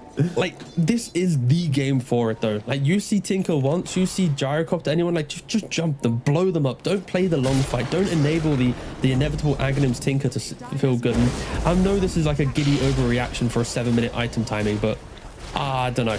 I'm so bored of seeing Shadow Fiend players only go right-click. Like, show us a little bit of a change-up, and don't you dare change your quick buy and make me look like a fool, okay? Commit to the magic build. He would never. No. Before he switches to treads and goes Mask of Madness, I think. I feel like every Shadow Fiend player in mid always asks his team, can I do it this game? Can I go magic? And his team's always like, no, we need the right clicks, we need the anti-armor. This is the entire point of the strategy. But yeah, I mean, there is no anti-armor strategy this time around. Usually when we've seen this SF, it's been paired with Venge or a Weaver or something, which kind of pigeonholes the build. But this time they said, you know what, Chira? Grand Finals, go for it, buddy. Have some fun. And see how effective it shall be. And it does create like a bit of a difference between the Tinker and the Shadow Fiend in the way they're both going to play the game. Swedenstrong is being... Oh, again, we're all allowed to swear. He's being a piece of shit. All right, if we look at Monkey King right now, he's blocked both of the Tinker camps to the north of mid lane for Dire with a sentry. He's removed any access for the Tinker to farm those stacks. He's also killed off Solo. He's doing a lot of just jungle aggression, like we said earlier on, and this is exactly what you got to do. So yeah, fair play to 1 win. They've read the need for farm for 9 Pandas beautifully, and they are just doing everything in their power to delay. Even just Respect, just protecting his jungle, making sure that Sayu can't prevent Respect from farming up the stacks, and just good efficiencies from 1 win. Yeah, do you remember, was the Monkey King an answer to the Tinker, or was it picked before? I can't remember. No, Tinker was picked after. Yeah. The only answer 1 win really presented was Lifestealer and Primal. Yeah. Of course, Which Lifestealer makes and Rage. sense, they're both Yep, it's pretty good. Good heroes at trying to find him. I worry a little bit about the Primal's ability, just because my issue I always have with Primal is that he goes in once, and in terms of following up on his own initiation, it's kind of tricky. And Tinker just naturally forces you to need to do that with Defense Matrix. The blink away translocating nonsense. It's kind of difficult. And they're just going to go straight in here with the Pulverize on to Dark Lord. Dark Lord, though, gets stampeded out. Everybody's here from the side of 9 Pandas trying to defend this one. The Tombstone is down. Swedenstrong gonna fall to Kiyotaka here. The laser is there, and Chira Jr. can't get away. Too many zombies. Day of the Dead up here. Requiem comes down to fear them away and try and get him out, but the homing missile is coming. Sayu is in with the right clicks, and they will take down the Shadow Fiend as well. The Monkey King and the SF dead in the top lanes. Great response there from 9 Pandas. That's what we were talking about when we said we wanted to see good defensive play from them. Yeah, they make that defensive play. They punish 1 win from not layering their spells perfectly. In the Monkey, the Primal, they start the fight. Shadow Fiend just a little bit too far behind to connect on the triple raise, and because of that, the Stampede value, you just run away. 1 win, of course, they have the early map movements, but stuns are not their friend. They've got what? They got a Boundless Strike, a Pulverize, and a Lasso. Later on, sure, Requiem can become a thing with the the fear, but one would need to be careful. Their moves need to be met with clean executions. As the net worth is slowly going the way of Nine Pandas. Cloudy, you should be fine. Monkushi. Yeah. This is the most boring kill I've ever seen. Here we go, and the best might make it a little bit more exciting, but he will be able to bring down Albaca. No TPs coming at all for the Centaur. He did try to bait out the rage with the stomps, which was the only way he could have survived that, but Monkushi's just super, super patient. Got it right with the rage, and that gets him the kill.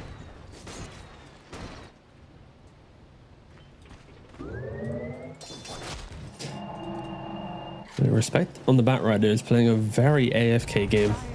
He's focused on his own jungle. He's not really looked at his team at all. Looking for the Blink Dagger. And you know when you said about the Primal Beast struggling to be the... Like, once he initiates, he doesn't make that secondary move. For Primal Beast in this game, he is the vision finder. He will jump in, he will force the Tinker to react or the Gyrocopter to stand his ground, which will then open up the engagement for the Requiem for the Shadow Fiend with a Blink or the Batrider with the Lasso. So I don't think it's really a problem. Just one we need to utilize it correctly by bringing other heroes to the fight. And it's an optimistic smoke. Oops, Sai suddenly realizes the tree is moving at him. That's not right. We'll have to time-lapse this one away, but without the Shikuchi available for another few seconds, Lasso is going to seal his fate. And we'll bring him down. That said, Solo looking for a bit of revenge here. Once again, defensive moves. It is what Nine Pandas need to do. Sweden Strong getting very low. Solo looking to finish the job. Going deep for the kill. Will find it, but will give his life for it. Chira Jr. claims the Undying Soul. But of course, that big old laughter means that Ceaseless Dirge is active, and Solo is straight back into the game.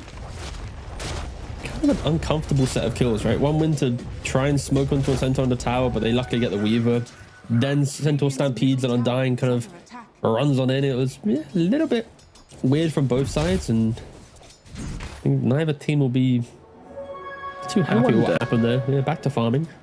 Do you think Solo makes that play if he doesn't have Ceaseless Dirge active? Oh, of course, please. It's Solo. He's okay. Yeah, you're right. Years of playing running in. Like, I missed a day where it was an art form to die in the correct place. Like, I always remember like the Ogre games where he runs up the hill, some silly core from some aspiring tier 2 team thinks that killing Solo is going to win them the game, and suddenly, you know, Ramses or no one comes in and owns the game. Yeah. You know, I don't know. Come on, that's the specialty. Of course, here it was useless, but it will get you at some point. He still leans to this playstyle. I think, like, of course, like Puppy used to do it a lot. I think now he's, of course, very greedy 5 in some of the secret games, but I think Solo at least is one of the old school players that still kind of leans on that player style a bit, and his hero pool also reflects it. Again, it is a lost art form. He's keeping it alive. He's trying to. Well, not keeping alive, but I think the facet is keeping him alive, so. True. It's a full circle back to your question. Indeed, indeed. Chira Jr., he's finished off his Kaya and Yasha, so going to have that bonus cast speed on the Requiem, which is always very scary. Combo that with a Blink Dagger. It's a very tricky combo to answer. Not many stuns in the game are quick enough to really stop the Shadow Fiend just blasting an ult into your face. What do they have? Like Stomp, and that's just about it.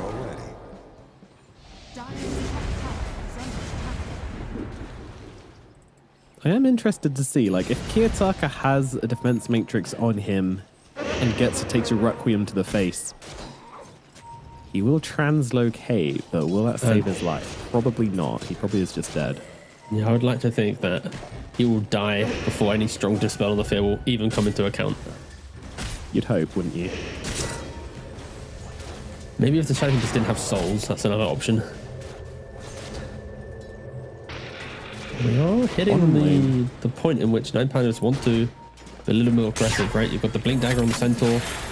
About 600 gold away from the Tinker in the top lane, getting these 500 gold. Oh, wait, no, 400 gold. Wait. It's very quick. It's very 300 quick. gold. Yeah. The GPM on this Tinker is pretty ridiculous at this point. Just farming and farming and farming. Not even going in lanes either, just jungling.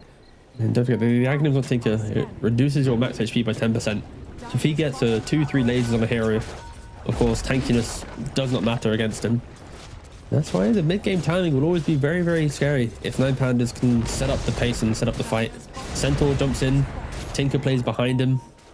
Then you have the kind of the chaotic nature of what Weaver and Undying can bring, dragging the fight to be a little bit wider than you hope to.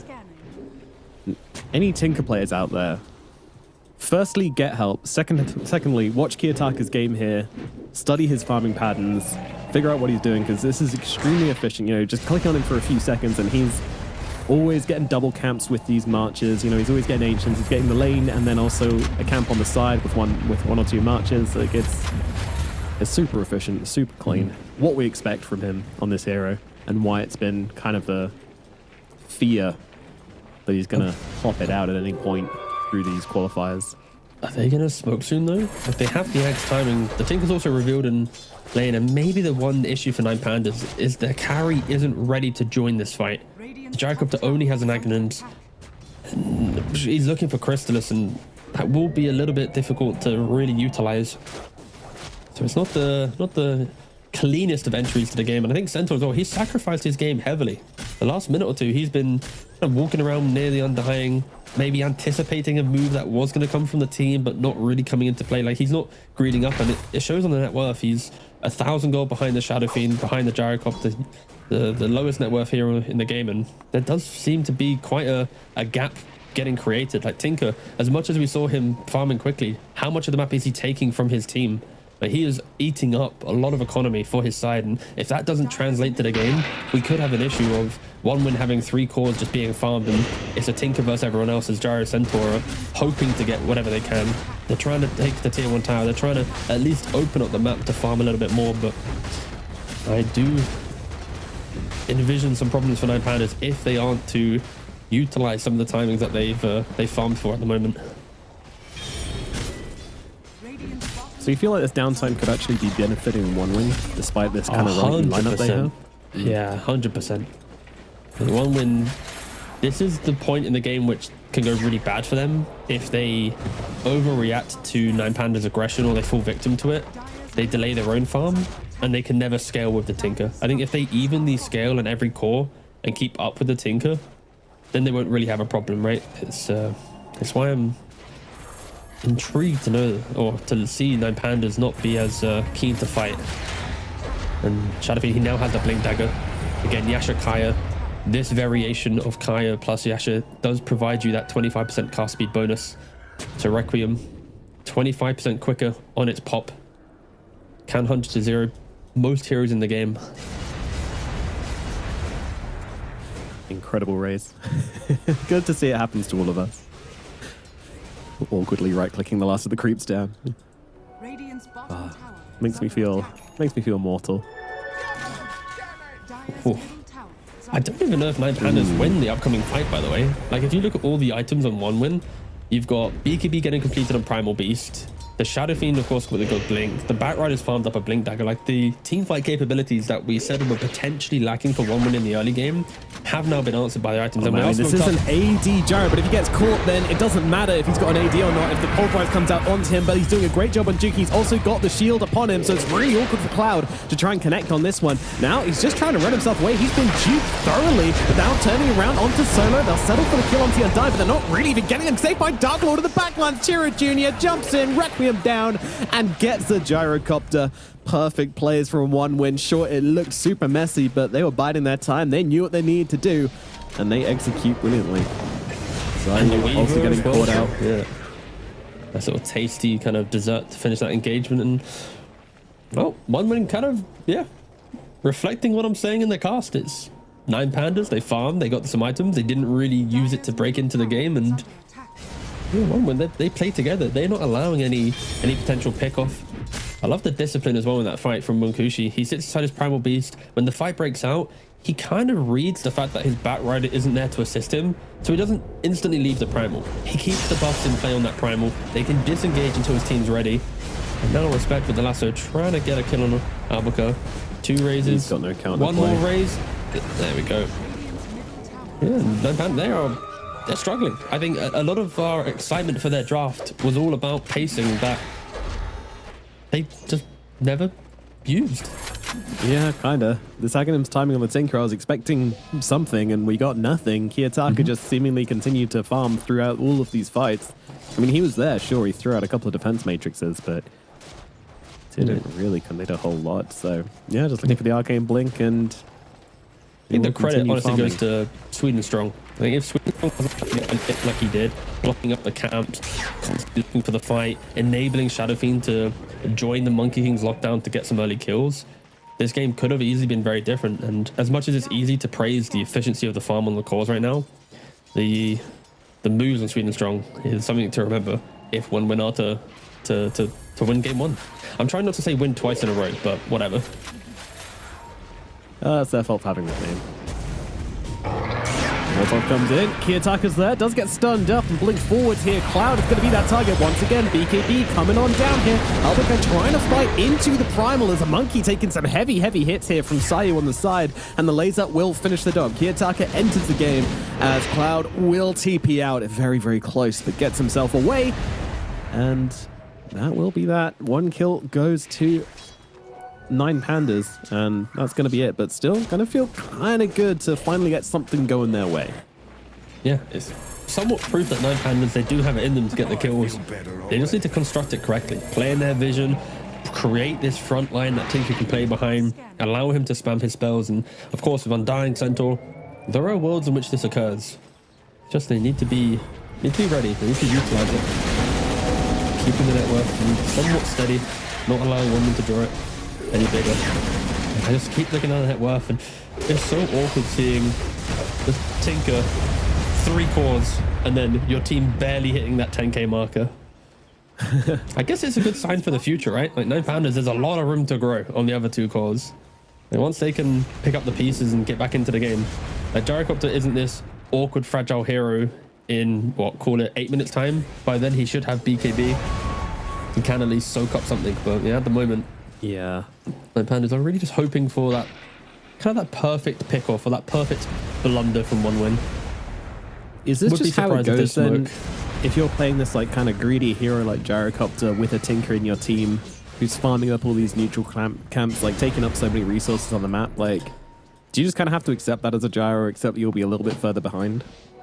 Yeah, I think in hindsight, we potentially might be discussing how Gyrocopter is maybe not the best carry to play paired with a Tinker, because Tinker farms your Ancients, he farms your jungle, he farms everything. So maybe having a carry that could play with a Centaur for pickoffs and map play would have enabled the draft to feel a lot better. It's kind of like the equivalent of having like TA in your mid lane with a farming carry as well, right? Like you both want to use the same resources. Yeah, part of me is like, maybe you want the Weaver to have been the carry instead and gone for a different carry pick here, but then I don't think that looks particularly good for them either, because Weaver's very, very killable in this game. But still, he is kind of going for that carry build. He's already picked up an Orchid. Maelstrom queued as well. Kind of gives you an idea of what 9 Pandas are expecting from this game. Aegis will be going the way of one win. Yeah, one could you Okay, this is where the game begins blasted though. it All right. down. Like Kiyotaka, he is the Tinker player. He has hit his timings, right? Like, will he put on a masterclass on how this hero is broken potentially, and with the arcane constantly blinking around, preventing any... I can see it. 7-second cooldown on the blink. Is it enough for him to break open this game?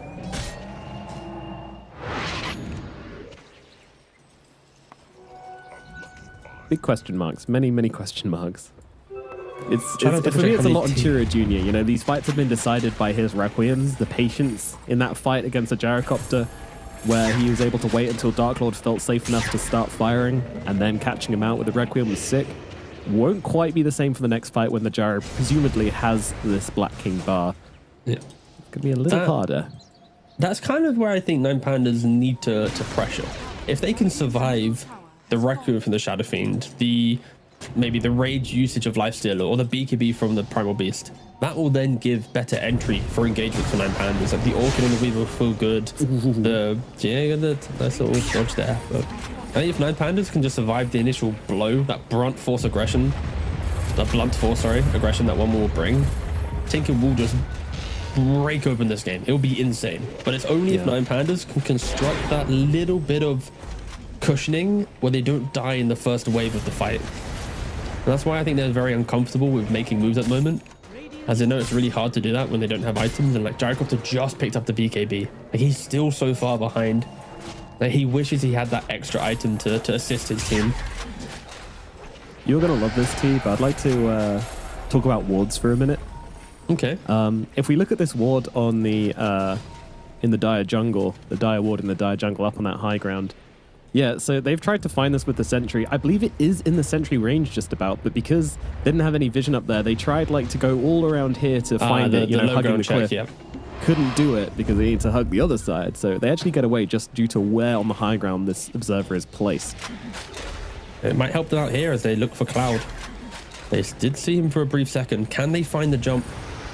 Oh, they found the jump. Tinker getting used up. Chira Jr. taking so much damage during this, though. They need to convert on this kill with the Pulverize coming through. They will. Kiyotaka is gone, but they're going to get 2 kills in response to this. Chira and Respect both go down the march, doing so much damage to them in this engagement. And now Cloud having to blink himself away. BKB already used, so a very precarious situation for him. But 9 Pandas decide that that is all they're willing to go for here.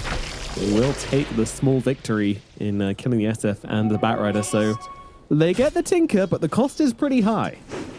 Yeah, we got to see the Requiem being a great little counter to that Tinker, but yeah, for one win, using all of that during your Aegis to kill off what, again, top net worth, important kill, not really able to use that to further the game, to take a tower. I think 9 Pandas will be relatively happy with that. The net worth also shifting a little bit more towards 9 Pandas.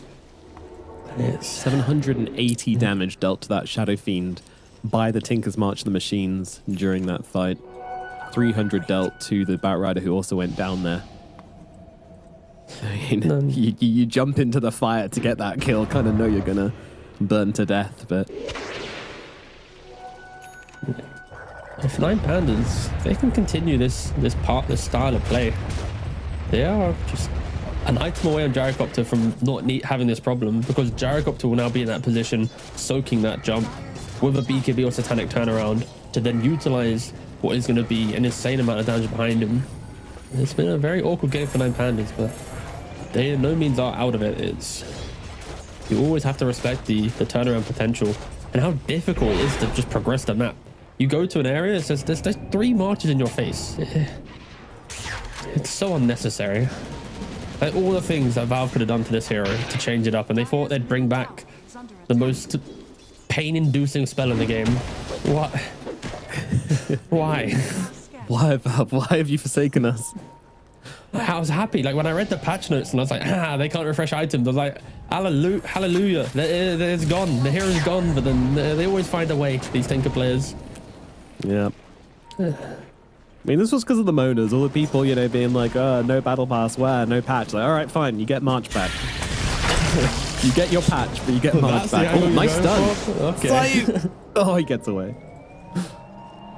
Yo, they're going on this. Tinker's coming in. Wow, Kiyotaka's here. Chira Jr. immediately going for it with the Yules, with the Requiem, and they're gonna be able to bring him down. Kiyotaka is gone once again, caught out by Chira Jr. The mid matchup. Well, he's going to trade his life for it once again. They've lost Chira Jr., trading Solo and Kiyotaka for it. Respect jumping in, full staff lasso out onto the Centaur, get him up onto that high ground and push him down. Kind of making the kill a little bit awkward here as Cloud can't really get to the guy, but he'll die eventually, I'm sure. Oh, there we go. Pulverize to bring him down. Well, yeah, they'll kill him.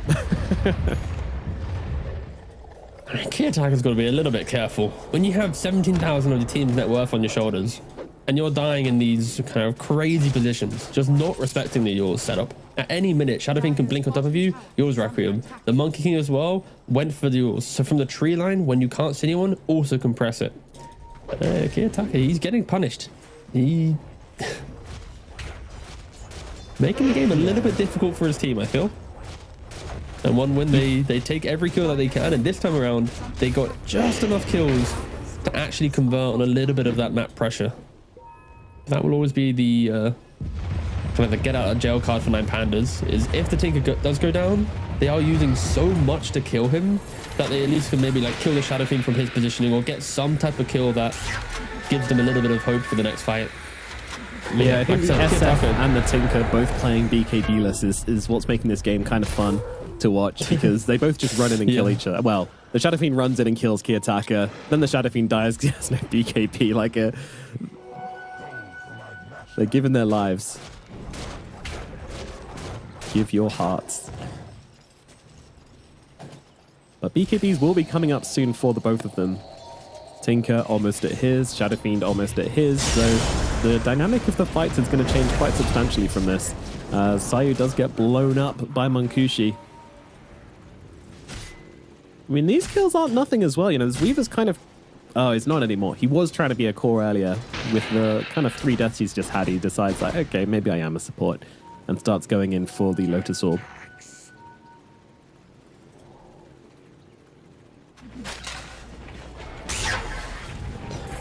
Interesting change-ups. I've seen a lot of interesting change-ups in the builds from these guys. Tinker, after he built the Blink Dagger, queued up a BKB. Almost decided to go for it, then he was like, yeah, maybe I can go Kaya and Arcane Blink instead. That BKB Same with the Weaver, was looking for Maelstrom, Gleipnir sort of build, then went back for Lotus Orb. One win, they do have it covered though, right? Tinker just completed the BKB, and One win's early game counters have been the Yules and Monkey King Shadow Fiend. But as we enter the mid to late game, the Bat Rider with his Blink Dagger, he's going to have to step up.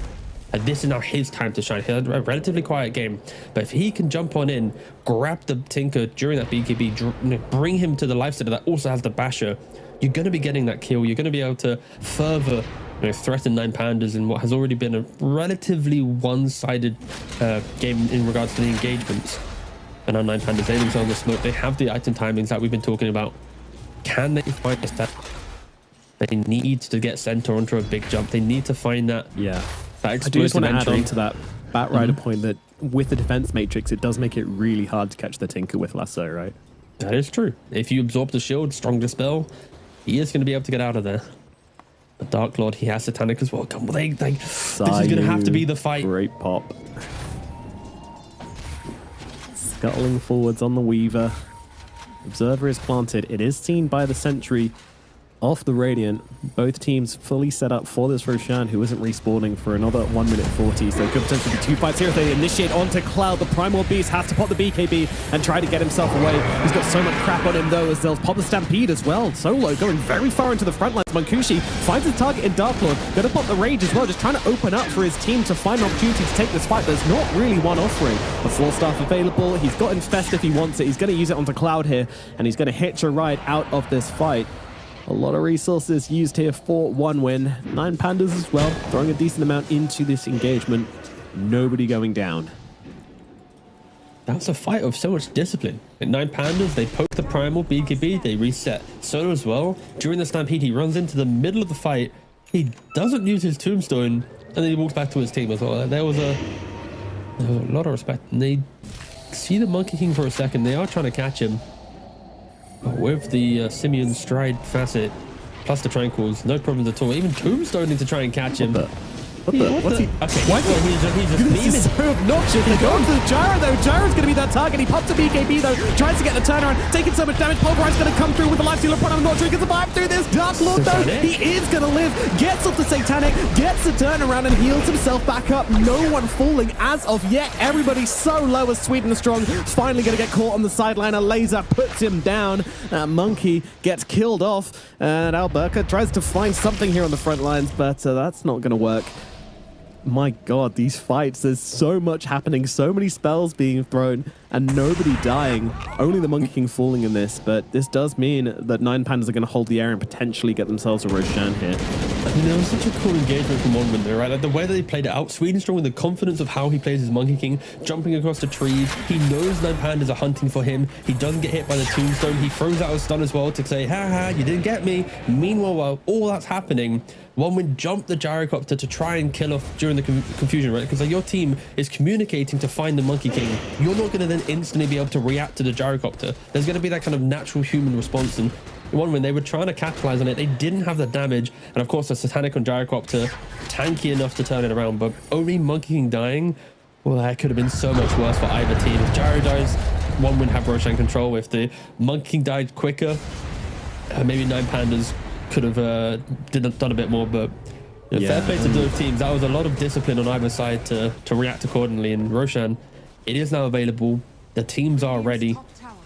So many things to point out in that fight as well. The defense matrix from the Tinker buying the Gyro, the time he needed to get off the BKB Satanic was really the game changer there. Solo now has a shard as well, so has the potential for those Tombstone saves. We know how good he is with those. There's once again Sweden Strong jumping in. Oh, his tree's gone though. The tombstone gets dropped on his head, and he is gonna fall. Sweden Strong gone. Do you still want to try this one win? Looks like they do. Respect coming in, round the side, lasso out onto the centaur. Chira Jr. goes for the Requiem. It doesn't do the damage, but it does get the fear.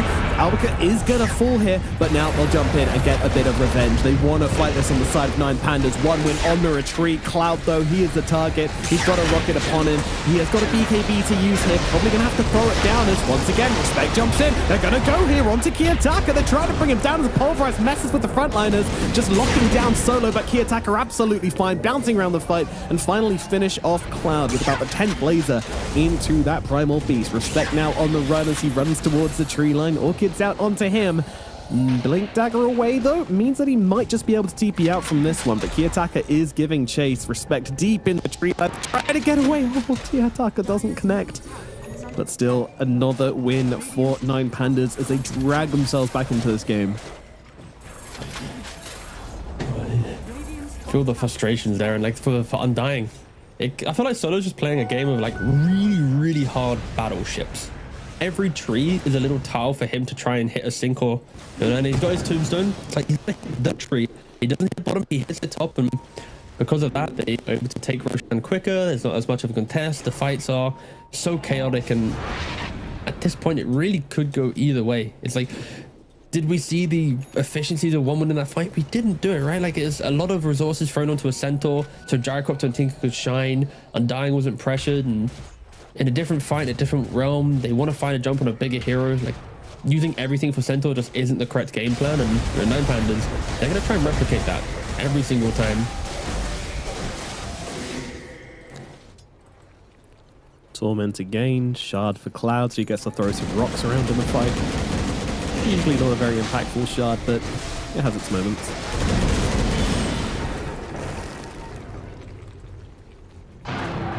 Any big item timings which are going to change these fights again, because, you know, we talked about it before, the double BKBs coming out.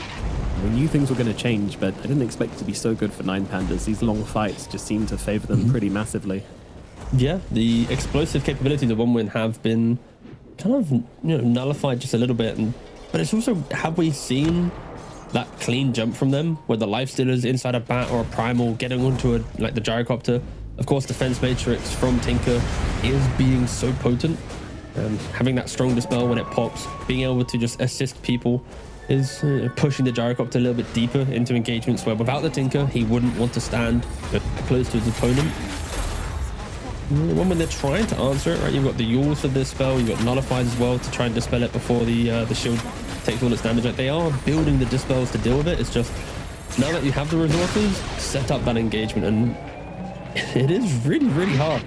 We spoke about how Gyrocopter just didn't have a game, but you look at his items now, he is very healthy. He has all the game he needs to be able to step up and be the carry that wants to take the ranks. Yeah, the steps of the high ground. Very literally. There we go, Dark Lord starts clicking away. Not to mention no Blinkins, nothing like that to protect him from the Bat Rider or from the Primal Beast, but he's got the Tinker and the Undying behind him to help him with that. Not to mention Lotus Orb being thrown out, so doesn't super need it. Here we go, Lasso comes down. They're just trying to drop everything onto the Gyrocopter, but in comes a save from Solo. It's going to get him to safety and give him a chance to get off this BKB, but in comes the Requiem. Doesn't matter. Dark Lord gets the BKB up, starts pounding away at them with the Satanic, but the Pulverize is going to come through. They need to stop this Gyrocopter destroying their whole team. They might be able to do so, but look at the march. Look at the machines. They're coming on in. Mankushi, he's all alone trying to take on Dark Lord, and that's just not going to work out. The ground control, it's too good for 9 Pandas. It's going to keep their Gyrocopter alive for the second life, but that said, still looking okay for 1-win. They take the Aegis away from the Gyrocopter, and they force them off the high ground. So, how are you feeling about that one, T? Oh, you want the good news or the bad news, Nomad? Give me the bad news first, and then soften the blow after.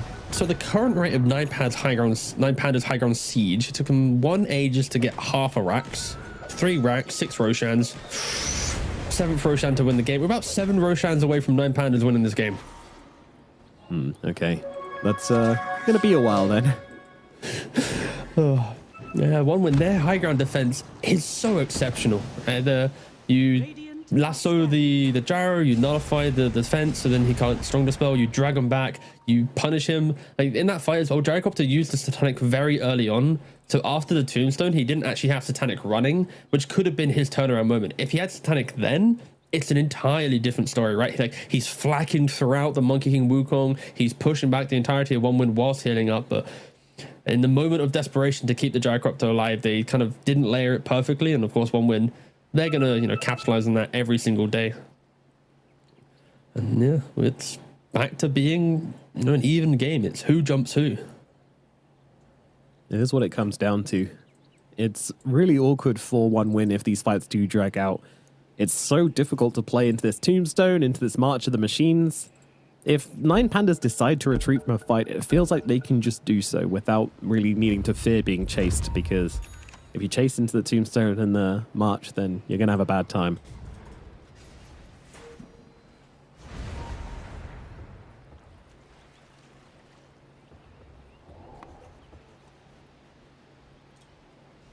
Is there any big talents that we're also waiting for? Of course, the game as it goes later. No, soon hit 25.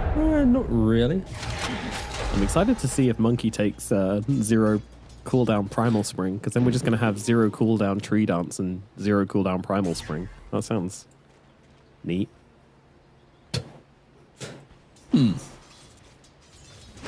Twinstrong's quite a cheeky lad when he plays Monkey King. I wouldn't be opposed to seeing it. Is under attack.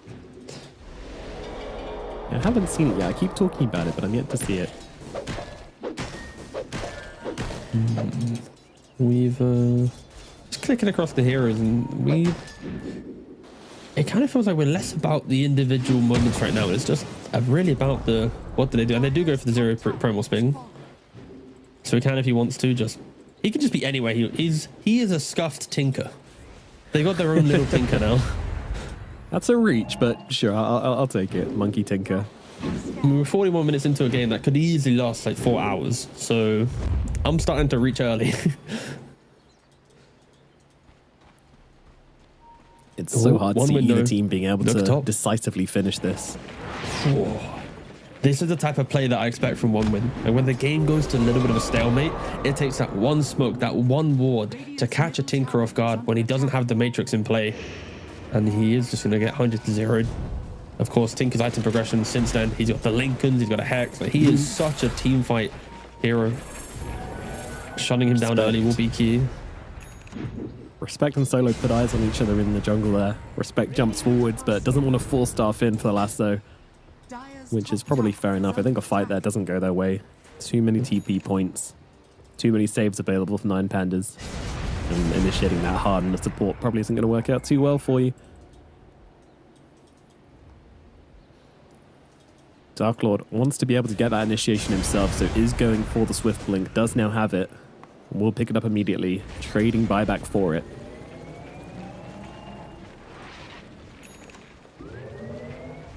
Tied pretty much in net worth with Munkushi.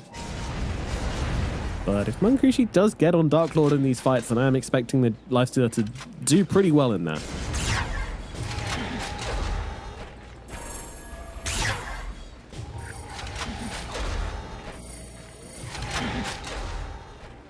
What does the ideal teamfight scenario look like for 9 Pandas? 9 Pandas? It's pretty obvious for 1-win, yeah. For 9 Pandas, it's either you find the jump before they jump you, pre-rage, and just blow them up with Hex. Like they're kind of doing now, but running into a monkey is never good. It's not.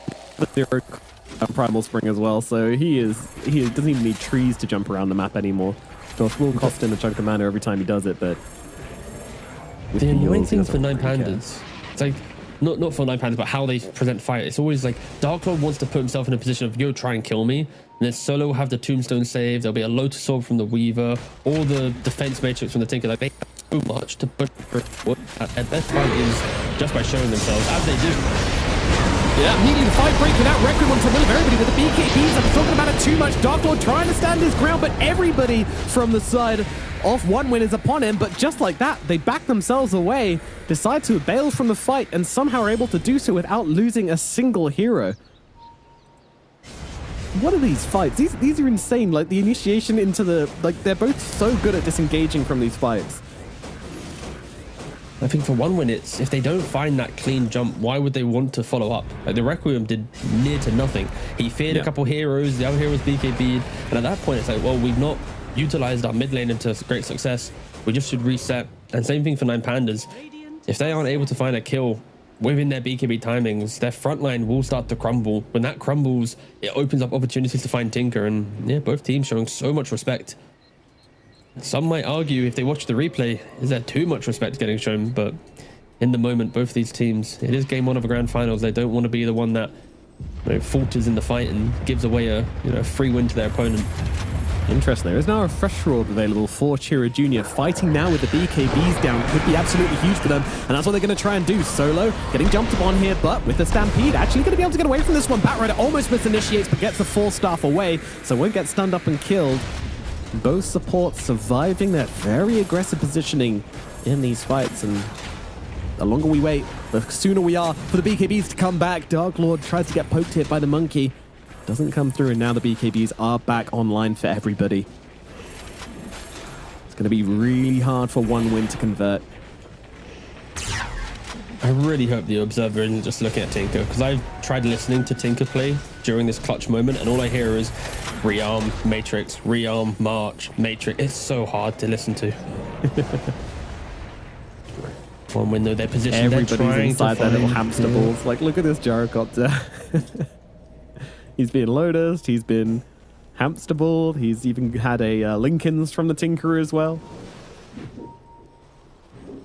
Very well predicted. And now into the pit we shall go. Nine Pandas gonna start on Roshan. The Roar of Retribution. Let's one win know what's afoot. We'll start heading over.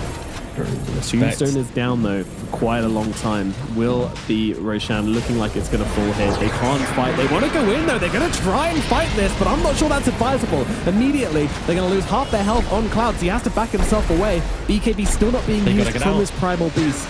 Again, very disciplined from one win, not overcommitting to the fight. They find Sweden strong in the backlines though. Nine Pandas chasing for more here.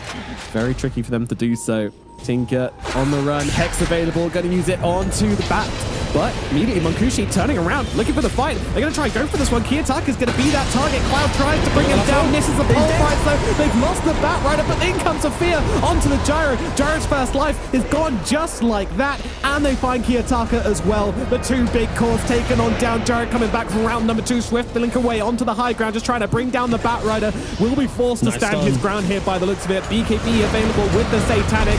One win though. They're just going to try and stay on top of him for now. Monkushi taking hits, dealing damage, and now the BKB is over from Dark Lord, and with it his life will go down. One win, they lose to Roshan, but they take the fight. They didn't even kill the Batrider. Nine Pandas, after taking the Roshan, they make this like epic chase down the lane to try and find one win on the retreat. But they overplayed their hand. The Tinker, he wasn't backed up by his team. The speed in which he was able to get to one win. Undying wasn't there, the Weaver wasn't there. Thank God we're going to see a replay. And look at him, look at the mini-map. Kiyotaka all by himself, BKBing. Now we finally see the rest of the team coming in. But like Tombstone's on cooldown, that's a really important save. The speed in which one was able to capitalize on the positioning of Tinker, get that kill. Like in Gyrocopter as well, doesn't get BKB Satanic off, uses it after. That was not the fight from Nine Pandas. Like they got a little bit carried away. That Aegis gave them too much momentum, but they tripped up on their own feet and just fell flat into what One Win can do. One Win have struggled to execute in the fights because of the positioning of this Tinker, amping up his team. But when he's at the front, it's an entirely different story. Nine Pandas, this was not the fight for them to lose. They were doing so well, masterfully crafting every little engagement to be on their terms, their positioning. And they throw it all away. I feel like the Gyrocopter needed to pop the BKB flat cannon on the first life to stop himself getting feared and don't talk about the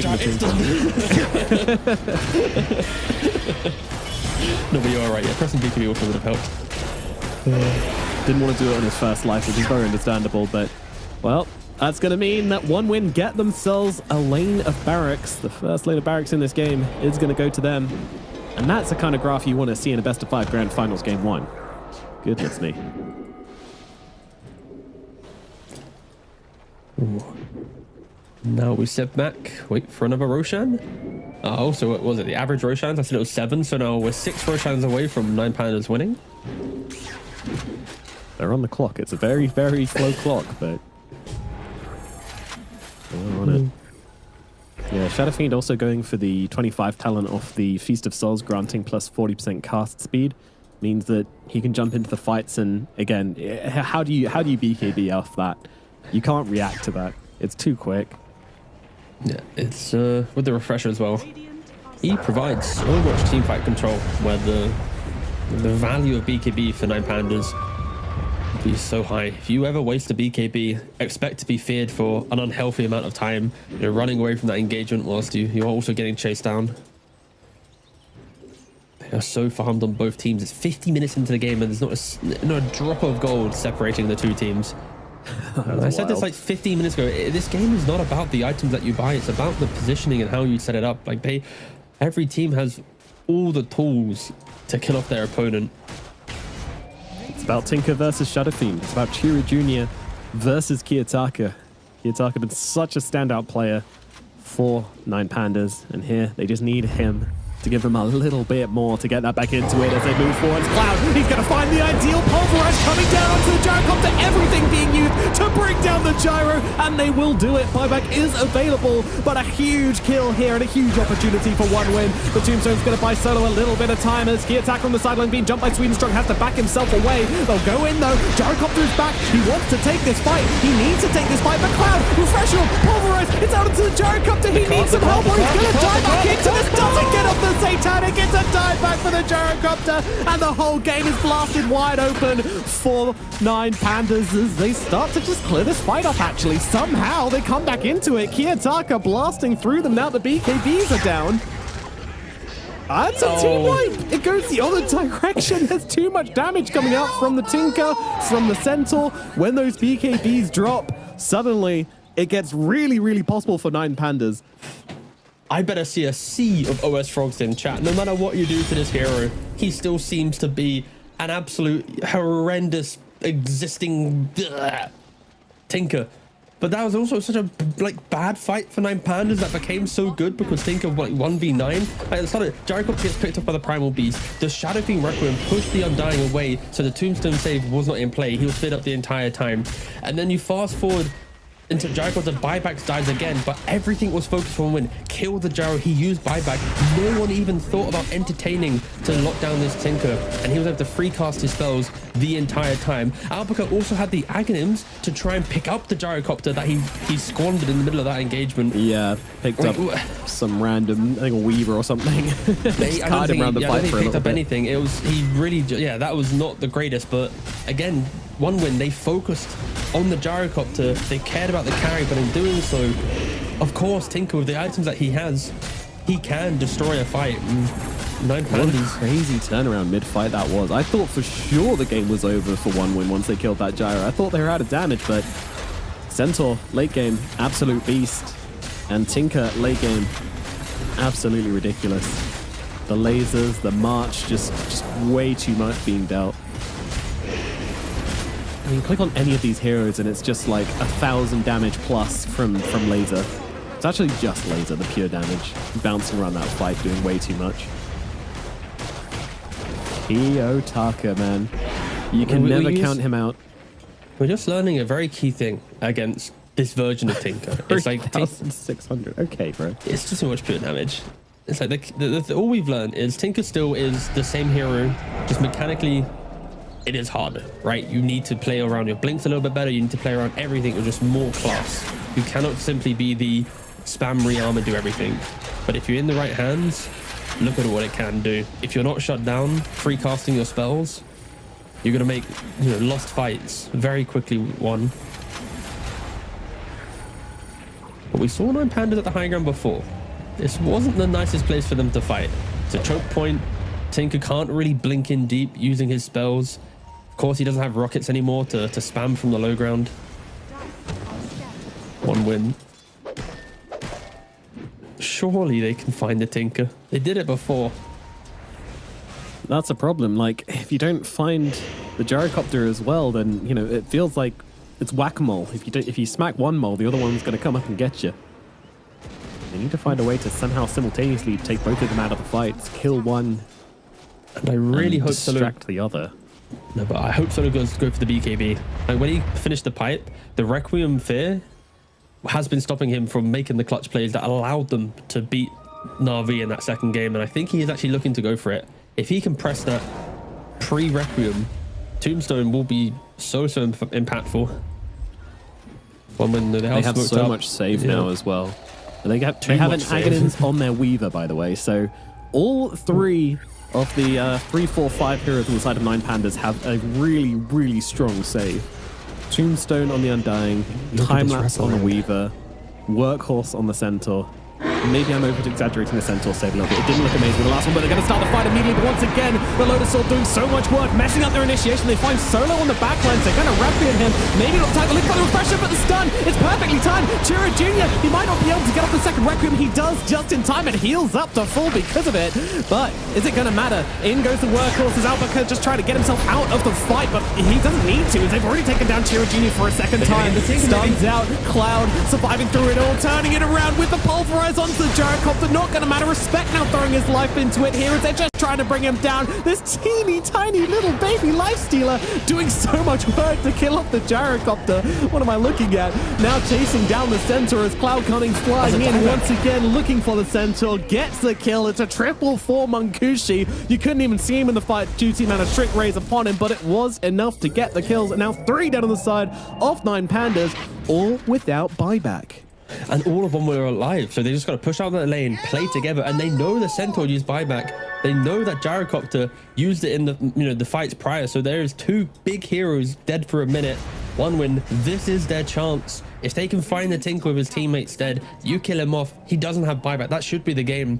But if they can't break down the high ground during this window, of course 9 Pandas will very much want to play out this game a little bit longer. Look at how even without buyback, with all his teammates dead, Kiyotaka's still just in the front lines, blasting away at them, threatening them. He does not. That's what he needs to do. In goes Respect, Blink away, he gets himself out, but they are going to lose the Weaver for this. 1 hero left alive. How broken is Tinker? Not broken enough, I think. Okay, jumping maybe. in, This is the true Imperial test. to himself. The Ancient is exposed. This should be the end. Surely this is it. Kiyotaka doing what he can, trying to do what he can here, but it won't be enough. The Ancient goes down. Everybody held their breath there. We were all a little worried that Tinker was just going to be able to pull out some silly shit, but in the end, 1 win are able to close it out, and game 1 will go their way in the first game in this best of 5 team. Yeah, what a game it was. It took a lot for them to get through it. They had to deal with this, this pesky Tinker the entire time. Maybe because it happened in game 1 in the future drafts, game 2, 3, 4, maybe 5, Tinker's going to be maybe soaking up a ban or 2. But yeah, fair play for Kiyotaka to show us what Tinker can do in the current patch. Was the game just a Kiyotaka show? Yes, it was. If he dies, fight's lost. If he's free casting spells, fight won. I would argue a lot of the big highlights was him blinking into his own death, giving 1 win some life, and maybe that level of volatility for a game is a little bit too much to handle for a grand final, so also Tinker could maybe be shelved. But again, what a great game for the first one. We get to see Tinker, we get to see the masterclass of map movement and vision and respecting the jump, and yeah, it was a really cool game 1. Yeah, it would be interesting to know how the game would have gone if we didn't have those deaths on Tinker in the early mid game, which kind of ruined his tempo. But then again, that's just kind of saying, what if there was 1 win just weren't trying to find him, which they always will be trying to do. So it's a very difficult line to draw there for 9 Pandas to kind of figure out where the blame lies, and not the blame, but how to play this Tinker properly and how to turn it into a win despite this good early start. I don't know. It was wild as we see here the first and one of the most critical Tinker deaths in the game. We're watching a Dota game, but we weren't watching a Dota game. We're watching the Tinker game, right? Like everything just felt about like do they find him? Do they not find him? Do they kill him? Can they even kill him? And you have to respect that. The defense matrix facet really changes the hero. Like, as much as not refreshing items is a bit of a nuisance, the tankiness and the elusiveness, if you could argue, is even more. But fundamentally, props to one win. done onto Yeah. Chira, but because of the attack, the cast speed on Feast of Souls, he's able to get it off and get the Yules off, and then heal with the Aghanims immediately when he comes back, which is absolutely crazy. And look at how tiny the Lifestealer gets in all of this as well. I also think Albuquerque did not use his cart once. Correct, like, well. I mean, it gives you the one-man stampede, so we saw him just using it for movement speed and stuff, but yeah. Like in this fight, it wasn't really going to be doing anything. Jacob was 4 HP, not getting focused. He doesn't really want to grab his Tinker, but yeah, it's very difficult at this stage. Like when we're talking about 55-minute fights, there's refreshers, there's everything. Like Monkushi's, you know, reenacting Requiem, I think, a little bit there, but Grooving. yeah, he's grooving just a bit. And you know, Monkushi finished the game 13-1-10, only 1 death to his name in what was a relatively nail-biting game. It's just a good scene to set for the rest of this grand finals. But my props go to Chira Jr. I think, as much as his Shadowfiend game wasn't the most explosive, I think just him respecting the type of build he had to go, not going for the right click build, the fear, the Aghanims, refresher, like this type of build is really, really cool to see. And I think it is a sign that it can be done in pro games more often rather than just defaulting to haha me always go the same way. But yeah, like I said, the scoreline for Monkushi, the playstyle from him was too important in not being the standout player. Yeah, and with all that going on as well, we never even mentioned the Lifestealer Rapier, by the way, which he picked up at the end, at the very last minute there, just to try and finish off the game. It was literally pushing the Ancient, but I mean, yeah, the game was over by that point anyway. They just needed a little bit of extra damage to bring it home, and that is what they go over. Of course, you know, you buy the Rapier, you get the MVP. It's as simple as that. And Monkushi did have a particularly good game this time around, only dying once on the Lifestealer against all of this damage, against all of this control. He was just a menace and absolutely got on top of the Gyrocopter every fight and caused huge issues for Dark Lord, stopping him from playing this game, which is what you want versus the Gyro. So despite all the saves from 9 Pandas, despite all the cool things they had to work with inside of this fights, it just wasn't enough. One win overwhelmed them in the end. They have the damage. The Refresher Shadowfiend in the late game with that Feast of Souls cast time is so hard to play into. Lifestealer with the ridiculous amount of HP from his facet. I think he had like 1,000 extra health at the end just casually. Even picked up a shield rune at one point. It was just absolutely unkillable. It's just too much to deal with. And yeah, as you said, the late game did end up going in one win's favor. 9 Pandas couldn't answer it, and the Kiyotaka Tinker does face a loss, which is a really nice way to start off this best of 5 for one win, because in best of 5s we tend to have metas breaking out, knowing that the Tinker is potentially off the cards now. Whew, big relief for them, and they can now focus on the rest of the times and games and getting themselves potentially to TI, now just 2 wins away. We're going to throw it over to a break, and then we'll be back with game number 2 in this best of 5 grand finals here at the road to TI. The official headset of PGL tournaments. Now, with a wireless version. Experience unparalleled speed and reliability with the latest wireless technology, advanced hybrid ANC, and built-in EQ for your favorite game. Designed with elegance and durability, and extreme noise-canceling microphone. Always stay one step ahead with Aspire Wireless.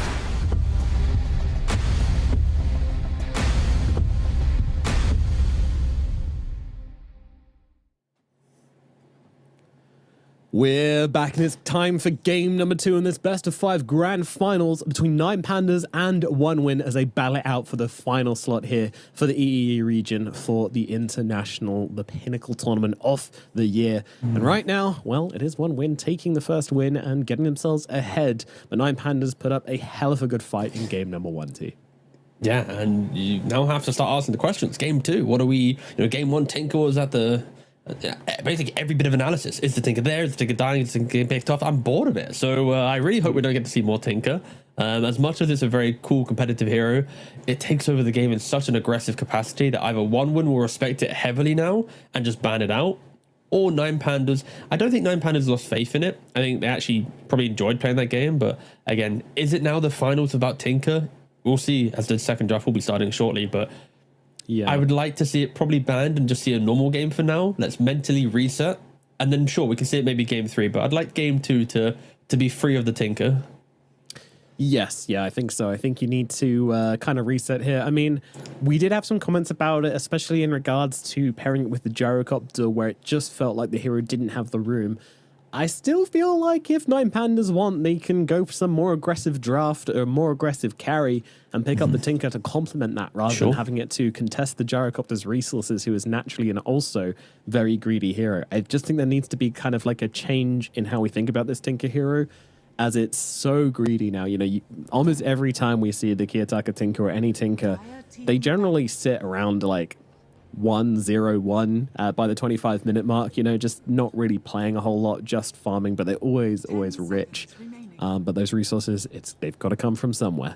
So we'll see what happens. Right now, we already have 1 respect ban coming out for 9 Pandas. They will get rid of the Shadow Fiend. 1win, they need to decide whether to get rid of the Beastmaster here, and they actually ban out the Tinker themselves.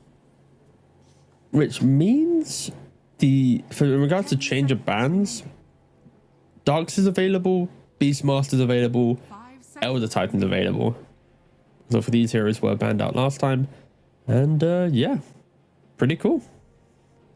Actually, Elder Titan was the second phase ban, my apologies. Yeah. The pick order also is different, so the bans technically don't have as much value, but still, at least what we're seeing here is the respect towards Witch Doctor, being whoever is not first pick, you ban it. But yeah, Tinker actually going to first phase, and that was our kind of conclusion to game 1. It was so noisy throughout the game that if you're a team with all your practice, like that's why Tinker is actually so obnoxious as a concept. When you play your scrims, when you play even like in your pubs at all levels of Dota, how often do you actually play into Tinker? What, 1 in 20 games, 1 in 40?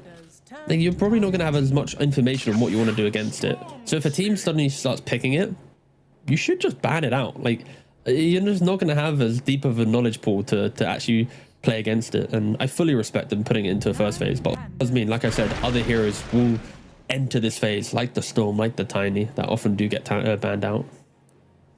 Yeah, and someone, send Beastmaster a text, make sure he's okay, because his bestie just ditched him. 9 Pandas typically really, really enjoying this Beastmaster hero, but they ban him out and take the Storm Spirit instead. The traitors turning their backs on their best friend of long. But yeah, Storm, strong hero, very, very strong. Galvanized is great. His ability to throw remnants at you is great. His lane improve has improved a lot, so I like this as a first pick, and it's been banned out a lot this tournament. Certain teams are just very, very good on it. My question is, do we potentially see a Kotl here? Because I really, really enjoyed seeing Storm Kotl. Who ran that? Was that? That was yesterday, and it was it was, who was it? We cast it. Wasn't that 9 Pandas? Yeah, it was 9 Pandas game 1. I went on a real random circle there, but I fully agree. I think Kotl 1000% should be considered right now, just in case you didn't watch that game, because clearly Nob and I also kind of low-key forgot about it, was the recall facet for a position 4 Keeper Light. When you teleport, you have 2 options. If you alt cast a teleport, you go to your ally, and then you automatically use Chakra. And then you can actually use your Chakra as well, so you can double mana. But also, if you cast it normally without alt cast, you bring that hero to you. So it used to be quite a nuisance, because if you want to amp up a Storm Spirit, you'd have to either TP him to you, so you have to be in the right position. You're always thinking about, am I griefing my core by dragging him to me? I want to help him out. Now it's flipped its entirety of the concept on its head. as you don't have to think about positioning. You just freely just run around, go to him, help him out.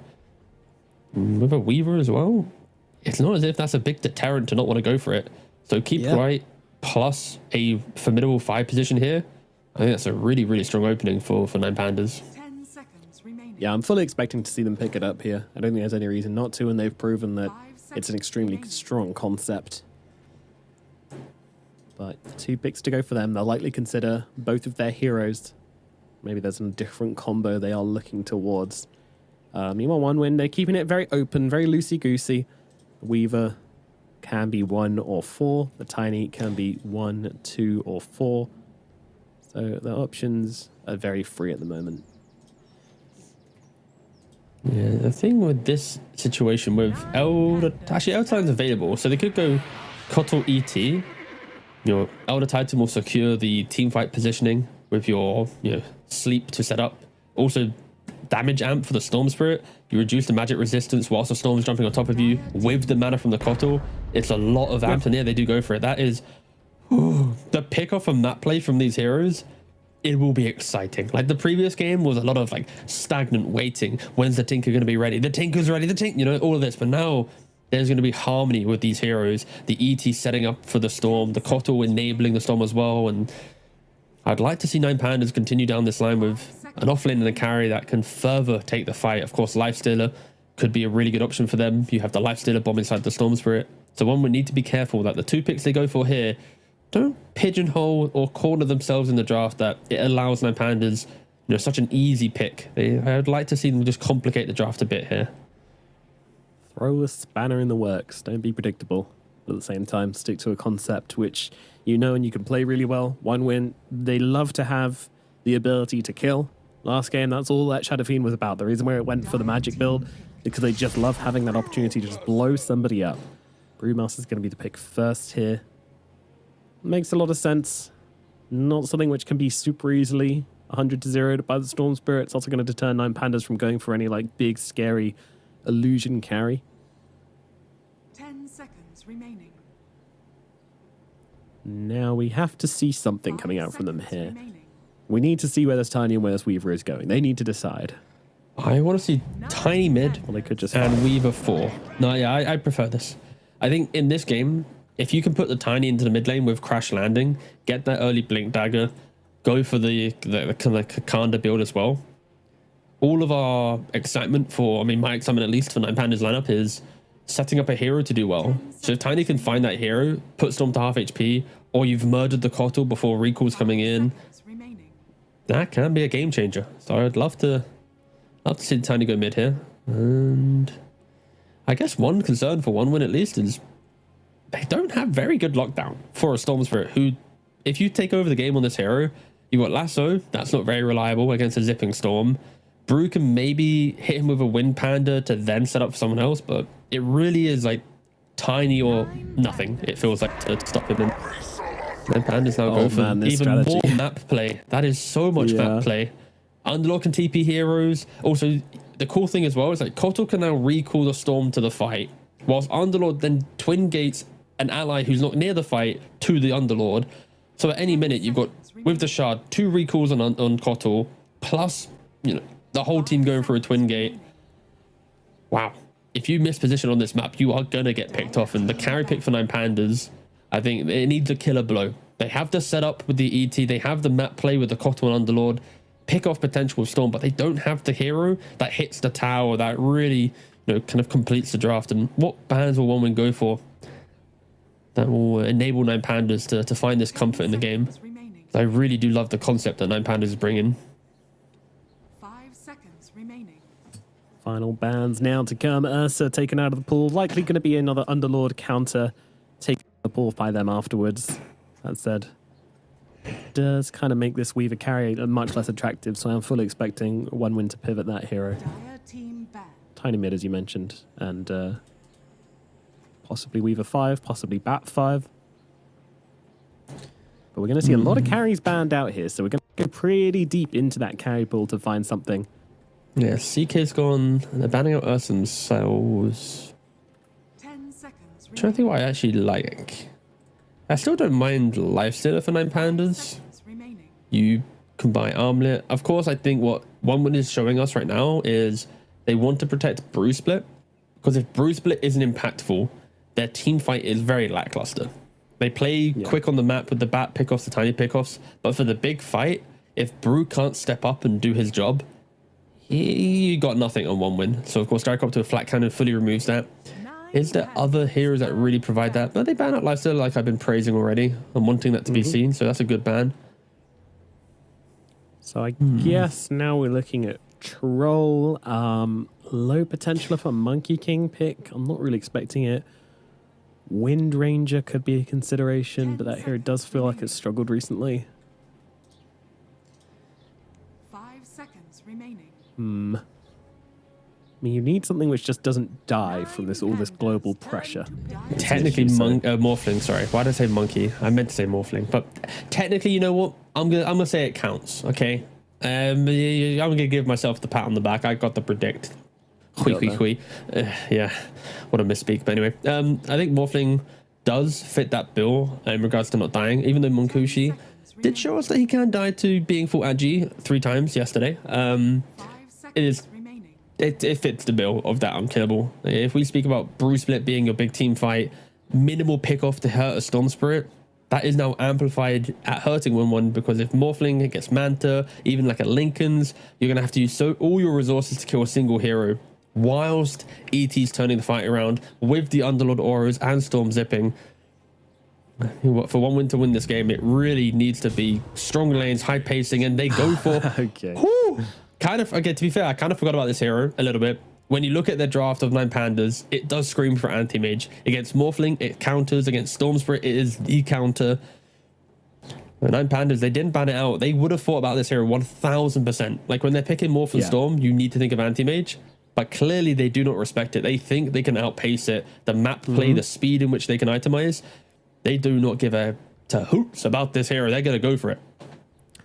Yeah, it's going to be a very interesting game when it comes down to the map as well. Like, as we've mentioned, there's global potential coming out from 9 pandas, but what OneWin have in absolute spades is the ability to clear waves from any point. This Bat Rider, if they do fall behind or if they feel pressured from 9 pandas, even if the game's even, they're still going to feel pressure from 9 pandas due to their global catch potential. So you want heroes which can get out on map, cut waves, play deep and not get punished super easily for it.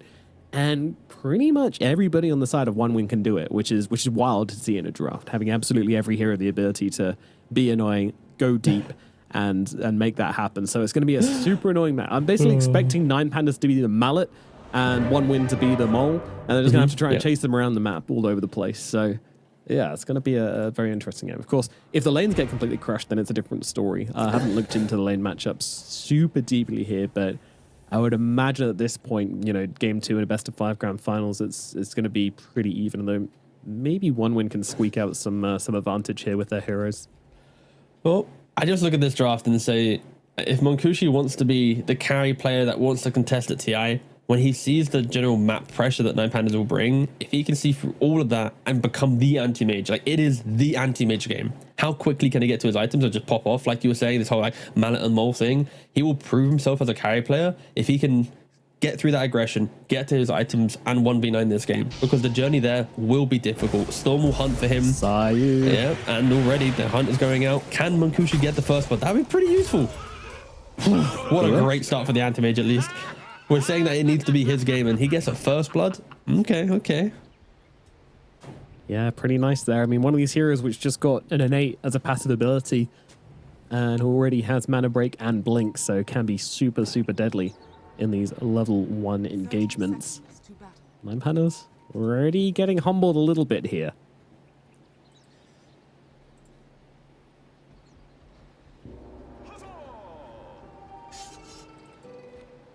Will this just be the outstanding anti-mage game? Will we see Monkushi? I mean, last game it was a Kiyotaka show. Didn't quite close the deal on his Tinker. Now it's going to be the Monkushi show. Of course, it could be anybody's games. Anybody has the potential to pop off.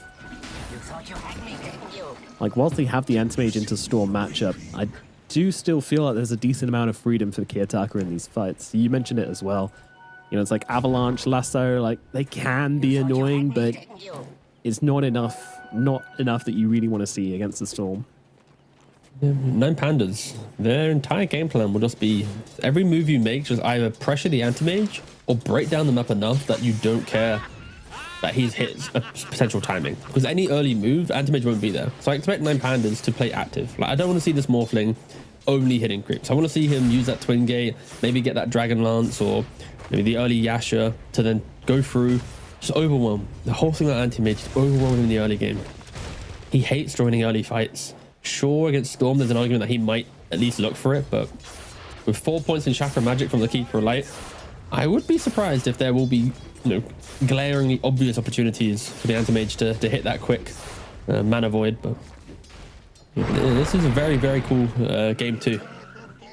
It's just a perfect test for Monkushi as a carry player.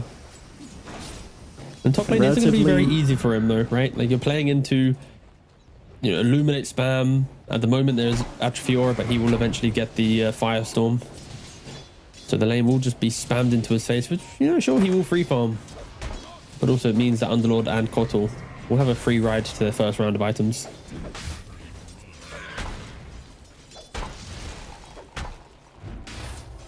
Which is nice as an Underlord, to be fair. This hero is make or break in the laning phase. Some games he just gets absolutely bullied and dies really early on, maybe at level 2, to a Batrider and an anti-mage, which is exactly what's going to happen here. They will bring him down. As Kiyotaka in the middle lane, having to run away from the tiny. He needs a couple more clicks just as the bottle comes through from Kiyotaka. This is going to be able to live through that, but very, very close to getting a solo kill in the middle lane for Tira Jr. Yeah, I just realized Underlord doesn't have stick. He started the lane against Batrider without a stick, and in that position, if he has it in play to throw out another Firestorm, to buy time for another Illuminate, it's maybe straight a slight, to jail. Yeah, slight itemization blunder there from Albuquerque to enable him to truly play out this lane, well. But yeah, I think you literally said last game. Yeah, both these guys have sticks. Playing against a Batrider, if you don't have one, it's illegal. So, unfortunately, Officer T covers on the case. His solo is going to get brought down by Sweden. Strong and Cloud down on the bottom side. Dark Lord looking in trouble as well. He's running out of strength here. Only has a little bit left to work with. Sweden Strong continuing to chase. Geminate's going to be available for the next hit, but can't quite close the gap. Doesn't want to dive on that one. So the Morphling will survive for the time being.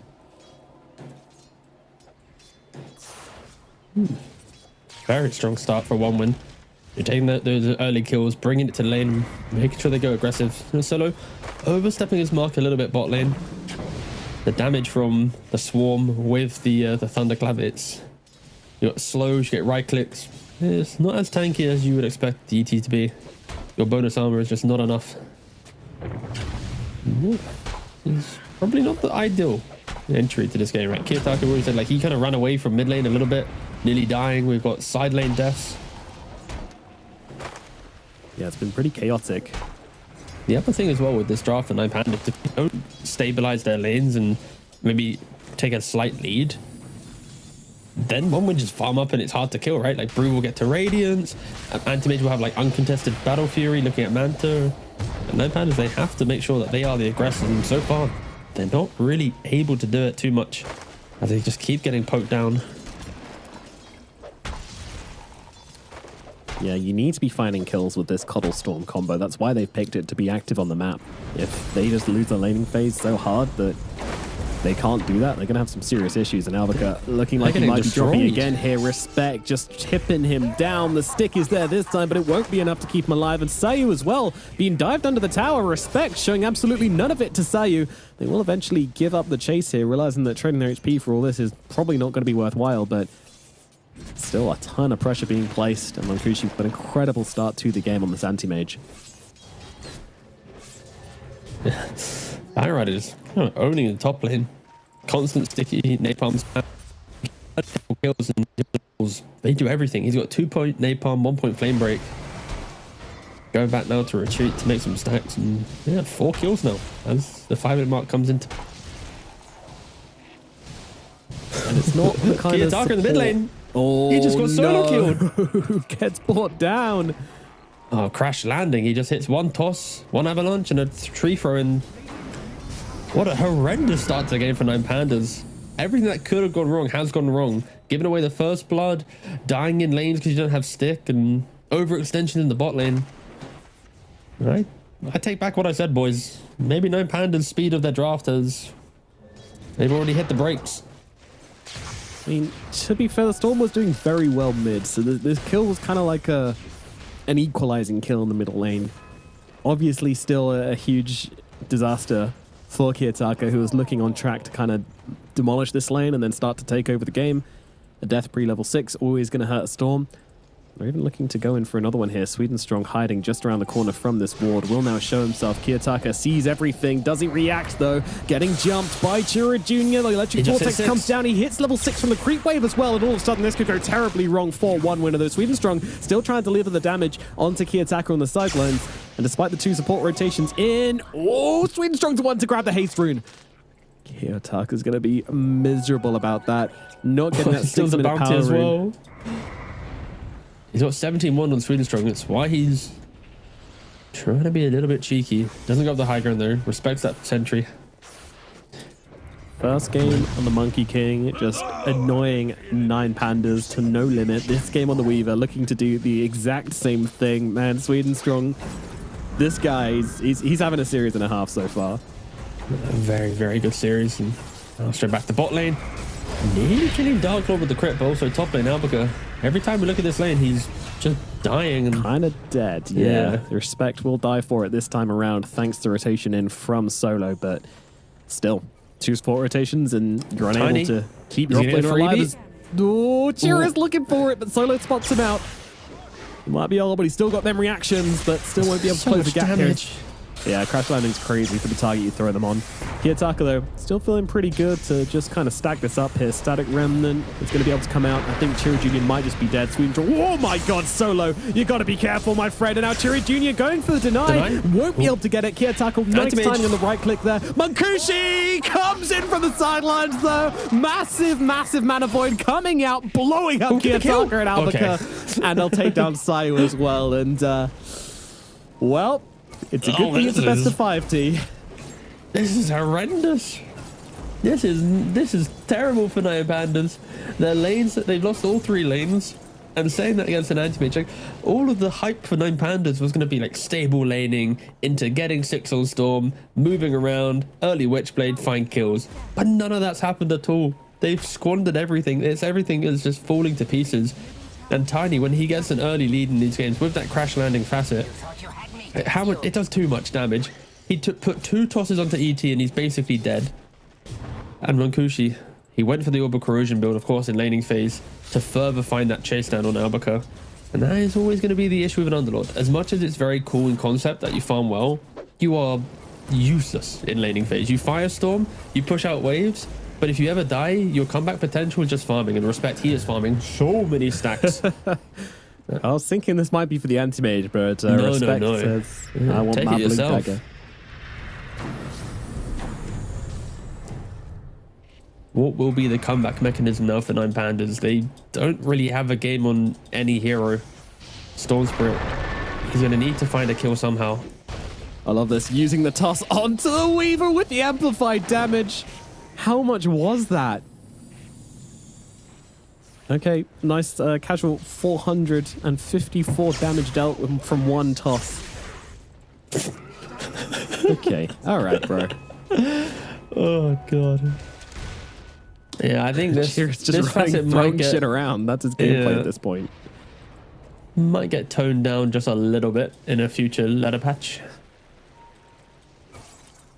6,000 gold lead at 9 minutes. What the? I don't think many people anticipated like this level. Sure, with like Brew Weaver lanes and Batrider lanes, and like there's chance to outplay, but to outplay this hard is extremely impressive as they now bring 4 heroes to the bot lane to Dark Lord. Yep, they want to bring down the Dark Lord, and they're not going to have to get through any Hellcruxes to do that. The Morphling is dead on the bottom side. Cloud claims the kill. Nobody is allowed to have a game in this game too. 1 win. They want to stamp their tickets with blood. And they are doing it near flawlessly. Just playing the limits of their heroes, understanding what fights they can take, how to be aggressive, and I cannot emphasize how underwhelming 9 Pandas lineup is if you don't farm well and set the pace of the game, what pickoff do you have? Morph needs to farm. Underlord doesn't play for pickoffs. Kotal ET want to amp up the damage of your cores, and if your cores don't have a game, there is no game to play, and that is exactly what Nine Pandas are struggling with. They're 4 heroes farming like an ancient camp at 10 minutes. This is no. I did not expect it to be this like one-sided, but yeah, again, 1 win. Like Batrider's soon got a blink dagger. They're smoking up us too. They're trying to find something, but wow. Yeah, Batrider, 11-minute blink dagger now. Tiny as well with the blink dagger. Who's gonna die to this though? Double blink reveal. I've seen mids get slower blink dagger. I mean, in fact, mids quite often get slower blink daggers than this on Batrider. This is so insane for 1 win. Battle Fury's only 400 gold away. I think the whole concept of like the farming into mid game, that's not even a thing for 1 win anymore. They're already deep into it. Nine Pandas are still, they're at like the 2-minute mark, it feels like, of this game. They're just walking to lanes and they got nothing. Dire Ward sees so much here. They can get whoever they want. They're going to go for the big target as well. They want to try and bring down them both, actually greeting out right now. 1 win, going for Sayu and going for Albica at the same time. But Storm jumping in on this. He's got to be careful because Monkushi's nearby with a Mana Void available, but they're going to get the return kill onto Respect. Albica will fall though, and Storm, he needs to keep his distance. He can't be anywhere near Monkushi right now. Dark Lord's come to this, and I'm not sure this is a fight you want, but he's going to be able to get himself away pretty easily. And that will be that. Look how active 1 win are being. Like this anti-mage, he doesn't have Battle Fury, but he's still joining so many fights. And I think Nine Pandas were lucky to not to lose more there, especially with how many heroes came to try and find the pick off. They're jumping onto Sweden Strong. They have the dust and will be a dead Weaver, a streak as well. Yeah, there are 2 streaks in be play. Happy about that one. Anti-mage and Weaver both have streaks. Weaver just lost his. Maybe that could be an opportunity for Nine Pandas. If you smoke up, get a kill on these heroes that have a little bit more economy available when you get the kill. Yeah, they kind of need to go to Kiyotaka or maybe Dark Lord, but I feel like you want those kills on Kiyotaka, get him those streaks, and he might have a game. And with this Kotal, I realized earlier I kind of misspoke when I said Switchblade. I kind of meant Orchid for Storm. In this game against Anti-Mage, if you get Orchid pre-Manta, you kill him 2-3 times, it hurts everything, and he is relatively close on Storm Spirit. The issue is how bad the start of the game is. That window to utilize this Orchid, you're going to have, rather than maybe 5 to 6 minutes, you're going to have only a couple to get this kill. And of course, Sayu holding Kiyotaka's hand in the jungle, trying to get him there as quick as possible. A cornucopia away from Nine Pandas, maybe entering this game with a little bit of aggression that on their terms, but again, will be very, very difficult. 1 win are not afraid to push out waves, so those creeps will be barreling into your towers whilst you're smoking. It's going to be pretty hard to actually go find that anti-mage. Yeah, we did talk about how 1 win, you know, if they were in an equal or behind game, their ability to cut waves and shove waves in would be really, really useful. And when you're this far ahead, the logic still applies. It's just always a good thing to have on your team. It's going to put even more pressure onto Nine Pandas, force them into their side of the map, and make it really hard for the Storm to utilize this Orchid, even if he does get it soon, which it looks like he's going to. But at the same time, Anti-Mage, Monkushi picked up the Battle Fury, so Monkushi's ready to farm up. Radiant's middle tower is under attack. A lot of damage given from Adam as well, as they see Solo. They're going to go in for the Elder Titan. The toss back on to the Brewmaster, and a couple of clubs from Brewmaster's stick will take down Solo. A small kill, but a deep kill, which is also going to result in a tower for them. Another great move from 1 win as the lasso comes out onto Sayu. Junior's here as well. The right click comes through. Respect grabs him. The blink, dagger, and lasso finding the extra kill. Exactly what you want to be seeing from this Batrider pick. You just don't get to play Dota in this game. Kiyotaka just gets the Orchid. Will he rally his team to play behind him? Can they find the anti-mage? If he doesn't get a kill with his Orchid, the rest of this game will be even more despair. Your Underlord cannot help you out. The Kotal can't amp up anyone, and they are smoters too right now. They really want to find a big kill. Of course, anti-mage will be the gold star of the pickoff, but at the moment they seem to be walking potentially towards the Brewmaster, but he also is running away. And oh, what a misplay. Sayu TP'd onto the smoke Storm Spirit, then getting revealed by the catapult, and just things are not working out for Nine Pandas. Yeah, that's just unfortunately an unforced error. Yeah, Admittedly, they can feel the desperation. They know that no team ever sees a 12 kill deficit and goes, this game's okay against Anti-Mage. No. They know this is an absolute disaster. things are coming out onto Dark Lord right now. 4 heroes are coming in on him, but he reads it well. Waveform away. Kiyotaka does get seen. Nice zip immediately orchiding up the Tiny. Those reactions were insane from Kiyotaka. He's trying to turn this one around. The toss back from Dark Lord. Chira also toss back Sayu. What the hell's going on? The hero's being juggled, but it's Chira Jr. that goes down. Huge kill for 9 Pandas. Can they turn it into any more respect? The next target, Waveform in. Big zip from the Storm Spirit. They take down respect as well. 9 Pandas utilizing the global presence, getting at least one turnaround, and that was the Orchid reveal for them as well. Just nice movement from the cores there. Dark Lord with a disengage, and then Storm Spirit as well, not getting hit by the avalanche from Tiny, using the Orchid as well as he zipped away. So 9 Pandas, even under the threat of how much momentum One Win had, they had the discipline to ensure that that didn't just become another One Win pickoff, and that's the start of at least a little bit of life for them. It isn't in no way, shape or form them back in the game, but they survived to farm another camp, to hope to create another opportunity like that. The net worth.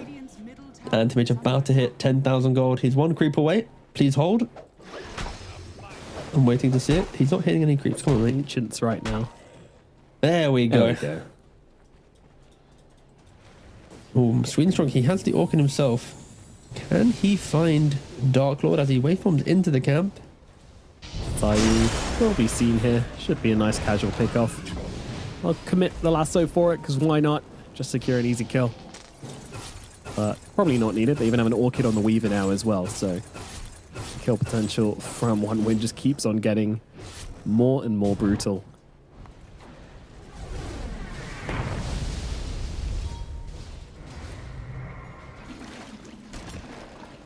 Dire's bottom tower is under attack. It's going to be a tough comeback. 9 Pandas have done all they can to not get too far behind in this game. No sense of a comeback right yet now, but at least stopping things from crumbling around them. I think One Win showed a little bit of mercy with their aggression. Like, knowing Anti-Mage was close to his Manta, doesn't really want to give that opportunity for the Storm Spirit Orchid to punish him. So that naturally puts One Win in a bit more of a farming state of the game. And of course, 9 Pandas, any moment they're allowed to hit creeps, they're going to relish in the opportunity. Hasn't really netted them anything too crazy. I'd argue Dark Lord about to get a Lincoln's about 400 gold away. That is the biggest item pickup that 9 Pandas have been able to farm up during the absence of Anti-Mage on the map. But is it enough? It stops the lasso. Maybe a Mana Void if you can use it at a clutch timing to save the Storm Spirit, but... Chira Jr. tries to jump in, but once again, Kiyotaka zips past him, but he's going to get lassoed up now. One Win. Do they have the damage to kill him off inside this Orchid timing? I believe they do. Weaver there with the Orchid to turn this one around, but Chira Jr. has gone very low during this, as even the Necronomicon units come in to help out as well from that portal, but Chira Jr. being chased now by Dark Lord, but Dark Lord gets jumped upon by the Anti-Mage, needs to get himself away, surrounded by Brewling, surrounded by AM, but he does get the kill onto Chira Jr., tries to go for the TP, not going to happen though. Monkushi gets upon him with a Mana Void and takes him down with the right clicks. Dark Lord is dead. Monkushi claims the kill and continues his dominance in this game. They need the BKB on the Storm Spirit. Like, that type of pickoff, if he has the BKB, brushes off the Orchid, then it's an entirely different fight, but still a recipe away from that, and One Win continue on that path to winning out game 2, looking for a game 3, potentially a game away from qualifying for TI. I might be getting a little bit carried away, but again, I look at this draft, I was expecting it to be a mid to late game comeback style team, but they have just broke open this game with ease, and they just shrug off anything so easily. Battle Fury complete on Monkushi, of course. He's Looking at And Skadi, Manta. looking at Aghanims, yeah. I keep saying Battle Fury. I meant Manta. Yeah, my brain's wired for some reason to say Battle Fury. It just, you know how some heroes have like item combinations that are just so key, like Storm Spirit and respawning. It's not really an item though, but Nice try. I tried. I respect any attempt at a segue. Thanks. Sayu gonna get a Weaver thrown on his head. That deals half his health. The right clicks to follow up as well. And it's a dead Sayu. He's just trying to play the game with his Storm. Well, this is, yeah, very good showing from OneWin. I think OneWin had quite a turbulent, again, I said this during the pre-show, like their journey to the grand finals wasn't that we are the best team in Eastern Europe outside of course like Spirit and BB, but the way that they're picking off the map, the way that they're playing, looking to be deserving TI invites. But again, we still haven't won it yet, but very They promising. don't want to go to TI with people being like, oh yeah, this team kind of squeaked it through the qualifiers, maybe fluked it through. They'll be an easy win. You don't want to have that level of confidence. And on the flip side, imagine 9 Pandas, they lose this game to a crazy good performance from OneWin. They win 3 games in a row to make the Reverse comeback. sweep. Then the narrative in itself is something beautiful. Good key attacker's camera as well. There's a few He's- pros which adopt he's held this that game in position. pose. It's The entire time, by the way, like that is Yeah. his game 1 and game 2 position. knees up.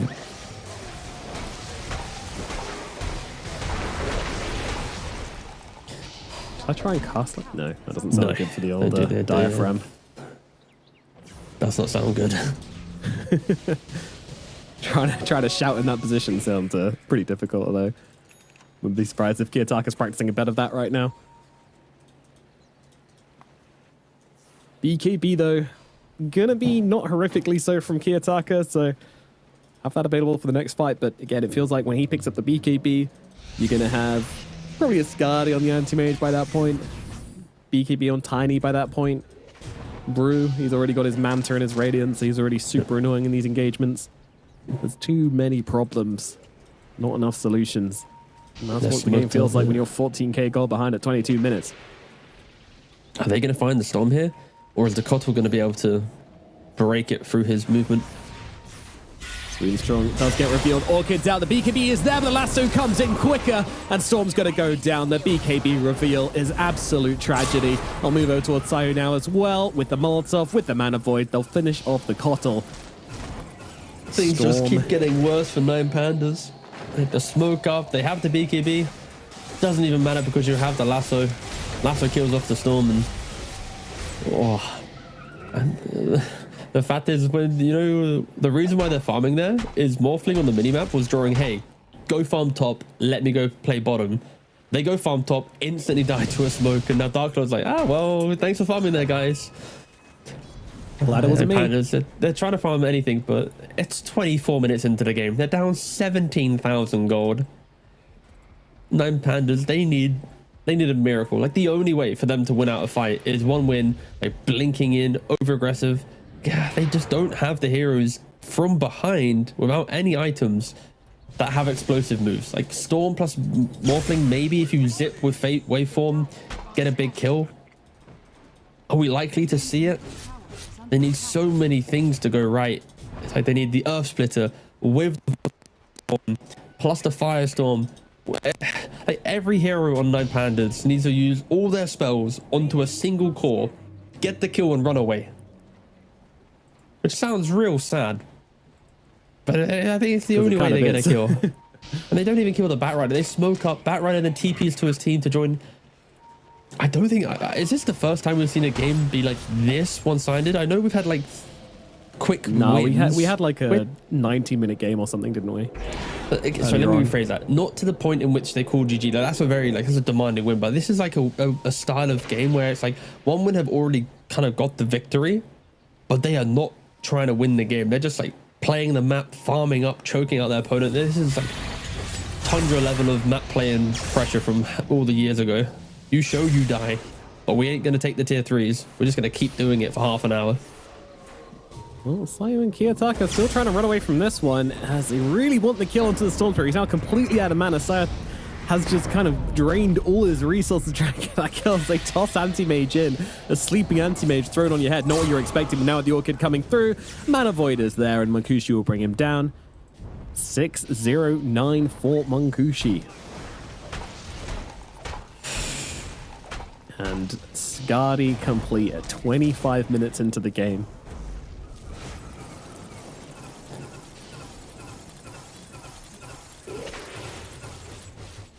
When you pick Anti-Mage in a pub, and this is kind of what you want your character to do every single game, right? You want him to be active, buy the Battle Fury, the Manta, get a Skadi. It's 25 minutes into the game. You already know he's going to do it for you. We did say at the start, like, this is the Munkushi game to showcase what he can do with a carry. Of course, his team stepped up incredibly well. I think as much as Munkushi might look like the standout player just because of what his hero will do at this stage, I think Chiro Jr., Sweden Strong, even Respect on the Batrider, they have had such stellar games. This was not the Anti-Mage show, this was the team doing it. Everybody won their lanes. The fact Yeah. that bottom lane went so well was the reason why they were able to rotate the Weaver around through to mid, through to top, and help him win the game. Top lane was really in control the whole time. Mid, Chiro Jr. kind of had a rough start and then almost got a kill onto Storm and then actually got a kill onto Storm, which, again, put them in a great position. Storm has been the focal point for 9 Pandas and for one win as well. They've been constantly trying to kill off Kiyotaka and have been pretty damn successful about it as well. 3 and 5 will Storm through 5 deaths. Okay, we have a big item pickup though. Hold up, we're seeing a little bit of fight from Storm, but we'll disengage. A little bit weird here is they have committed the Fiend's Gate for it, but Swedenstorm, of course, has the time lapse, and now the immediate jump with the lasso onto the BKB Storm Spirit, but he's going to be able to get himself away. He breaks through from the lasso, and with the help of the Earth, they're going to feel reasonably confident here as they turn around. They're going to throw everything they've got onto the Tiny, try and bring down Chiro Jr. They will just about have the damage to do so. Darklord gets that kill, but they've traded Sayu for it. Munkushi still free in this fight to go on who he wants, and with this Scud, he starts pecking away at the Morphling, but Morphling's able to kill off Respect. He's still able to dodge out the AM, using this tiny form, just constantly toss him away, avalanche him up, but his time might be up. But the Storm, he's coming back. He's back from the fountain, full mana, looking to jump in, blow up Sweden Strong, and able to do exactly that. Darklord with the triple kill here, going for the TP out as well, and he's gonna make it out of here. Morphling, from this terrible position, finds himself a dream fight scenario to fight back into this game. Now, let's not get crazy here. It's still an Aegis, it's still an 18k gold advantage, but man, that was a good fight. Yeah, utilizing support buybacks and Kiyotaka. He wants to try and get the Brewmaster. Does the Illuminate hit? It does at the very last second. One more drop No of help damage. coming through. Oh, The primal split. Oh, yeah. and now Kiyotaka. He's in too deep. That's a gem. You No cannot mana. lose the gem when you're this far behind. BKB It's such a as valuable well. resource. Yeah. Oh. But going back to the fight, 9 Pandas. Okay, sorry, guys. Was right. But Darklord, he picked up the butterfly moments before that fight started, which gave him so much life in that engagement. 20k down, 18k down. He was at least able to pick and choose who was going on. It's a little sign of life of what could have been the game for 9 Pandas if the game was more even, if they were able to progress the map on their terms. That could have been some insane moments to lean on, but when you're that far behind, sure, it gets you 1 kill, but it's not going to help you in the fight. It's not going to help you really dig deep into this net worth. Like, to be 20k down at like near half an hour is so rare. And how much farm people can find to be shot down this much, it just still feels like the loss is inevitable for 9 Pandas. They cannot kill the Anti-Mage. They barely can try and even pressure the Brute. The Tiny also didn't have mana, by the way, in that fight. Like, his wand was on cooldown. He didn't have BKB. Like, if he could BKB, the fight also probably would have been way harder for 9 Pandas. So they're pretty lucky that some key things went their way just to even get a kill or two. It was all they could have hoped for 9 Pandas. The overextension afterwards was unfortunate, losing the gem as well. Could have been a way back in, but alas. But yeah, still a long way to go for 9 Pandas. Still probably not looking great for them. Probably still a sub I will go 95% crazy. win chance. If 9 Pandas win this game, they'll break Reddit. That's how I think one-sided it is right now. I'm pretty sure the win probability also is like 99%. Okay, it's 98%, but basically the same thing.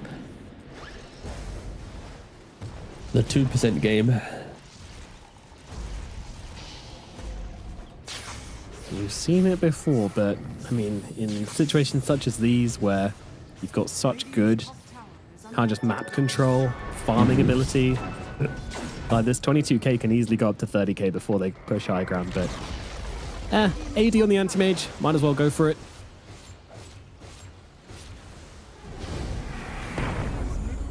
Sleep is annoying, but they're gonna jump on 6 a.m. We're just trying to slow things down here, buy time for the glyph to come out. Creeps are coming. Burn down the amplified damage time, but it's going to come back. Now Kiyotaka jumping in again. This time will be forced to pop the BKB. Really wants to finish off Respect here. Respect, though, still going to get off the lasso. Kiyotaka going deep for the kill here. Wants to finish the job and will do so. Doesn't respect. Respect goes in deep for it through the entire 5-man of 1 win. With a 22k gold advantage, he's still able to come out with the goods.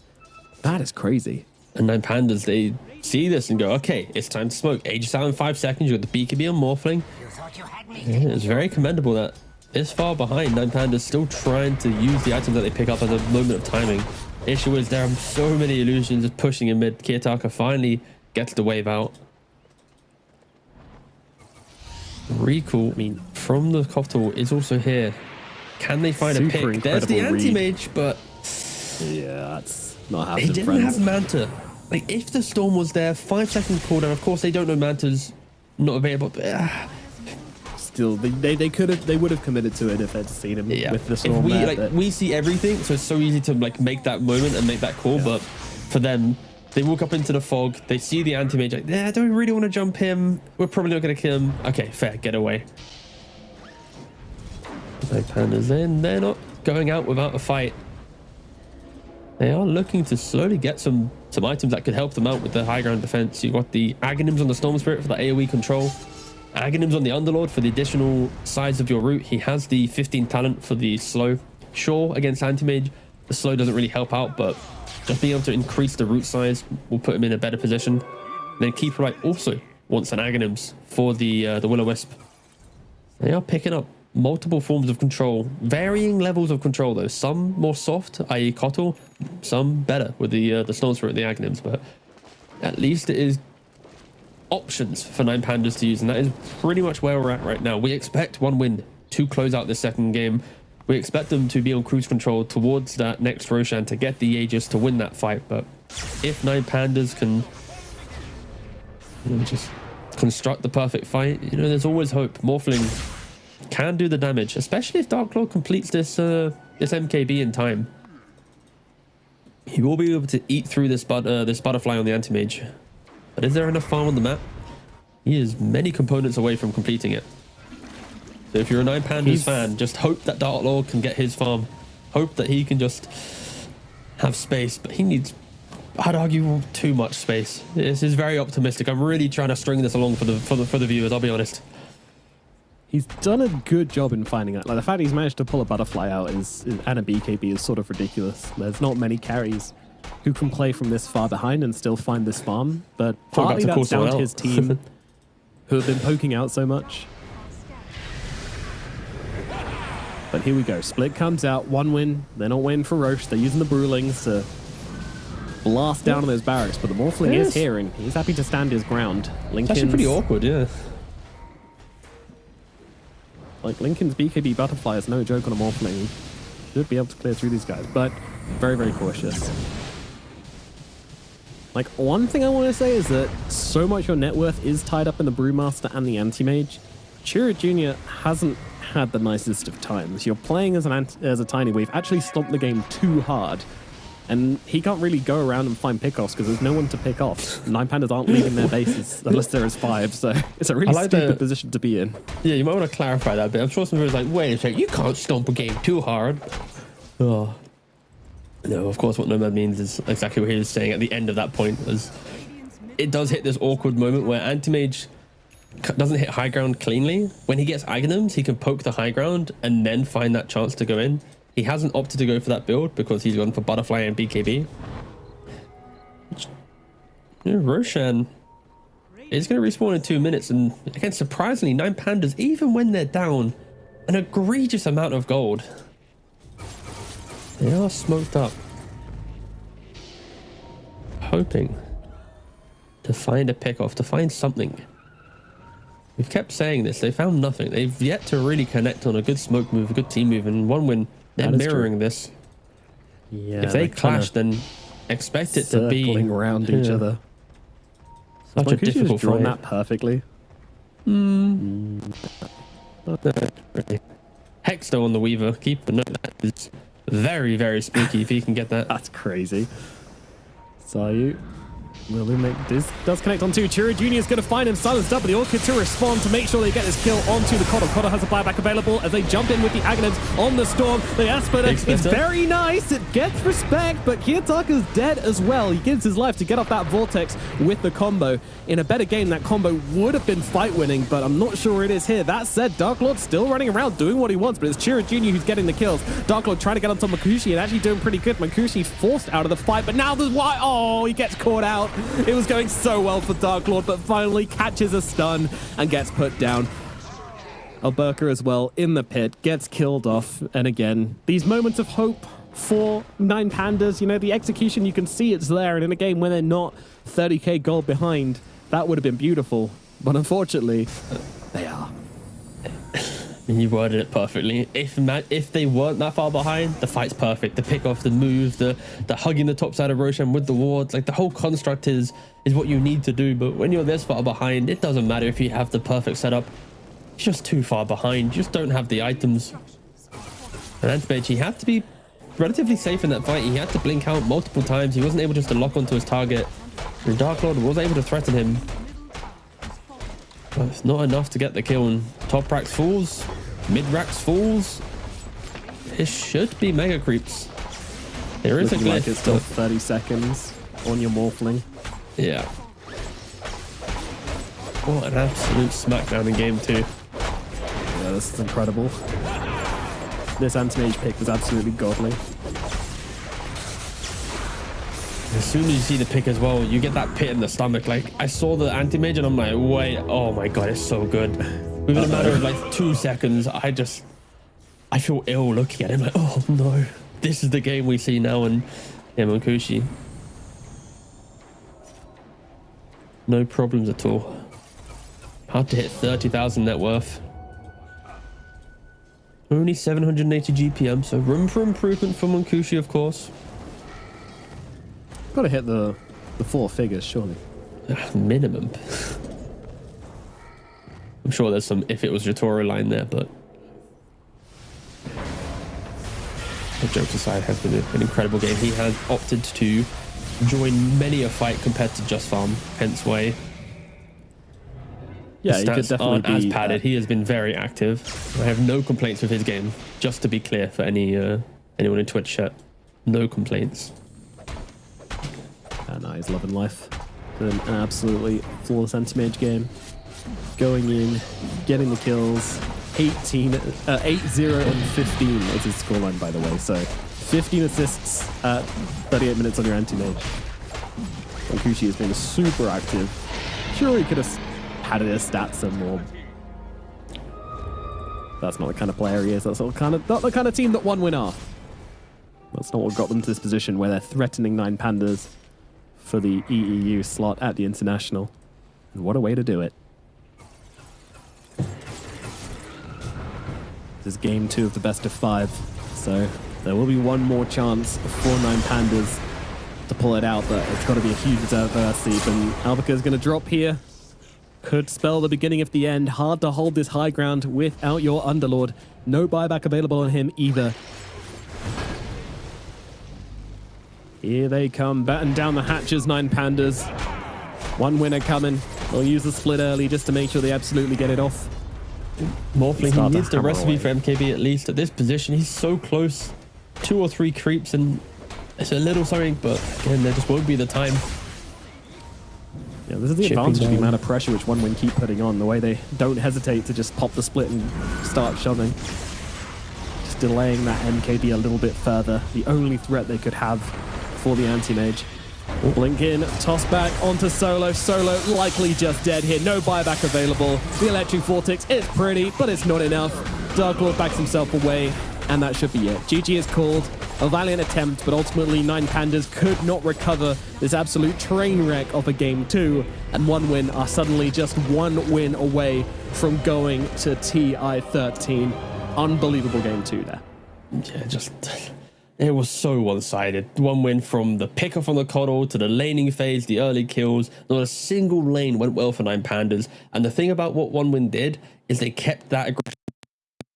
Sit back and farm. He had that corrosion. He was blinking around using twin gates, just bringing the fight to his opponent. So when Nine Pandas, they looked to each other like, okay, guys, who's got any game? Can we do anything? Underlord's like, no, I'm just an Underlord. I'm not doing anything. You got to have a game. Morphling, of course, you don't really do anything, right? You just farm up until, what, 20 minutes? And then Storm, he was shut down. His Orchid was so late because of the natural movement from 1win. So Tiny, incredible game from him. Anti-Mage, constant aggression. Love to see it. Didn't just sit back and farm.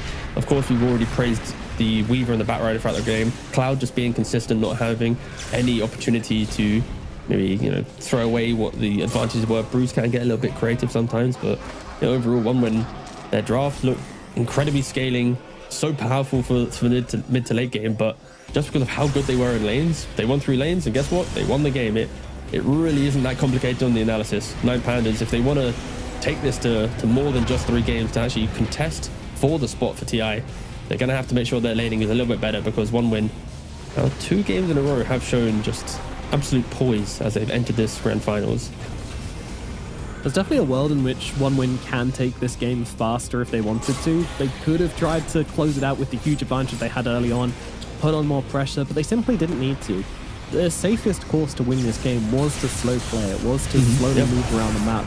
Sure, your Tiny might be a little bit disappointed that he's not able to get loads of kills. He can't farm the map as efficiently as, say, a Brewmaster or an Anti-Mage, but literally who cares? These guys are getting so much farm. Your Anti-Mage is going to carry you. You're not going to have the answers on the side of Nine Pandas, and they finished the game, as far as I'm concerned, the perfect time. Right before Dark Lord hits that MKB, right before he's able to actually be a threat to the major heroes on the side of 1win, and that's really what it comes down to in the end. Yeah, can't really compliment 1win enough on this win here. This was so sick from them. An amazing game 2, which is going to put them in a really, really good spot, both literally and mentally, for game number 3.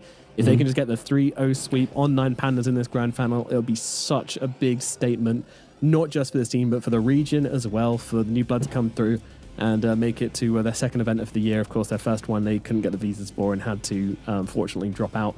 But hopefully the same thing won't happen at TI. Hopefully it's just 3-0 and they'll make it to the event. And what a way to do it. I mean, what do we do here for the MVP? I feel like, I'm just going to let fate decide. Let's just sit back. We'll see what happens. Of course, to give context, there is still another game, like we're saying. Nine Pandas, the experience they have, they can do it. They can bring it back, but again, let's just sit here and relish in how well 1win did once more. We are going to see the standout player. That was Monkushi. Yes, he was the anti-mage, the last pick in the draft, the insane pick, but it is the heroes around him that brought this game to be so simple for him. The early game efficiency for Batrider to get the 12-minute blink, the solo kill from the Tiny on the left-hand side to be able to punish Kiyotaka to prevent the Orchid timing. The laning phase dominance between the Weaver and the Brewmaster to make Morphling feel like he could never just get to that item at any time quicker. So as much as Monkushi is a standout player, this is the game where every single person on 1win played so well to be aggressive to win their lane that, of course, you expect Anti-Mage to 1v9 if his team can do all of this. So it makes a clear statement that Monkushi is in the correct games, he can be very disciplined to not throw away a game that his team has set up for him. Because, we've seen some Morphlings, we've seen some slightly more volatile games from him, but this was the game that he did play flawless. His team played flawless, and I think that does now kind of circle back to the whole point. Nine Pandas, with the experience of Solo, he's going to have to do a lot of work now for his team. Like, they are one game away from being eliminated, from not qualifying for TI. As much as we're praising 1win, I expect Nine Pandas not to just go out in the same fashion in game 3. Like, they're not going to replicate game 2 again and just get destroyed. I would like to think with the experience they have during this break, they're going to work on a lot of things. They're going to find a new recipe. They tried to tinker in game 1. It didn't work. They got their Storm in game 2, got absolutely destroyed. They're leaning on Kiyotaka's specialties a lot in this grand finals. They're not working out. So maybe shifting away from that slightly could be a good start. But again, game 3, a lot of pressure. If they lose, they are out, and 1-1 will qualify. I think it's very important to look at the lanes here as well. These supports in this game, you did kind of sacrifice the off lane to get this Kotl into your draft to enable the Storm Spirit. That led to a really, really tough laning phase. And then on top of that, they go for the Elder Titan. And sure, the map presence, the fighting, the team fights are going to feel great with those two heroes, but you have to get there first. And they weren't able to do so. Completely bullied by the Weaver, completely bullied by the Batrider, especially. I mean, Respect just completely destroying the laning phase and putting 1win in an incredible position to take the second game. So we're going to jump to a break, after which we will be finding out if 1win are able to pull it off and get a clean 3-0 victory here in these best of 5 grand finals to make it to TI13. Stick with us, and we'll see you in a bit. The official headset of PGL tournaments. Now, with a wireless version. Experience unparalleled speed and reliability with the latest wireless technology, advanced hybrid ANC, and built-in EQ for your favorite game. Designed with elegance and durability, and extreme noise-canceling microphone. Always stay one step ahead with Aspire Wireless.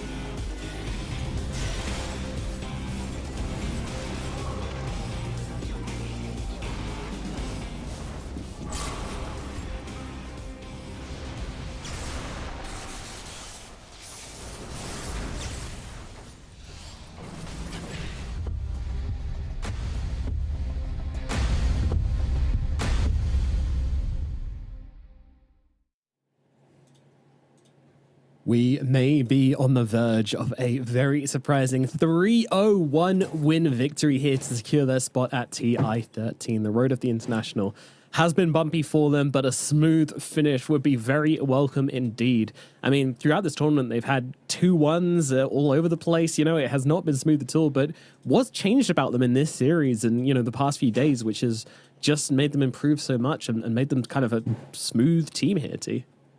I think the series against Yellow Submarines gave OneWin a lot of information, even though it was very kind of one-sided in nature.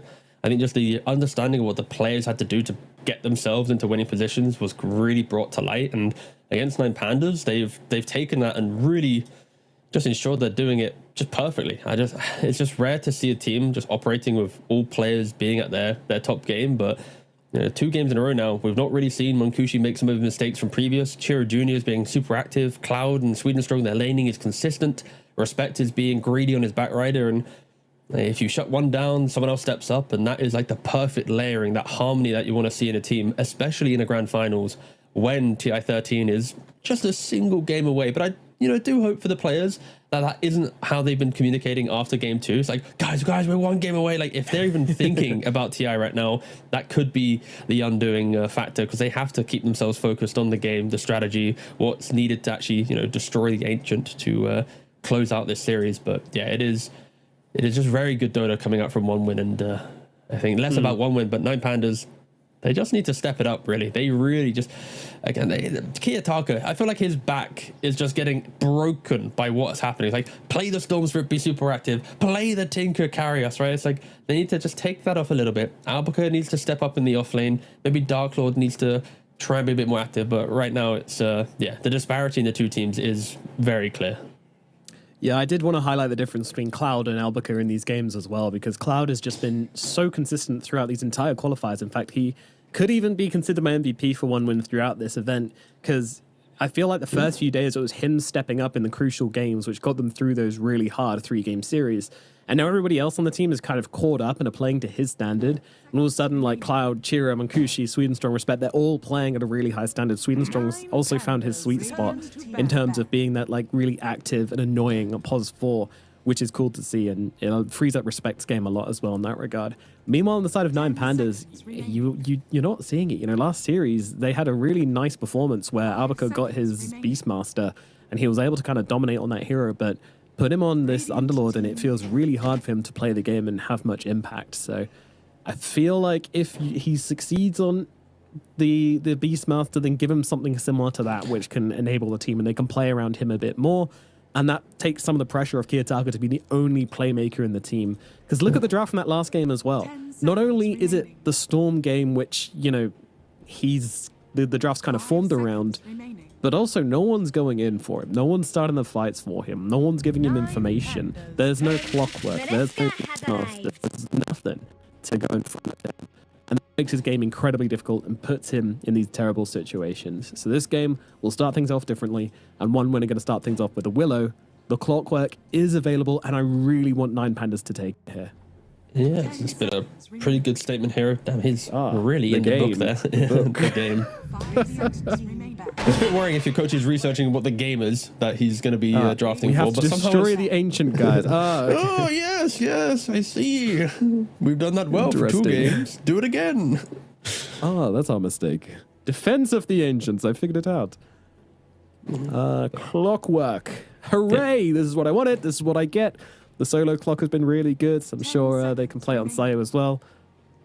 Let's go. Yeah, just solidifies the lanes. So far in the series, Cloud and Swedenstrong have dominated the off lane, it seems, finding pickoffs, finding their natural progression into Swedenstrong making moves on the map. Like Monkey King game 1, he's blocking up Tinker camps, he's just ganking heroes, enabling Shadow Fiend, but that's because he doesn't need to help his off lane. Game 2, they kill off Elder Titan. He's now again on the map. And if the lane goes, slightly worse for them, he won't be as active. Of course, Swedenstrong likes making all these big map moves. And that's why I think you're happy with the clockwork here. Gives at least a chance for Nine Pandas to get out that lane with maybe a kill to their name and to prevent all of that aggression. So we didn't really talk about the bans as well from OneWin in the first phase. They just took away like everything you're talking about, they pretty much took away, right? Ban the Darkseer, that's the team play hero, no more offlane. Ban the Beastmaster, you buy Ags and rally your team behind you, that's gone. Outside of those heroes, like Albuquerque, he's been leaning more towards, you'd argue, kind of like the playmakers, less about the grouping heroes. It's like, I play Centaur, I play Underlord, he's even played a bit of Brood, but I think Beast and Darkseer, they are the big two. And that would have really helped Nine Pandas kind of start their journey into maybe clawing out or winning this best of five, sorry. Indeed, indeed. Don't let them fall back on the comfort. I think that is absolutely key here. 4-1 win. Make sure that you're answering anything which Nine Pandas have been succeeding with in the past before they're even considering picking it. So again, for Nine Pandas, what we said at the end of the last game, we want to see them kind of simplify their game a little bit. Clockwork is, in my opinion, the most simplifying hero in the game, so that's already a good start. Now you can get yourself something active on Kiyotaka and not have the same pressure of having to jump blind every other fight. You've got someone else jumping in and looking to kind of absorb the pressure a bit more. As it does look like we...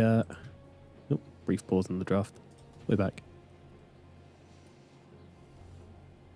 Thinking a lot over this ban here, because they've got a ban in to pick, and then it's a double pick for 1 win. You've got to make sure you're not leaving yourself open to anything, and the Naga Siren ban is very interesting indeed. If they're playing for map play and pickoffs, which Clock and Batrider do, I think Naga just takes away all that speed, all that momentum. It's been very... 10 seconds remaining. enjoyed a lot so far in Eastern Europe. Naga Siren, even Night Pulse played it off lane. We've seen it carry, of course, but yeah, those illusions in the correct hands, you never have any opportunity to smoke up because you're always dealing with it. So I think it's just a lot of respect towards the what Nine Pandas want to do, rather than, oh, it's really good for 1 win. And of course, Tinker, see ya. No, thank you. We're not going to be dealing with that one. That has been banned out, and I'm sure everyone in Twitch chat is happy. As much as it's, it could be fun. I think it's like, you got like a series cooldown, like once per series is my limit, I think, for enjoying that hero. Yeah, I'm in agreement there. I don't want to get too saturated with that one. We will get to see another Brewmaster, though. Unsurprising for 1 win. Really popped off last game. He's such a beast in the lane, especially against these right-clicking cores, which can't really do much to you unless they're actually clicking you down. The Evasion Pando getting brewed up is completely crazy.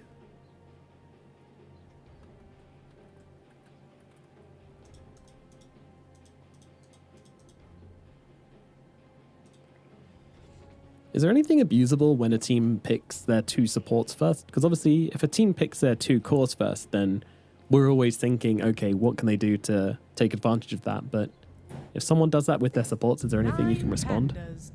Oh, yeah. Oh, okay. I mean, they go straight for the gyro pick, and in this position, technically 1 win could gyro 5 here. So this is quite a powerful pick where the gyrocopter could go support, then Nine Pandas all in to counter the gyrocopter, and suddenly it goes elsewhere. And yeah, I think that is pretty much kind of the weakness of doing the double support like this. Storm Spirit, Void Spirit, Earth Spirit, any of these hypermobile mid heroes that do good damage aren't going to be punished by the lockdown of Clock and Batrider. Yes, if you have Blink and you find that clutch moment for Batrider to open up for a hook shot, there is a world in which it works out, but I think it's always a little bit spooky. And yeah, they go back for the Broodmother. They played it in the off lane. Don't forget, this is a Broodmother that puts the web on mid lane to utilize the facet to reduce the regen, so it hurts mid lane whilst also pressuring the off lane. It's a very annoying hero to play into. But they aren't really picking team fight. They're picking, map play, skip wave, find pickoff, go, and I look towards 1 win, and after pushing out waves and farming, they kind of just group up. And they can just walk down the lane and not really find those pickoffs. So I'm a little bit worried for Nine Pandas that they may have all in onto one strategy and they don't have a plan B yet. Of course, 2 picks will help it. And they go for a Troll Warlord. Strong laner. I kind of want to see Gyro get flexed to 5 here. I think that'd be a really, really powerful flex to open up some better matchups. Yeah, that could be cool. I mean, Troll versus Gyrocopter has been a tale as old as time. Troll does like playing into that matchup. Gyro just hates having that hero which sticks on him in the fights. That's why we saw him struggle against the Lifestealer earlier. So, very happy for them to go in a different direction when it comes to their carry. And it's not amazing versus Brood either. It's not the Brood of old days where she's getting Spiderlings really early. It'll take a while to build up those Spiderlings, so shooting them down isn't really important for the laning phase at least. I'm trying to think of options I can go for. Okay, let's just go for the Tiny. One win, keeping it simple. And kind of keeping it open as well. Could be mid, could be carry, could be Gyro support, could be Gyro carry. They're picking straight after the ban, so this flex doesn't really mean too much if there was to be one. True. They'll have 2 bans into straight pick. I'm just trying to think more. I don't mind. Again, Tiny just works well. He'll carry the Bedlam into the fight.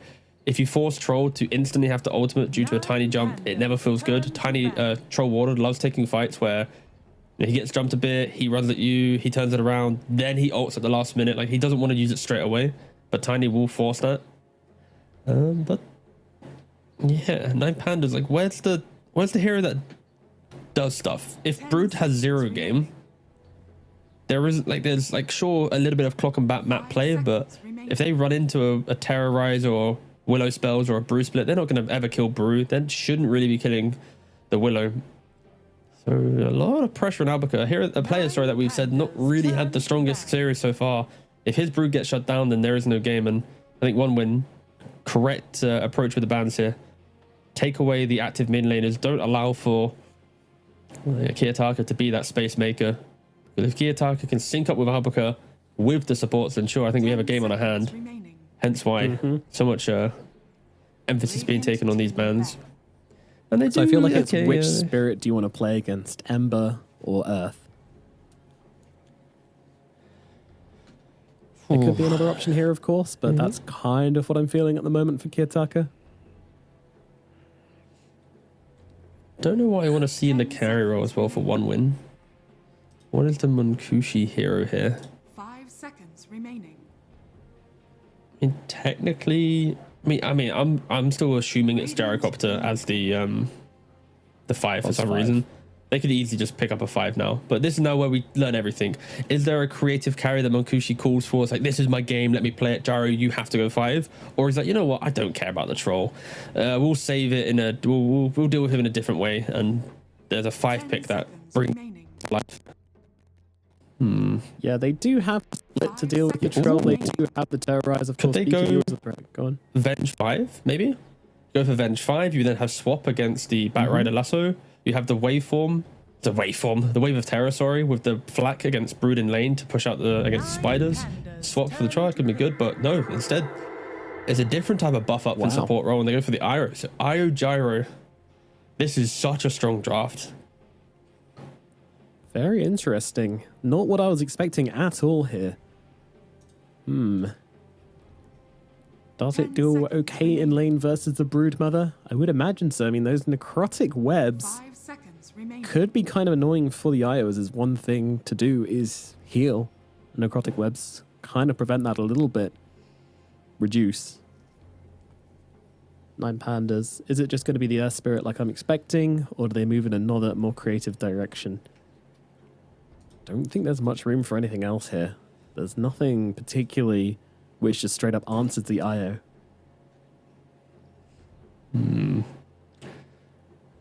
Just go super toxic. Find some like Huskar type lane counter. Okay, Timber.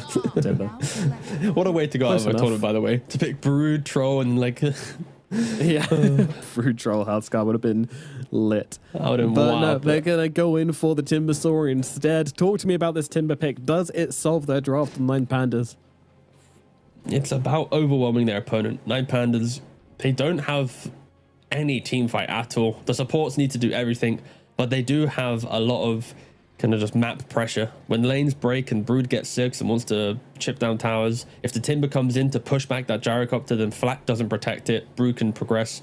I think it really is about early map play and what they can do. If 9 Pandas, if they don't get a control of this game early on, the lack of control will be an issue. They'll have to keep looking, okay, when's the Hex coming for Timber? When's the Brood getting maybe an Orchid? It's a lot of items will fix their problems. And of course, we've seen how aggressive 1-win is with the Willow, the Tiny, setting up map movements for the relocates. I think, yeah, 1-win, it's a very, very comfortable draft. They can make mistakes and still win this game. And for 9Pandas, just crush the map from your lanes. They've got to go. They've got to do everything right to feel good. So I'm leaning 1-win. If I wanted to play a TI potentially qualifying game, what draft would I want? I'd want the Aya with the Gyro, the mid Tiny. Like, it's just everything looks so good on paper. That's the draft that you take into like any game, and you'll probably be able to play it out. Compared to 9Pandas, and whew, it is a stark difference. High skill, perfect map reads, perfect map play, itemization as well. It doesn't look like they're the team that is one game away from being eliminated. That's for sure. Okay, that's pretty brutal. Yeah. I'm actually gonna go against you here. I actually kind of like what 9Pandas are doing here. I think pressure. Exactly. It comes down to the pressure, right? The only mid hero they could have picked to make this work, I'm pretty sure now, is Timbersaw. Now that I've seen it, now I understand the mind of Solo. I kind of get what's going on here, as we do see the Necrotic Web placed in the middle lane to help out with Key Attacker's lane, which is really cool. We like this. But the hero, Timber, can play alone. He doesn't need to be paired with another core to be successful. Ember Spirit and any other hero they could have picked basically would have really struggled, because your Brood's not going to come play with you. Your Troll's not going to come play with you. You have to be a deadly force that can fight up into 3 heroes, and more importantly, get away if the response comes in, get away from a relocate or get away from the Panda. And I think Timber is pretty much the only hero which can really give you this. So I think it works for them, as Zayu is getting chased away a little bit down here. It's a little Might actually just get outpaced here. I don't think he gets away. Yeah, this is going to be first blood. Okay. Just like last game. Yeah, true. Ooh. If things repeat, this could be pretty bad. Monkushi getting first blood with his IO. That's a great start to the game. All right, come on, sorry, stop giving away the first bloods. Back to lane they go. But 4 bounties for 9 really. I was Pandas. like, woo! All right, that's worth it every day. Good job, Sayu. Calculated. That's always the funny thing with casting. It's like, depending on which way you phrase it, it's like either really good or really bad, right? It's like, that was a great, yeah. But no, the lanes, you're kind of looking towards Timbersaw to make the players. I fully agree. Kiyotaka on his Timber from mid lane, he needs to threaten Chiro Jr., get the early levels. And then primarily, I am expecting Timber to walk to bot lane, Troll to use the Twin Gate, just bring everybody down and make sure that you can open up this map. And if they do that, then yes, 9Pandas, they do have the tools to threaten 1-win. And I'm going to need to see it in action. Darklord taking a lot of damage in top lane. Yeah, he really is. Getting a little bit blasted, but in fairness, the return harassment is coming out as Solo, he gets 2 of them inside the cogs, but the cogs will only bounce 1 of them around. It doesn't really get any of the bounces coming, so not really affecting their mana pools a ridiculous amount like we usually see. Again, immediately going for more. Darklord chasing down Sweden strong, and this might be a first blood. He hasn't got any burst healing to come out here. Solo desperately trying to finish this kill. Won't quite be able to do so. Darklord also pretty much out of resources. Does have the stick to work with if they want to go for something here, but killing off this brew is super, super difficult. As they actually kill off 2 of the cogs to stop him, but is it going to make a difference? No, it is not. The kill comes through. Darklord gets a kill, and that's how you want your troll lane to go. Yeah, so massive kills to get as well.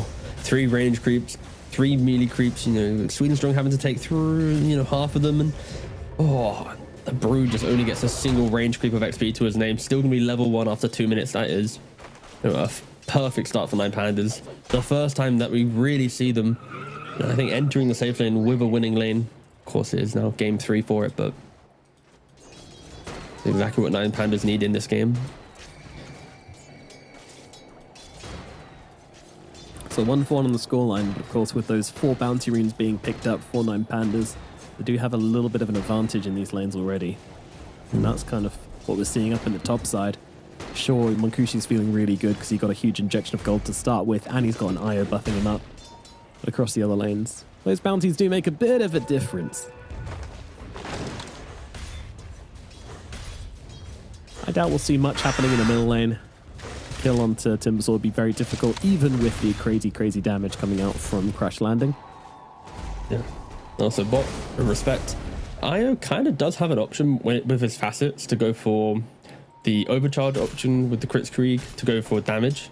I think with Gyrocopter, you always go for the damage. Because of the mixed type for Gyrocopter, you want to always buff up both. But there are some worlds where getting the magic resistance and that kind of defensive capability of the other facet can be really good. But at this time around, he knows he has to focus on get my Gyrocopter to farm quicker, to fight quicker. It's why you want to pick the Io. Pretty much, yeah. I think that's why the other facet's really difficult to pick, because it only helps you in fighting, really. I don't think it helps you farm the map. Yeah, there are some modes where it's really good, where like if you're only playing for pickoffs and your carry can already farm without you. Like Gyrocopter can farm, but it's compared to other heroes. So yeah, I think at least like Kadaro on Dandelions during some Western Europe qualifier games, he did actually go for the defensive option. But the Interesting. Again, I think it is relatively game to game, but it's like 80-20 for the damage option. But it's a good player if they find the read to go for the damage reductions and stuff. That will break their opponent because you just won't be ready for what the hell this hero story is unkillable. Not really important in this game, but something to keep note of. Future IO games. Maybe we shall see it.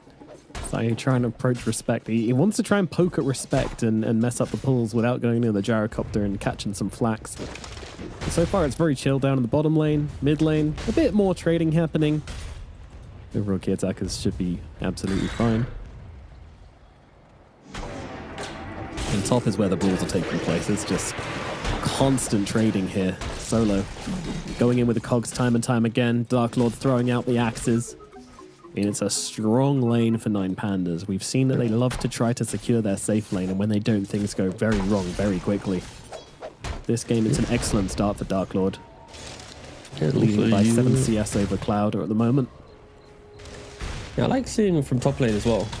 As soon as Solo presses the cogs, Cloud and Swindle Strong instantly start hitting them because, of course, with the facet where you can get hit from the inside, as soon as this Clockwork bounces one cog on you and you start ping-ponging around them, if you can break that combination, so it is very cool to see the players just kind of evolving and adapting to what Clockworks have been doing before. Because if you look like a week ago, no one really insta-breaks the cogs. They kind of just accept their fate to some degree, but...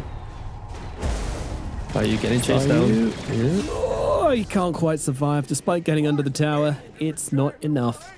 Stick charge is all used up. That stick is dry, so he will be falling. That said, Albica getting some nice solo time in the lane. Just a couple of waves to himself. Dire's top tower. Right on the tower as well. That's So one of those very, deaths in very lane even which doesn't feel too bad. As the fight starts to break out here for the active rune. Kiyotaka, he's got the Timber Chain. He's going to be able to get up to the top side and force Sweden Strong at least to take the shield rune. And that said, he actually doesn't want to approach. 3 heroes strong here. Not willing to give his life just to stop the Tiny from getting a power rune, which likely won't achieve too much.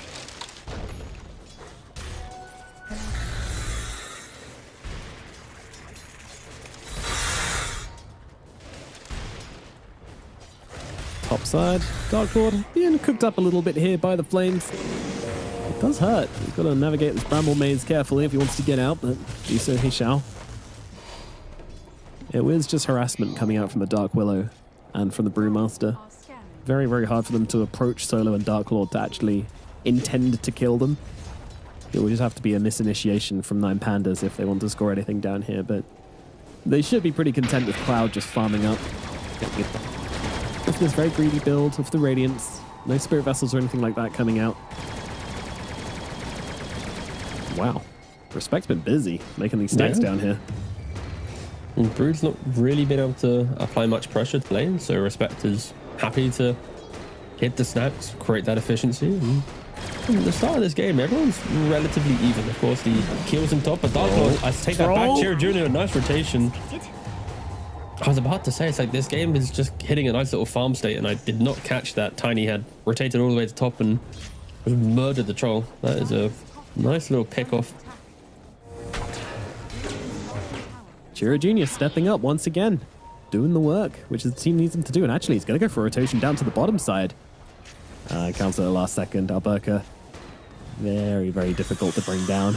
In the top, Cloud, he's getting run down by Kiyotaka. The counter rotation from the Timbersaw, matching the aggression of Chira Jr. But that said, he's killing an offlaner whilst Chira Jr. was killing the carry. Definitely the more impactful play. As Mankushi continues to farm up down his, they're going to have to do something. They've got to have a plan in place for dealing with this gyrocopter at some point. And that also will be the patrol eventually down the line. No, toss back onto Solo. He will fall as well. Chira Jr. A nice budget kill as he moves across from the lane, and Cloud gets killed off as well. Return kill coming out from Nine Pandas. There's constant trading going on between Chira Jr. and Kiyotaka. This time Kiyotaka gets the upper hand. Chira Jr. trying to chase forward, but doesn't really have the mana to work with at the moment to keep the onslaught going. Radiant's bottom tower is under attack. Ooh. Yeah, reload, not really doing a hollow. Whoa, Alberca tries to come in for a cheeky kill onto the IO. Expecting maybe that the IO just wanted to drop the gyrocopter off into the triangle. I'm not too sure, but either way, doesn't result in the kill. Not really punished for it either. Well, they already scanned up. They know these rotations are coming in. Mankushi needs to get out. They save Mankushi. The slow from the spider might not be enough to turn this into a kill. Mankushi is going to get away and continues his day farming up on the gyrocopter. Yeah, Nine Pandas are doing exactly what they need to do, right? Bring that Timbersaw into the game, create that front line that you can play behind, killing off the Brewmaster twice. We've been praising the kind of consistency of Cloud, but dying once, that's fine. Dying twice, then now getting a little bit, worrisome for them. Nine Pandas can feel the momentum slowly shifting their way as they are bringing the numbers bottom. And one win. Their attempt at stabilizing this game is to kind of mirror the movements. Chira Jr. has been very, very active. You could argue delaying his blink slightly by the kills he's constantly chasing, but the hunger is still there for Nine Pandas. They want to be the team that controls this early game. Finally, an active rune grabbed. Oh, wait, never mind. Denied, yeah. Sorry, Kiyotaka, my bad, buddy. You jinxed them. Certainly. They do have level 6 on the clockwork. I do expect Solo to want to make a move. Yeah, it's very difficult to move when you keep getting these tossed creeps thrown on your head and taking half your HP pool away. Not a really position you can play in from a Timbersaw. Once again, Alberca really just laying the hate onto the gyrocopter by himself, which is kind of crazy when you look at it. It's a 1v2 essentially, and Alberca's holding his own and then some, and he's going to just be able to take this tower under their noses. The TPs, they need to come here for one win if they want to keep their tower alive, but I'm not sure they've got the capabilities of doing that. Cloud replicating the push over on the top side. Charlie, she comes down. I don't think Alberca needed any help with his tower, but he's going to get it. Really? The fact this is uncontested. They won when they reacted top. Kiyotaka did kind of drag them around the map, and that is exactly what the Timbersaw pick was meant to do.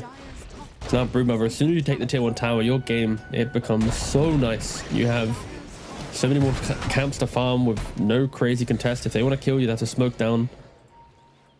Is this going to first force the Gyro and Io into the triangle then? Into the ancient area? No, so Io Gyro will always be self-sufficient against the Broodmother. Like, because you have that flak, you can kill the spiderlings with ease. The real question will be, will Onewin get caught off guard from the Brood with the Orchid timing and a Clockwork potentially coming to kill them? That, though, is a very different story. So I don't think they're going to be leaving too soon, but it's on Nine Pandas to remind them, like, wait a second. You shouldn't probably be here if we bring more heroes. So the next couple of minutes will be very important to see how Nine Pandas want to make this move. Of course, the natural progression of the map. Big shot miss does force out the Bedlam anyway, but Chira Jr. is going to jump onto Solo and claim his life. With no Hotshot to help now, Mankushi TP's in across, but Kiyotaka's got the Timber Chain up to the high ground. Homing Missile won't do a whole lot. Mankushi will just claim this creep wave and get themselves away. You can see the speed in which Respect responds to any sort of engagement like this, though. They're always ready to be there to help out, to bring the numbers into their favor. Orchid complete on the Broodmother. Okay. Alberca. potentially looking to play with this one, but they're already leaving the area for one win.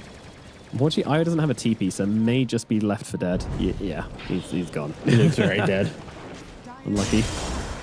Ooh, they nearly didn't Orchid or lasso him before he tethered. There was a brief moment I was like, close. wait, did they mess this up? Okay, no, they're fine. That would have been pretty spooky. Wait, I thought you were going to use your stun. Ah, well. They get the free kill.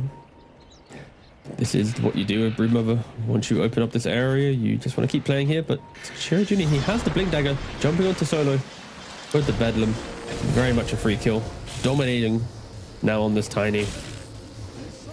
Yeah, Cherry Jr. and Sweden Strong been playing together a lot this game, and it's been looking pretty clean from them so far. Finding so many kills on this map, Cherry Jr. Look at the combinations they have, right? So Io farms with the gyro, quick. Willow plays with the Tiny, then you have Bedlam Blink. So you got one partnership just farming, another partnership looking for pickoffs. Meanwhile, Brew is AFK top getting his Radiance. And one when they are fully subscribed to playing for pickoff and farm, nothing more. And that's why for 9 Pandas, if they don't play into their Orchid timing, into the aggressive nature of Timbersaw, they could be left behind a little bit.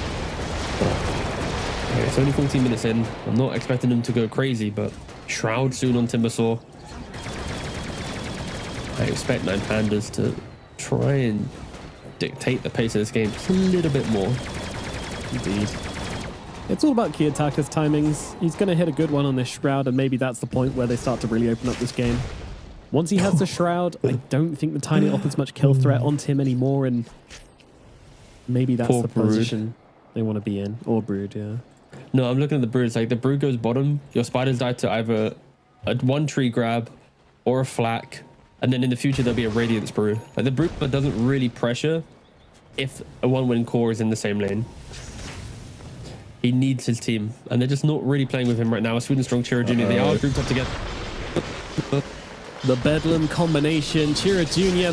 utilizing it perfectly as they jump in onto Albacore once again. And it's going to be a very clean kill onto the Broodmother. Delaying her BKB and ousting her from this area of the map. But Kiyotaka's coming in, looking for a bit of counterplay here. But I only find... illusion. That kind of sums up the grand final just a little bit, right? Then Panda's not playing behind their Brood. Then they're killing off an illusion. It's just a little bit... Not even... It's very awkward. Round 2. Chira Jr.'s in again. Toss back into his teammates. Mankushi's there to deal the damage. Eternal Shroud not going to do enough to keep him alive in this situation. Kiyotaka's gone down. Solo, no hook shot to help him out with due to the illusion play. They just didn't respect one win at all there. And the way that they do that is so cool. So Sweden Strong, he throws down the Bramble Maze. Because he has the Thorny Thicket with the additional Brambles, he just positioned himself so that the toss goes through, what, 3 roots, I think? So the Timbersaw, he took 3 roots worth of damage with then the Avatos combination and the additional. Like, it was just the execution between these two. It is finding them just the perfect amount of pickoff. And they go again onto mid lane. 9 Pandas are just not ready for this. And a buyback They need to from fight Solo. this, and they're going to need do the so. kill. Buyback from Solo. The avalanche, the grab on to Chira Jr.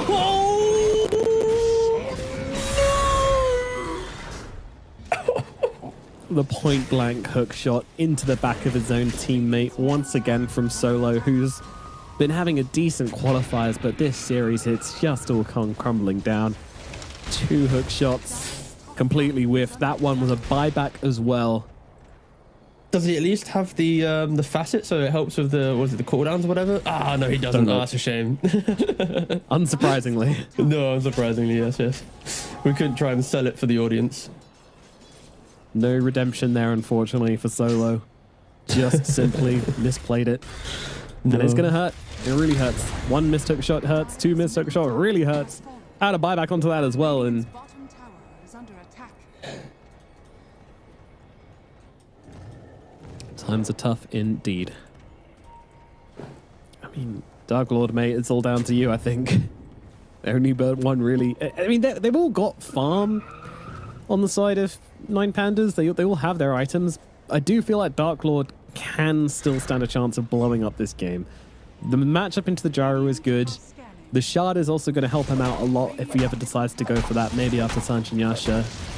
one damage item into Shard, and all of a sudden, Io really struggles to really help out much with the gyrocopter. So he'll just be taking axes to the face. There's a world. I just Dark really Lord love is a the way that perfect game. Basically, the first fight which Dark Lord turns up to is really gonna paint this game for Nine Pandas. Yeah. This BKB pickup has to be perfect. Like, he has to enter the fight, because by the time he has BKB, Gyrocopter's gonna have Ags Daedalus. That is a lot of damage. Any bit of control with Gyro right-clicking him, he can go down before he even gets off the battle trance. Lasso out onto the Tiny. He's taking heavy hits here. The Terrorize will come out though, and the save from the Io gets him away. Still in the fight though, still able to commit to this one as Kiyotaka jumps in, but just taking so much damage here from Monkushi, from Jira Jr., from Cloud as well, who hasn't even used the split during this. Nine Pandas lose 2. They're the ones making the engagements, and they just cannot put it together. Another kill. Like, rewind the cast 8 minutes, and the way that I praise Bowman and how they farmed is just, they just replicated it for 8 more minutes. It's been perfect. The farming patterns, the pick off, the Willow only playing with Tiny, the Io just hugging the Gyro, Brewmaster just not caring about anything and just only focusing on his own game plan. Like, the fact that they held true to this logic for 9 minutes just ruined everything that Nine Pandas want to do. They never felt like they could group up. And this was meant to be their game, that they play behind the Broodmother, play the aggressive lineup, use the Timber and Brood to take over the Radiant map, but they've just not done it. They've done nothing. It's been lackluster. They've misexecuted, misplayed. To win this game, like you said, it's all on Dark Lord, it seems. He's going to be getting the BKB, but sure, congrats, you got a BKB, but now you're running into an Aegis Gyrocopter. They've created Everything we've been saying about Troll kind of just falls off now. The ability to stay on the Gyrocopter and really lock him down in a fight, that's not going to do anything now. You got to wait out this Aegis. Dark Lord, just keep on farming. Brood also has to just kind of keep on farming, which is about all that Albica's been able to do this game.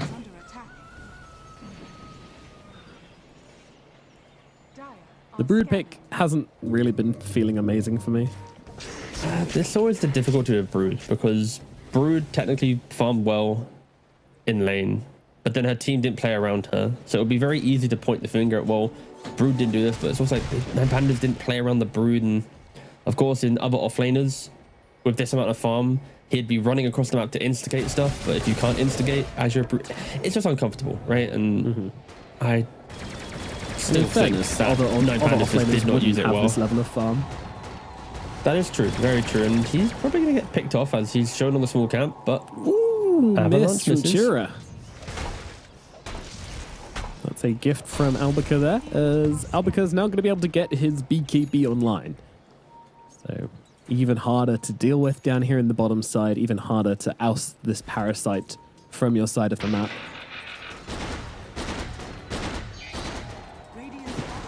Damn, Monkushi with the Aegis, knowing that he can then go for the Daedalus instead of forcing the BKB too early. That's such a luxurious position to be in for a Gyrocopter. Yeah, he had Daedalus before the in the mid fight, and it ripped him to shreds. So he took that Daedalus, then goes Roshan. He's had it sometime. Hold up, Cloud. Getting beaten down. This could be a really big kill for them if they can do it in time. The Orchid's about to run out, and he will go down. But the response is here from the side of Warwood. But the Gyrocopter's already dead. Has the buyback, but Troll is ready with a battle trance. When the Gyrocopter comes back, this could be the fight that Nine Pandas been waiting for. But the Yules comes out. Respect behind the Gyro, but it doesn't matter. There's too much damage. Or it does it. Tira comes in. Huge toss back onto the Troll. They'll keep the Gyrocopter alive. Kiyotaka needs to finish the job. Will do so, but will likely cost his life. Sweden Strong's now on him as well. Tira Jr. crawling across to that Timber Saw to take him down. Kiyotaka dead. It costs them a lot of heroes. They do get 2 core kills out of it for Nine Pandas. But overall, 1 win will still take the fight just about. Very, very awkward for 1 win, though. For the state of this game, that was a pretty poor relocate from Respect, throwing his Gyrocopter into the middle of 3 heroes that had already killed off the Brewmaster. Maybe if he relocated to like a high ground position, or maybe to the right-hand side so he could enter the engagement, it would have given them a little bit more life. But yeah, he just threw his Gyrocopter right into the middle of it. And like Brewmaster, he has the Orchid on top of him, taking plenty of damage. He is going to die to the tick of the Orchid. And then your relocate is, yeah, maybe if it was on the left-hand side, away, and then layer with the terrorize. But to throw your gyrocopter into the middle of those heroes, respect. He's had a very good series, but that was quite the misplay. And luckily for him, he does have the buyback. He is able to get back into the fight to kind of fix his problems, and they get enough kills to not feel like that was a, you know, not a game deciding, but at least a momentum deciding fight. And one win are able to, of course, keep the net worth lead there. But yeah, got to be careful, respect. Another relocate like that, and we could be starting to talk about Nine Pandas having a little bit more confidence in this game. Absolutely, and it does take away that safety net for the gyrocopter. Got a BKB coming out, which will help a lot. But no Aegis against Troll is always going to be scary in this matchup. We'll see if Nine Pandas look to take advantage of that or not. And that fight did all come across to just catching Cloud out before he could get off the split. He's going for the Manta to try and make sure that doesn't happen again. Gyrocopter just got the BKB. They're trying to set up into Kiyotaka with the stun. Yeah, he might just be dead with the relocate coming through. The toss is there as well. Mankushi brings him down. Kiyotaka a little bit deep, trying to finish off that tower, and will now be denied by Sweden Strong. The rest of the team nowhere nearby to help out for that timber. Just a little too brave on Kiyotaka. We're starting to see, you know, Kiyotaka, he always likes to play up. He always likes to play on the front line. Very aggressive mid laner. And sometimes it comes back to bite you just a little bit. People talk a lot about Solo being the kind of wise voice in this team, controlling and guiding the skill of these younger players. He's going to do a lot of that right now to come back into this series. They haven't spoken Sweden Strong. It looks like they want to potentially keep going aggressive, but Nine Pandas themselves, Brood and Troll, under the cover of smoke. Batrider has Lasso available, so they can get a pick off. But very quick realm. Jeez, she got that off? That's crazy. All right, well, still likely going to be going down here on Sweden Strong. I didn't even know it was possible to lasso post Flaming Lasso, but it was. No relocate on that one, thankfully, I would say. Nope, Solo. See ya. Solo gets soloed by the amplified damage Tiny. That'll happen, to be fair. Yeah, he did go for the Yules. I don't know when he picked it up, but it's going to help out against the... I don't know, just the kiting required. Like when Brood locks onto you, if you can use your combo, Yules up to, you know, reset a little bit, then you can play out the fight and not oppose. Down the line, he'll go for Wind Waker to further help his team. Like the pickup, and that's kind of probably what one win is waiting for. Brewmaster wants his own Dispel. Tiny has his Dispel, of course, with BKB and yours, and Gyrocopter has his BKB. So now this is like, fight-wise, I would be so surprised if one win was to lose a 5-on-5. Once all these Dispels come into play, all this ability to kind of shrug off what the Nine Pandas cores are trying to do. Yeah, in the world where everybody gets to use every ability on both sides however they want, it's very clearly going to go in one win's favor. I think even if the net worth is equal as well, that's just the case due to these drafts and due to how both of these heroes match up against each other. Nine Pandas, they have to break the game down. They really do. Dark Lord happy to be the one to break the smokes here. But Izzy, they'll jump in on him. Toss back as well, delaying that BKB and delaying any response from Nine Pandas. But Dark Lord's holding steady on that trigger. Not willing to BKB for nothing here. That's some extreme patience from Dark Lord not to throw out the BKB there. Very good discipline. If he misuses it, it will just allow one win to break open the fight. He has to use it perfectly. Kind of feels like Nine Pandas have to take the next fight perfectly. If the next fight doesn't go their way, then this 6,000 gold lead will just become, you know, 12, 13,000, if not more. Got smoked up. They have the tools if they can find the pick, but they're running into Radiant Vision. And they're jumping an illusion. No. They find the real one eventually, but it might be too late as they've tossed up the Timbersaw. He doesn't look tanky at all. He's gone down already. Dark Lord going to get caught by a rock as well. Going to have to just BKB and ulti here. And they've actually got the lasso out onto the Io, meaning that the Troll gets that 1v1 he's looking for. But with Chira coming in as well, it might not be that. Respect's able to throw out the heals across as well. Helps out the Gyro, helps him survive. Albaca just kind of have to leave the fight, TP away. 9 Pandas, that's not how it can go down. The initiation was way too messy. And it looks like Solo is being chased here, but he's got the jetpack TP out, so he's going to be all right. It just did not help the fight at all.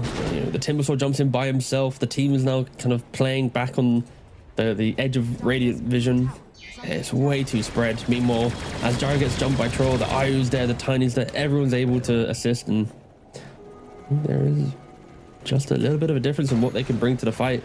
It was our concern in the draft. If 9 Pandas don't win the lanes and own the map with Timber Brood, their team fight is nearly worthless. They require so much farm to feel good. BKBs, hexes, etc. And we're in that stage of the game that the repercussions of their lineup with how they've played it is now hurting. And the Gyrocopter has 20,000 net worth. A Butterfly Daedalus Ags BKB at the 28-minute mark.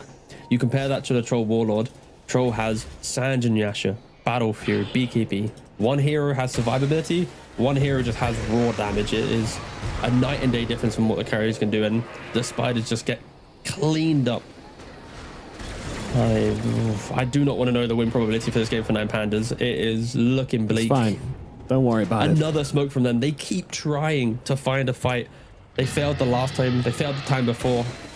On the one hand, they can't let them get Roche, but on the other hand, how do they win these fights? Like, the peel has to be phenomenal. Yeah. They have to get this IO away. They have to stop Chira Jr. from helping out with this. Solo jumps in. Hook shot gets missed. He does give him a ton of information. Doesn't seem to be dying in the process. The lasso comes out, but immediately dead. The damage is way too much from Chira Jr. Same with Albaca. Tries to throw his body in, but just gets cut down.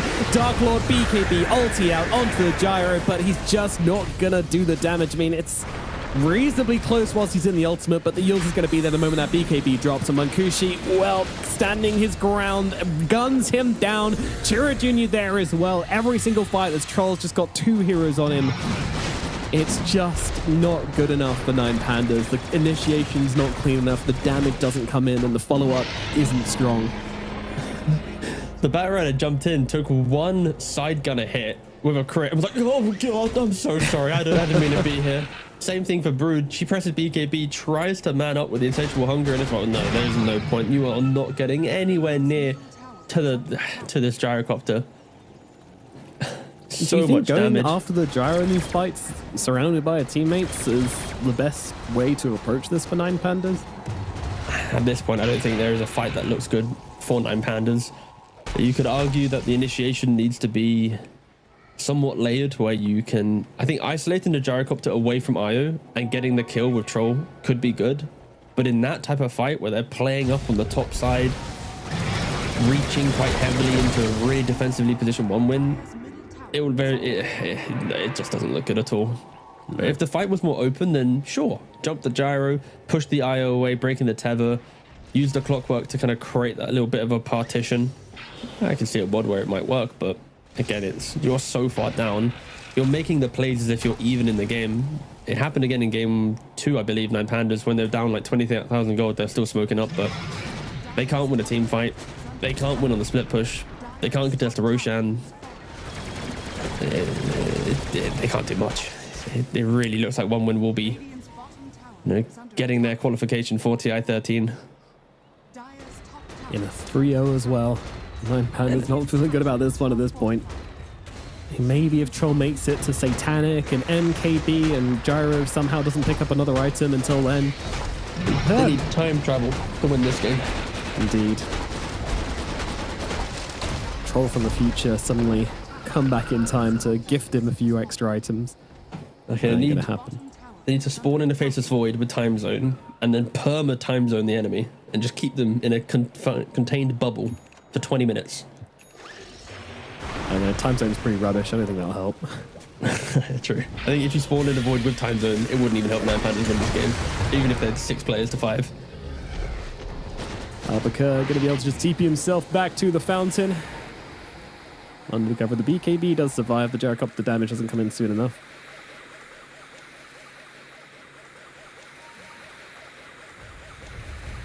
I mean, plays like that do delay the game a little bit for you. I don't really know what the communication's like though at this point. Like when you're 9 pandas, someone's going to need to step up and be the hyper PMA player, because you are going to feel defeated.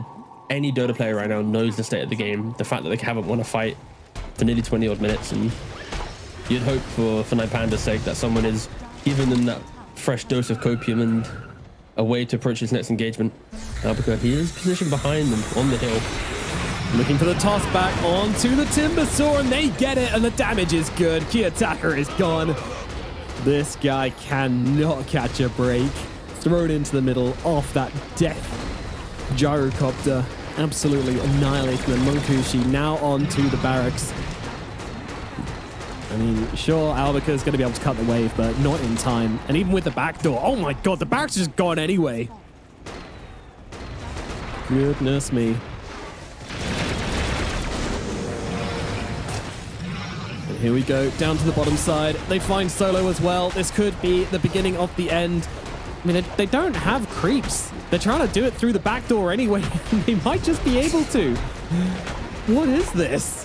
Just backdoor him, lads. You got overcharge in a second. You got the tree grab on the tiny. Oh my god. How is this the point in the game we're at? Backdoor protection. It's not doing enough. It's not doing a thing. Fortification not available. They're going to lose 2 lanes of barracks just through the back door. 1 win. They're feeling it right now. Yeah.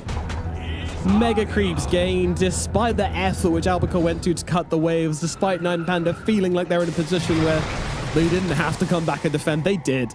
But it's too late for that now. Mega creeps, 28k gold advantage. Age is still on the gyrocopter for another 30 seconds. 9 Pandas, they do not have a counterplay to this. This game is feeling very, very over. There's no item progression on 9 pandas. There's not a glimmer of hope that you can look towards. As we click across the heroes, it's not as if there's like a hex on the horizon that could, catch them off guard. They're down mega creeps. Aegis out in 15 seconds, and just the disparity in damage. You quickly have a glance at Radiant Burst Dice. You got Daedalus' Kandas, and the other side's like, I got a Ghost Scepter, I got a Shroud. It's so different here. 1 win. They are moments away from winning this 3rd game. Of course, they can taste eliminating the the likes of Danish Solo pastries from already. Yeah, they can. They're For booking this their team, another flights. first. I mean, when you look at the roster, visas, 1 win. hopefully.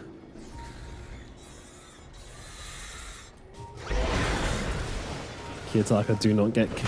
If he gets tossed back again to lose this game, that would be pretty heartbreaking for him. It's going to be heartbreaking either way. This roster has come so far. It just hasn't had the success this year. Finally looking to be on a successful run, but 1 win, just not letting them past.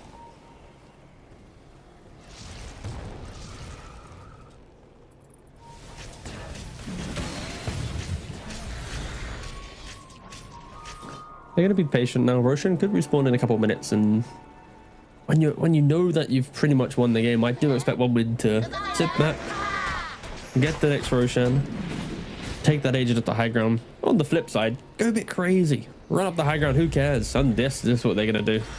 No You're more not gonna get discipline. punished if it goes Just wrong. get the game. I'd be surprised if they lost a fight. It'd be very defensive if they wanted to wait for Roshan, but still. They're waiting, they're looking, they're jumping. They find a spider, they try to go in with the Terrorizer, and it only lands onto Clockwork, who hookshots himself in. Albuquerque trying to run away under the protection of the BKB, but the toss damage is huge with the Kanda helping out as well. And that will cut down poor old Albuquerque. Has a buyback available. Troll, thrown on top of the gyrocopter. That's how confident they are at this point in the game. He doesn't even get off the ultimate. Oh, don't tip him. You're crushing his dreams, and now the tip's coming through as well. Tier 4's falling. That'll be the end. A smiley face and a GG, well played, and plenty of congratulations coming out from the side of 9 Pandas as well, as it will be 1 win, securing themselves to TI.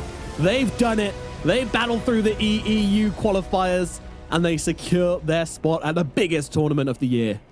And look at that, the emotion. It's just so good to see the players just having that joy. You know, this is what Dota's about. It's bringing those emotions, bringing that happiness. We've lost it a little bit. You know, the teams that are at tier 1, they expect the win. When they get it, it's another day in the office. But down here in the closed qualifiers, for the players and teams that just haven't made it to tournaments, when they find the victory, it's that feel-good moment. And you look across the names in this team, most of them, they've only ever played like one tier 1 event.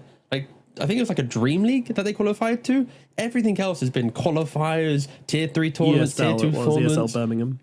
They didn't qualify to it. They didn't play it. I Doesn't think count. OG got their spot, didn't they? Yeah, exactly. So start the they've only visas, played one tournament. So that's the point I'm making here. Like, they've only I really see, played one LAN, Yeah. like, as players. I think if you look towards Sweden Strong, he's played one major. He played PGL Arlington. But across the board, majority of them, one tier 1 tournament under their belt, a lot of qualifiers. One of their players got a major, that's it. And then to think that they have now qualified to TI13. So it's like their second tournament as players potentially is TI, is very good to see, especially when you knock out players like Solo and, you know, other prestigious players along the way. So it's like a long time coming. I think this team, it was inevitable that they would qualify again since the Birmingham fiasco, but to do it for TI is so important. And in this fashion as well, like, this entire series was so one-sided. As much as we like to see 5-game series, this was a bit of a masterclass in this best of 5. Very, very one-sided. And yeah, props to them. I'm intrigued to know how far they'll get at TI, of course, but this is quite the show. Yeah, a long time to go before TI does kick off properly, of course. A lot of changes to be made. I'm expecting patches. I'm expecting big meta shifts as we have more big events between now and then. But yeah, for sure. Especially for TI, a small team like this coming in, you've always got to keep in the back of your mind, the team who you don't expect tends to do very, very well. No one expected OG to make their run. No one expected Team Spirit to make their run. So those are the kind of idols which we're trying to follow in the footsteps of here for one win, especially Team Spirit for this region as well. And look at that smile. Look at the happiness in this team. They know that they've just made it. And that's a feels good, man. Yeah, that is what Dota's about. It's about the, you know, celebrating the wins and, you know, enjoying the game for what it is. And yeah, that's what they did. Honestly, it's my favorite part about any qualifier. I just want to see the team qualify and see the joy that they bring. It's like some of these players have just never really had that chance, and now they get it. So how far can they take it? And we are going to look at the scoreboard here. 28 for 8. Game 2, game 3, so one-sided to one win that it was just an inevitable grand finals victory for them. I don't really have much to say on Nine Pandas. They weren't good enough today to contest one win in pretty much any of the games in the series, and they all have some work to do. I don't know, they didn't qualify for anything else, so that will be the awkward thing for some of these teams. We're only in June, and everything kind of concludes by what, September. So there's a lot of months with no real big tournaments happening if you haven't qualified for them. We'll see what happens within the world of Dota for these, you know, non-participating teams, but alas, Chiro Jr. is the standout player. 11-0-14. No complaints. His Tiny was exceptional. Yeah, brilliant. I mean, didn't die once, never ever got caught off guard, and constantly finding the kills for his team. The Gyro wouldn't have looked nearly this good if it wasn't for Chiro Jr. stirring the pot, being a distraction, catching out heroes, and I think he probably scored the kill onto every single core on the side of Nine Pandas. He was hunting them all the time, and that's the thing. It's really, really difficult to make plays on this Clockwork or on this Bat Rider on the side of Nine Pandas if the Tiny's always a step ahead, and he was always catching them off guard, starting the fights, and some incredible tossbacks as well to start all of those fights to end the game on. I mean, looking back on those fights as well, it was often Nine Pandas starting them and trying to look to just bring down the gyrocopter at any cost. It was kind of tricky for them. I mean, as we mentioned, there was very little coming back after a certain point in this game, so any strategy they made would have looked desperate, but yeah, the one engagement they did find that worked well was killing off the Brewmaster before he was able to get off Split. That's not something you can really replicate, especially after Manta from him. So, yeah, it's definitely good MVP to have on Chiro Jr. They've all had their performances throughout these qualifiers. I think Cloud had a really, really strong start. He was really impressing me to at the beginning side of these qualifiers, and I was like, okay, all right, maybe this guy can go places. And then all of a sudden everybody else started stepping up, and yeah, we started getting reminded of why OneWin are able to qualify for these events, because despite being not the most experienced players, when they get together and when they find their flow, they can make it happen. Yeah, and it's that flow and that kind of teamwork that you kind of need to see, right? When we're looking at these teams who qualify through closed qualifiers, there's always that kind of looming reality that they weren't good enough throughout the year to qualify for the event, but now they're strong to win a qualifier, right? And I think they showed us a lot of cool teamwork that if you have the foundation of good teamwork today, TI, it's 3 months away. So if you've already showing it in spades here, if you can look at other teams that are the ones that consistently qualify, who are going to make deep runs, if you can find some elements of their style, maybe bring your own, that's when we can start entertaining it more. But I think at least the way that OneWin won this tournament, or this qualifier, sorry, they have all the tools to become a contender. I think they are quite a nice looking upset team that can surprise us, and we shall see what they are able to do. Absolutely, and we can see the path they took to secure their spot here at the TI qualifiers. I think the most interesting thing for me definitely is looking back to their early days, and probably the reason why a lot of us weren't really looking at OneWin despite having a pretty good success rate in these qualifiers. It was just tricky. You know, they drop a game to Night Pulse, they drop a game to Na'Vi as well. We were kind of leaning on Yellow Submarine for a little bit to make the crazy run which they could have had here, but eventually when it comes down to it, you know, in these last two series for OneWin, they really put it together and looked kind of doubtless, especially in this series against Nine Pandas, taking them down for the second time in these qualifiers and securing their slot. Nine Pandas, meanwhile, a good run for them. They did end up dropping down in second place, not quite making it all the way, despite taking down some really, really good teams. And yeah, Virtus Pro as well, the team which I think almost everybody would have expected to make it through these qualifiers. I remember when it got announced and we saw these qualifiers and thought there was only one slot, a lot of people kind of rolled their eyes and just said, all right, well, that's just VP's qualifiers, isn't it? Well, they're out in the second round. Crazy. Ooh, absolutely crazy. And here is what we care roster about. Of teams I'll be joining. This is what we care about for sure. And I think so far across the board, we've got, you know, Team Zero with a little bit of an upset within China. That's a very exciting one. Nouns beating out Shopify. Yeah, that was honestly a 50-50 going into it. So very good for Nouns. Of course, Shopify, a lot of work to do into the next year. OneWin, we've already said how VP was meant to be the favorite. So, you know, upset in China, an upset in Eastern Europe with OneWin. You expect Heroic to do it, so nothing too crazy there. We'll see with the last South American slot later today. Will it be Boom? Will it be Beast Coast? Will it be the other team name that I can't pronounce, so I won't try and pronounce it, but it is a known group of Peruvian players. So there are three options there to showcase some new SA Dota, but yeah, China and Eastern Europe, I think, holding the torch on the biggest upsets, as we've kind of come to expect Nouns to be a good competitor for NA. And yeah, I'm not even going to talk about Western Europe. That's a hype one down the line, and of course SEA equally as volatile. So 4 more slots available after tonight. That, yeah, anyone's game, and yeah, very cool. Very cool indeed. Anyone's game indeed, yes. And of course, as they did qualify, we get to have an interview. We get to speak to a member of OneWin. And I believe we're going to get to speak with Sweden Strong. So let's see, we got Sweden Strong on the line here. Hey, man, how's it going? And how did that moment feel when you qualified?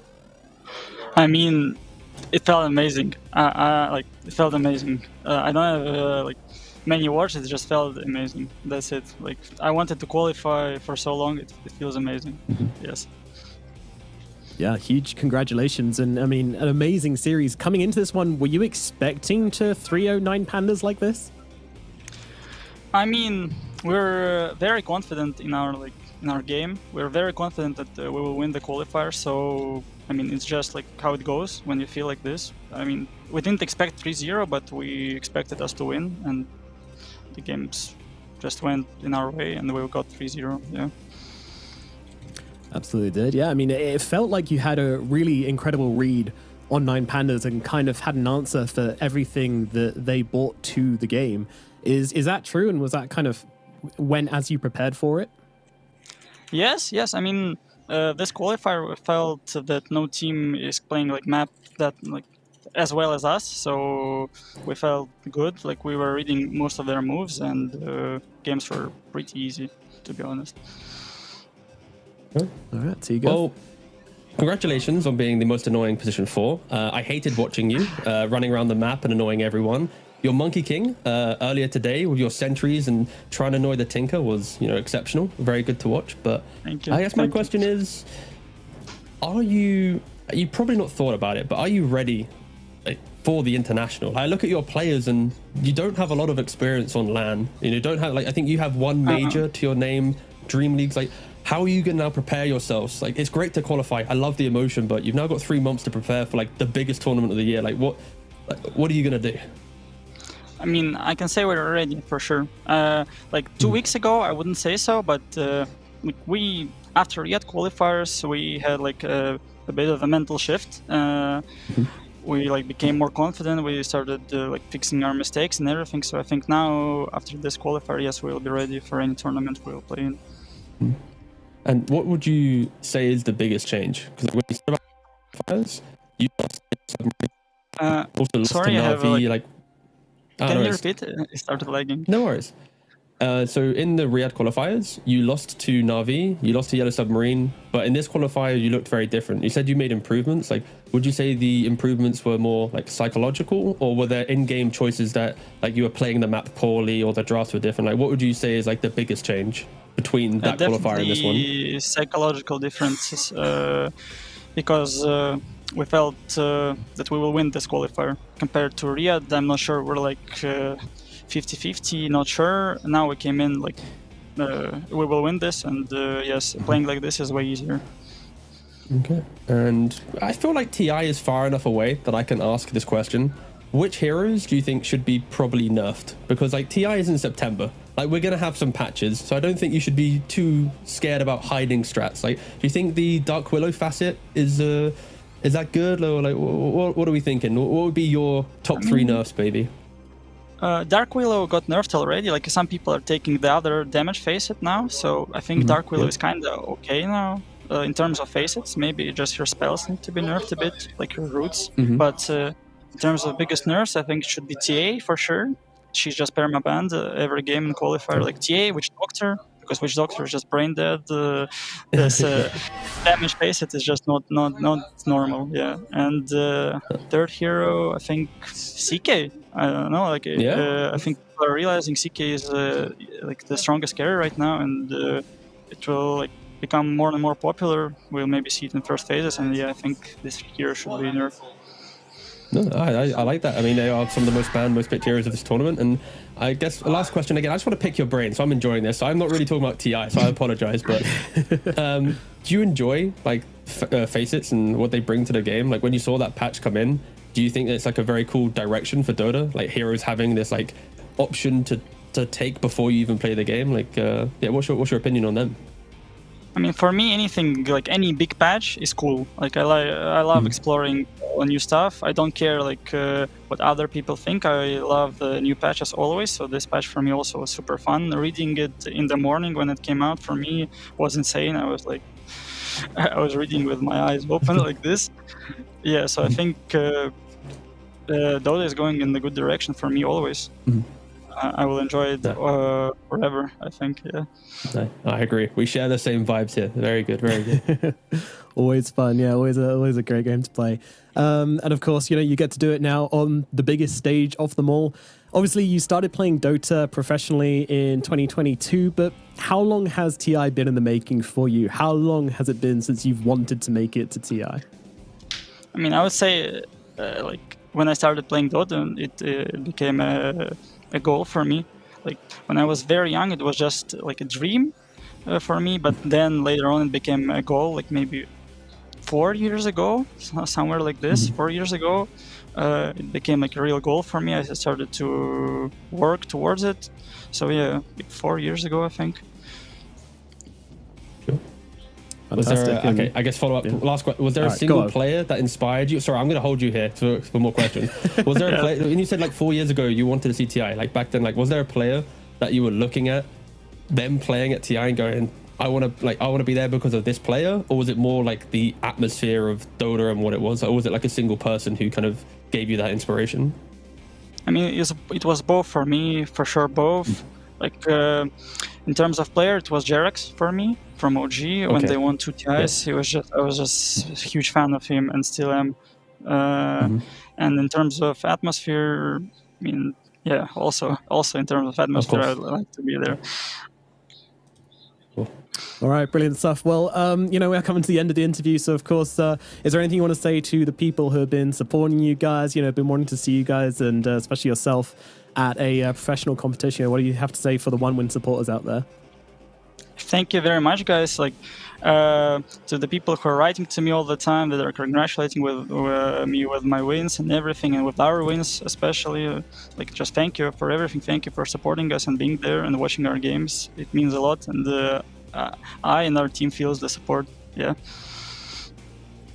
It's been great to watch all the comments, and everybody could sort of start to rally behind you guys, and I'm sure you're going to put in a hell of a performance at TI. Sweet and Strong, can't wait to see you there. Thank you for coming to talk to us, and once again, congratulations. Thank you for having me, and goodbye, guys. Goodbye. Cool. Bye-bye. Goodbye. Nomad, very important point. Production raised this idea to me, but I was too late to bring it into the interview.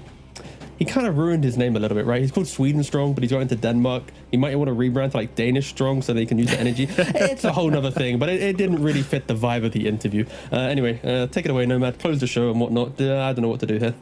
Yeah, absolutely. Yeah, we are all done with the EEU qualifiers, guys. It's been a hell of a road to the international, and super excited for OneWin. Absolutely earning it. A hell of a series to end on. Sure, it was a 3-0. Maybe we would have wanted the 5-game series, but with quality like that, you can't complain. OneWin absolutely dominating here and securing their spot at TI, and that's going to be it from us. Thank you guys so much for watching. It's been an absolute pleasure to bring you these games. Me and Steve have been working our stuff recently at casting, and this felt like a huge honor to be able to do these qualification games, and especially grand finals here. So yeah, thank you guys for watching. Thank you OneWin especially for putting on an awesome performance, and thanks to the production crew, of course, behind it all, and the observers. We're now signing off, guys. Thank you. Go check out some other regions. Goodbye.